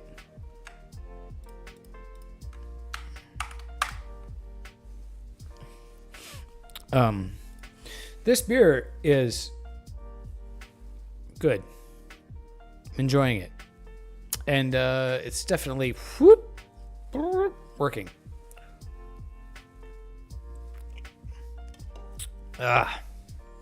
Blur Exterminator is so cool. Now we'll subtract the stars.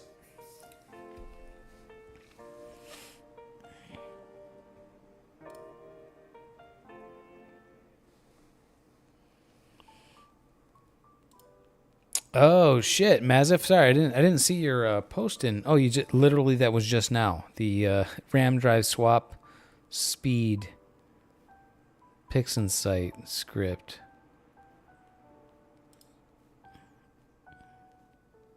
PixInsight benchmark. Damn, there's so much cool shit, bro. We can start doing. We can do benchmarks. That's when you know you're in like nerd territory, right? It's like, yeah, we're benchmarking, right? I haven't messed with any of the like PixInsight benchmark stuff. All right, let's noise exterminate it now. Blur exterminate, noise exterminate. Sorry, blur exterminate, star exterminate, noise exterminate. Yo, that's freaking maybe a bit much.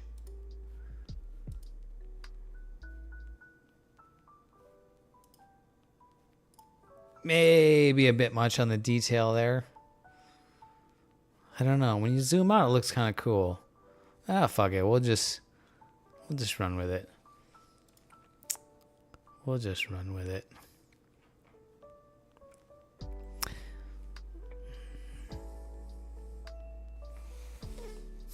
Okay. So, all right, all right, we'll do a 2-copy situation here. We'll try that auto linear fit script. Script, toolbox, auto linear fit. Let's see what this looks like.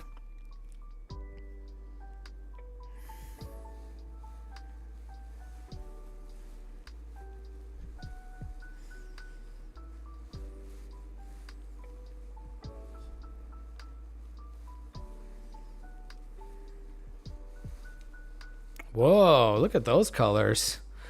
Well, that's not what I was expecting or looking for, but it's cool. Damn.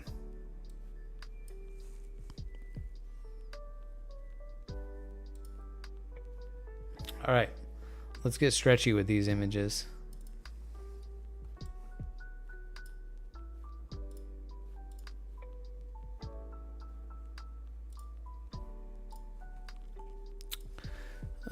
Darken the background a bit. Or a lot.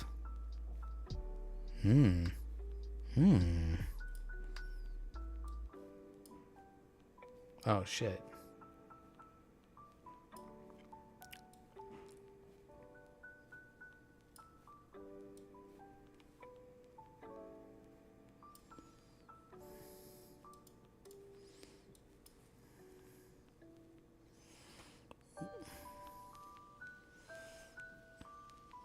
That's pretty nice.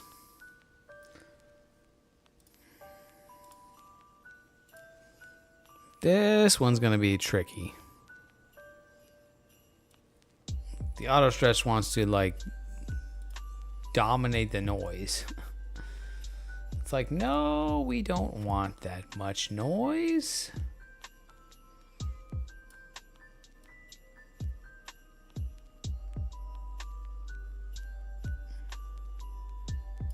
Something like that. Well, that is interesting. It's not what I was looking for, but it kind of is. Like, I got a contrast to like, I know this object should have like a, you know, like a bluer outer region and like an oxygen region outer and hydrogen inner. So that's sort of kind of what I was looking for, I guess. Ah, the Jellyfish Nebula? It's a bad time of year for you? Like, isn't this like ideal time of year for this object? I just shot this recently.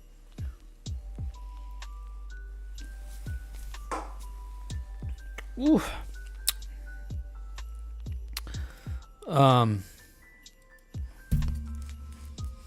Yeah, so this gives me this a nice contrast of colors here versus this one not. Well, let's pop into the narrowband normalization tool. Oh, bad weather. Ugh.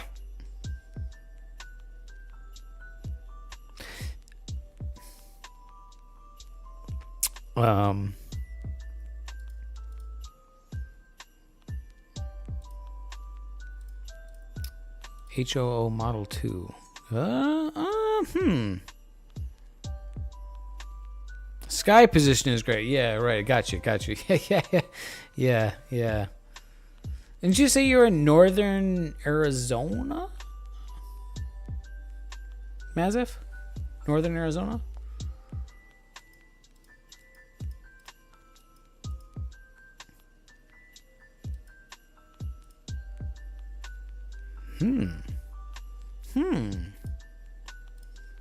All right, we're kind of playing. Oh, there we go. Yeah. Look at that contrast there. That's what we want to see. This is SHO palette on this object.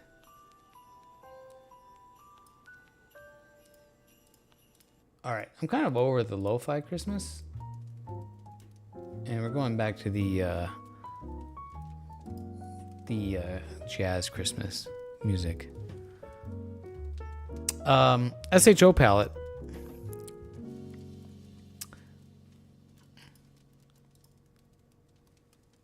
Ooh, okay. Lightness preserve.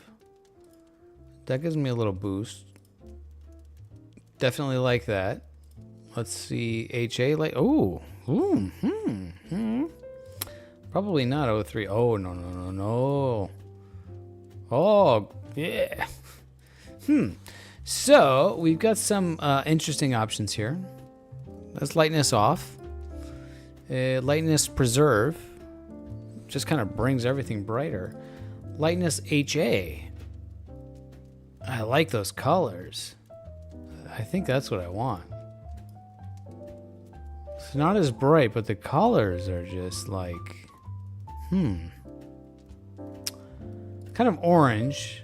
Well, maybe we can play with that a little bit.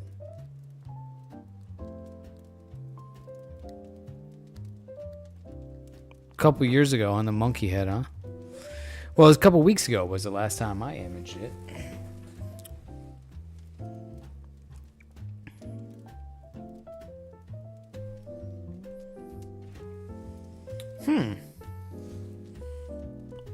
This is, I think this is showing some promise. Yeah. Compared to that, yeah, that's looking pretty good. Well, let's, I'll do my, my local histogram equalization trick that I always do. Quasar Pete, thank you for being here. Merry Christmas to you. Appreciate you being here. Always fun talking astronomy, especially with people who are in the southern hemisphere that can provide an inverted perspective. Thanks, bro. Have a good night. Merry Christmas. Appreciate you.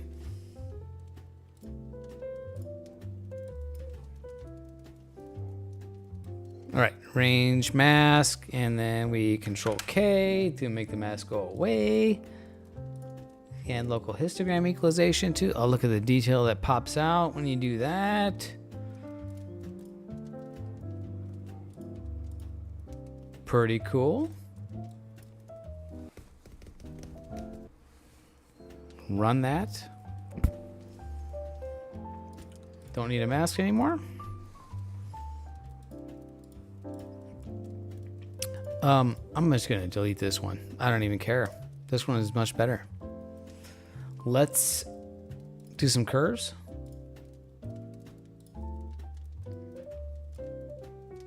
Darken that background a bit. It can have a little bit of graininess in the background. That's cool. This is going to be pretty faint, but that's okay. Curves. Maybe I'll go back to the curves and just kind of bring the whole thing. I really want that like that.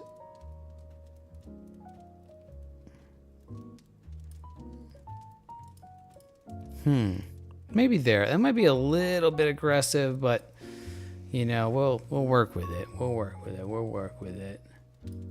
All right, clear that. Saturation. Let's just put some freaking saturation in there.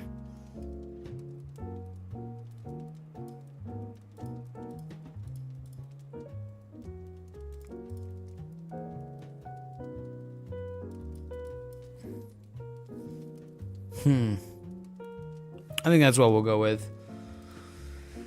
I think that's what we will do.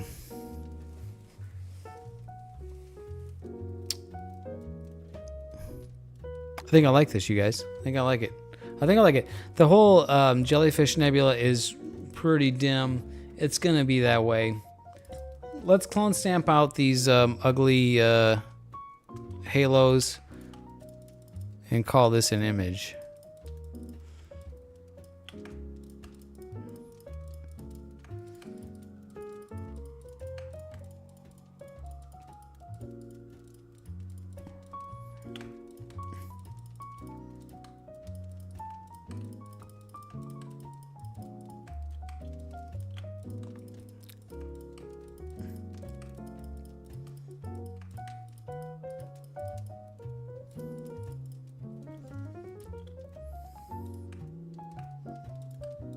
These like fainter ones, I probably don't really need to do, but I think it'll overall look like a better image if I do.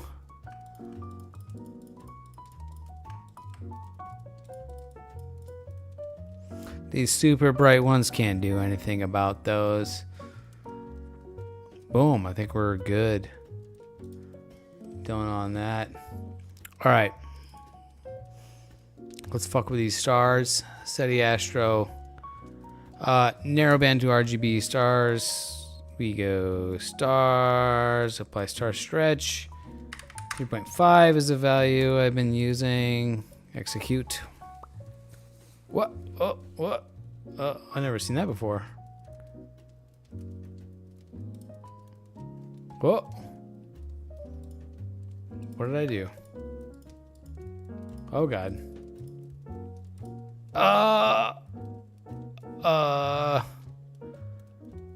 Oh shit.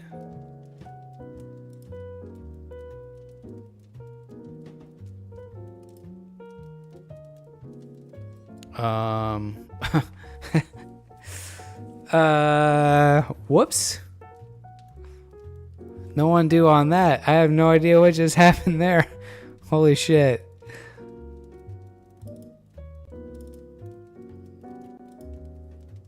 Oh, that fucking sucks.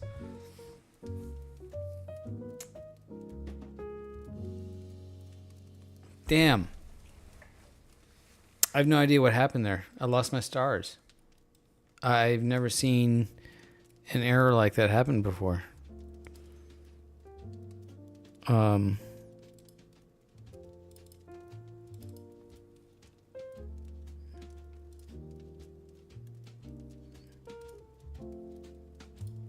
Shit. Oh, okay, hold on. Maybe I can fix this. If I go to my main image, go back to the blur exterminator. Okay. Now maybe I can redo my star exterminator. Get my stars back. as a separate image, then redo all the other things I just did? Or will that reset all my shit?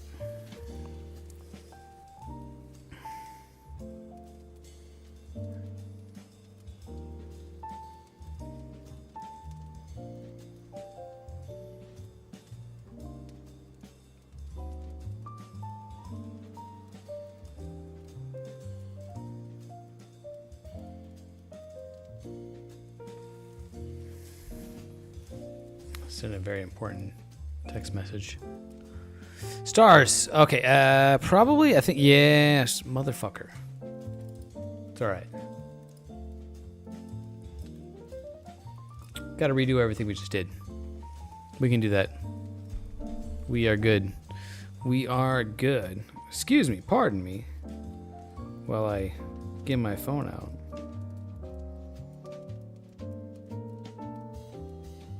Oh shit, Mazif Astro's following me on Instagram. Gotta follow him back.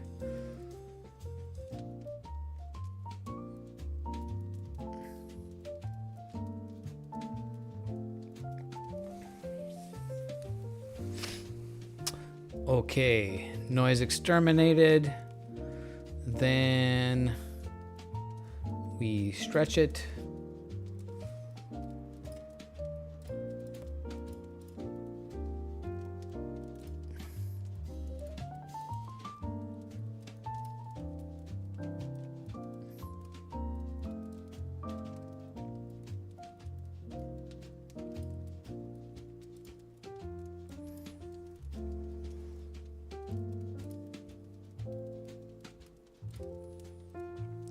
Okay, maybe a little bit of curves. Let's try to bring back. Try to make this. I think I want to really get as much brightness into the object as I can before I do.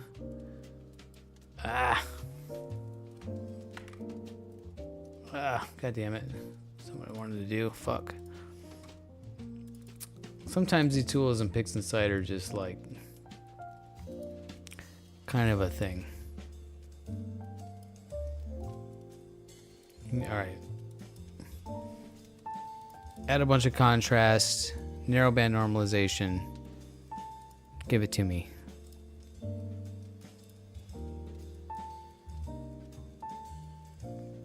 I don't remember.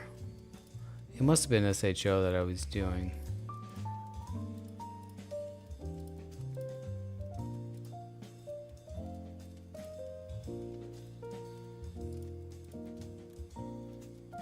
Yeah, those were the colors that I was liking.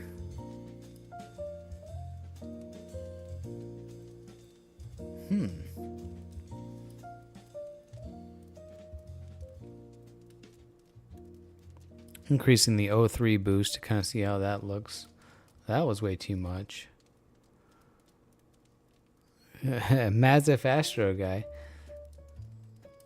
Thanks for following me on Instagram, dude. I'm gonna check out your feed for sure.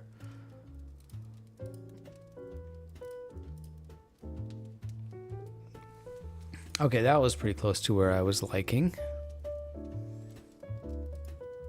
It really kind of dulls everything quite out quite a bit. Oh shit! But somebody, I think it was this guy Mazif over here, which told me how to do a color script. Script utilities color mask.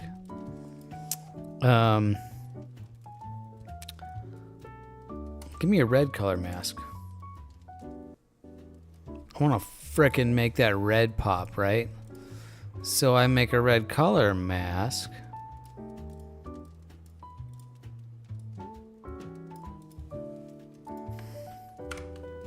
And I think I want to mask everything other than the red. Come into the curves.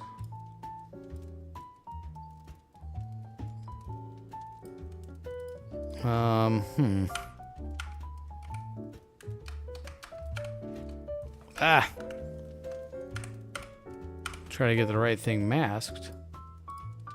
There we go. That's what I want. and kind of bring, maybe actually I want to just take the red channel there. Oh yeah, look at that. Make that brighter and more redder and more saturated or oh shit.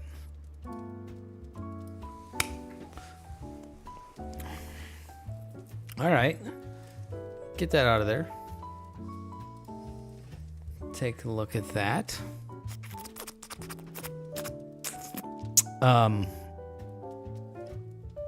Okay, range selection. Maybe before I get too much deeper in here, let me work on these stars because that was interesting. That error. I'd never seen anything like that. I'm just gonna call this S. Okay. Toolbar. SETI Astro.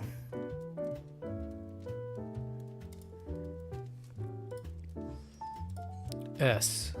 Star Stretch. 3.5. 3.52. Okay, don't fuck up this time.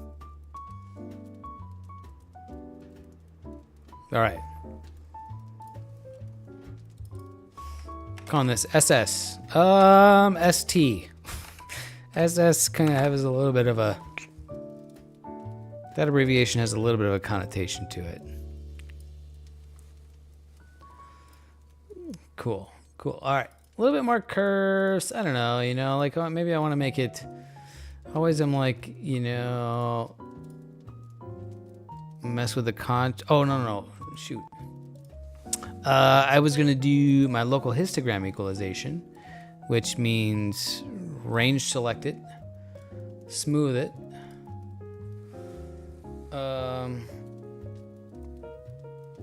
Uno momentas. All right.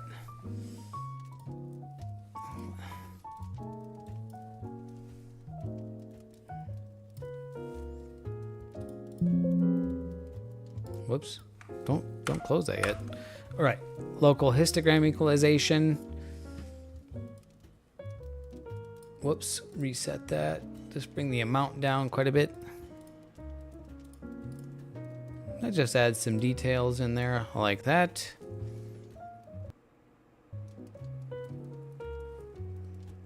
Close that. Don't need it. Get out of here. Get out of here. Curves.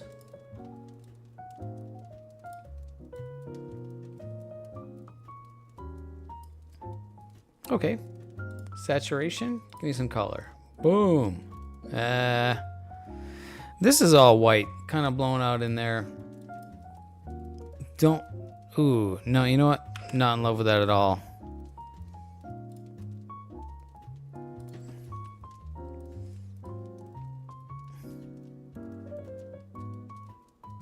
Yeah, I don't want to go any brighter because I'm going to lose all this color in there. Do I want to just bring the blue? No.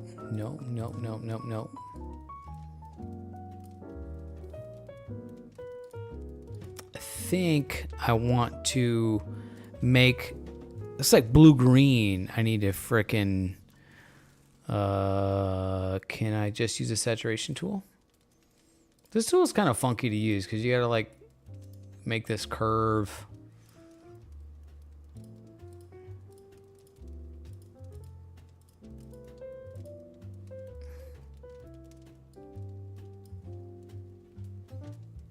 I kind of want more color there is what I'm looking for.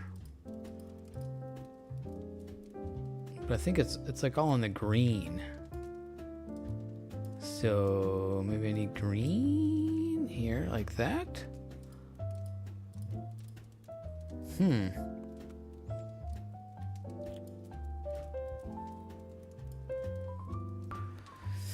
Yeah, dude, right? It's like totally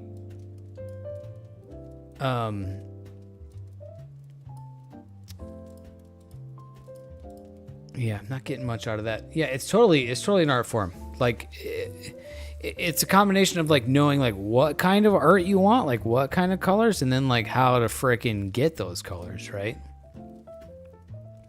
And thanks to my friends that have now told me about these color mask situation, I can make a green color mask.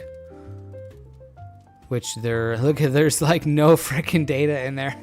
So that's not going to do it. All right. Well, you know, I don't know how much, I don't want to put too much more into it right now.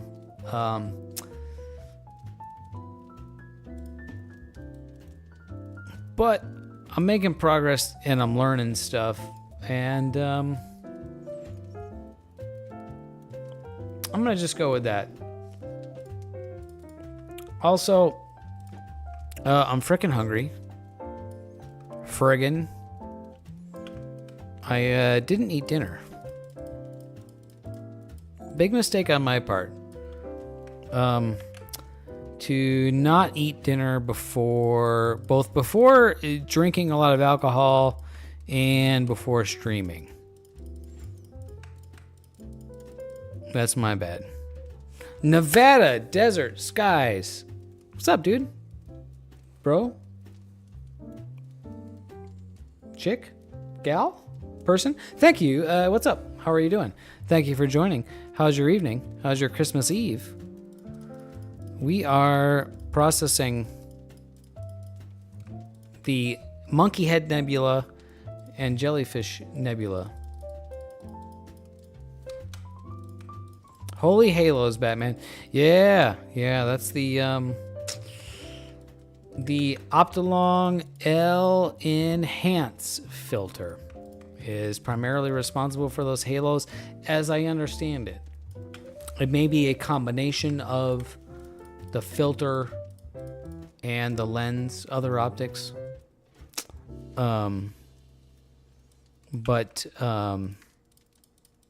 Yeah, thankfully we have this clone stamp tool to take care of most of them. Unfortunately, this image, these really big ones here, I can't really do much about. Kind of bummed about that. Yeah. Hopefully, maybe one day we'll get a better filter that will not have those halos. Yeah.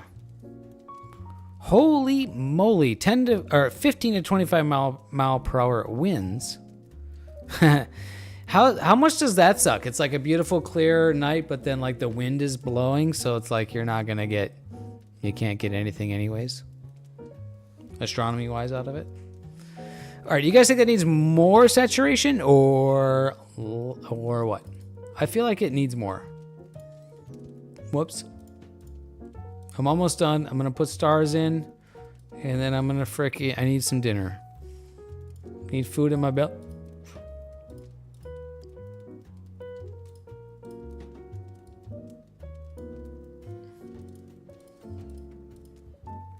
Just a bit more saturation. Yeah, it sucks. Dude, we get the Santa Ana winds down here in SoCal. It can be like that. When the Santa Ana winds blow, it'll be super clear because it blows all the smog and shit out to sea, right? So we'll have these like beautiful clear nights, but like the winds can be just ripping, right? I mean, depending on where you're at, they can be 70 miles an hour. So you're not going to do any observing in those kind of conditions. Yeah, not with the wind going. You're not going to be... Yeah, the wind is not going to help you out with that. All right. We are going to pop these stars back in. Some pixel math.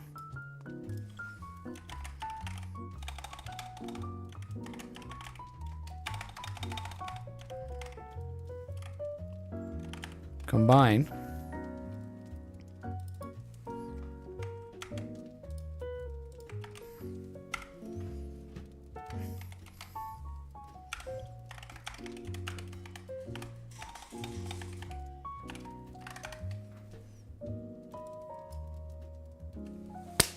Boom. Stars back in. Jellyfish and Monkey Head Nebula. What do you think? Honestly, I'm kind of disappointed. This is an image that I never was really super happy with.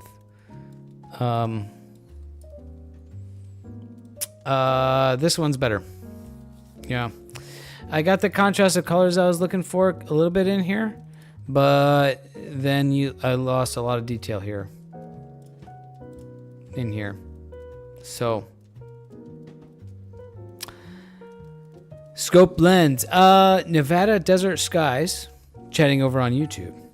This is the Rokinon 135 f2 lens, 135 millimeter. The camera is the Uranus C from Player One Astronomy, small image sensor, 1/1.1 inches, I think, 1/1.2 inches. So the 35 millimeter equivalent focal length is like 450 millimeters. So it's pretty wide. It's kind of like a medium wide. To give you a better example of a common target that we know, this is the Veil Nebula.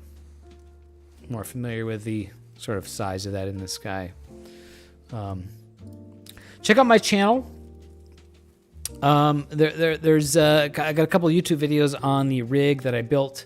The mount that I used to capture this image with, I built myself, designed and built the harmonic drive mount for this. So it's on my channel. Check it out. So thanks for being here, Nevada Desert Skies. Guys, I have to get some food in me. This stream is now over 5 hours long. I'm quite displeased with... I shouldn't say quite displeased. Somewhat displeased with the result of this. That's okay. You know, we do new things to try new things to learn and grow. And what I've learned was that this didn't work as well. So that's okay. That's okay. My previous version of this image is better. I don't have the contrast that I was looking for in colors in here, but the detail on the jellyfish area is much better. Here it's like lost, it's crushed. Appreciate the subscription.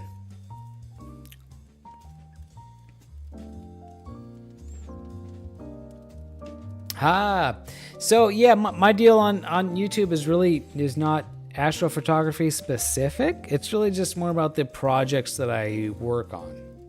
I build stuff. Dave Builds Stuff is my name of my show on my channel. I built bicycles, but lately I've been back into astronomy, building telescopes. So, and it's probably going to be that way for the foreseeable future. So, thanks, Luffy. Appreciate you being here. Glad to make you as a new friend. Maybe you've been here. I think maybe you were here on the last stream. I don't know. I've been drinking a lot of beer tonight too, so forgive me for that kind of stuff. Anyways, I think I need to end the stream here because I need to pee. I need to eat.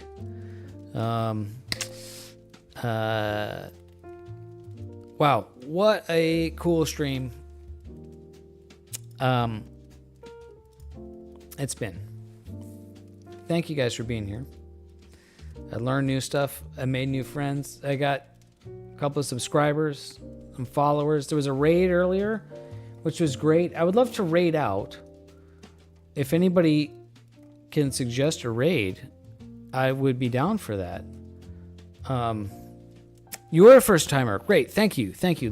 And it was Luffy, right? You gave me the pronunciation on that, I think. Luffy. I'll make a quick look for a raid. Yeah.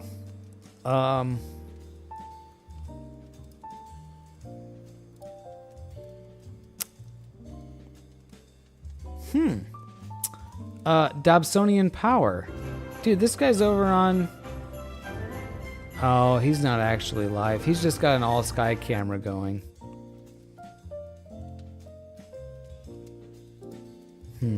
Okay. If somebody has a suggestion for a raid, throw it in the chat in the next, 5 minutes. Star Traveler. Got you.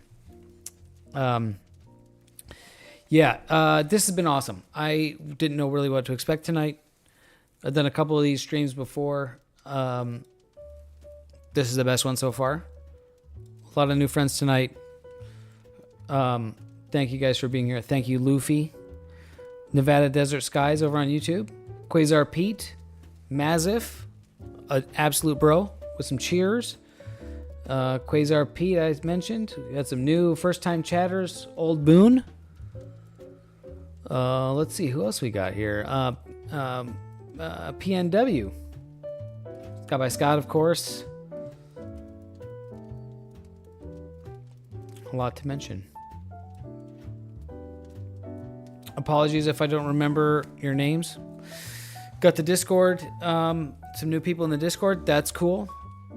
If you guys want to share your astrophotography images, if you have questions, maybe I can help. I mean, clearly I'm not a processing pro, but, you know, we chat, we communicate, we learn together, all that stuff. All right, I gotta pee. I gotta get something to eat. Merry Christmas to you guys. Thank you for being here. I think I'll do another one tomorrow night. Maybe we'll work on some old data, figure out something different. It's been a lot of fun. I'm rambling. Good night.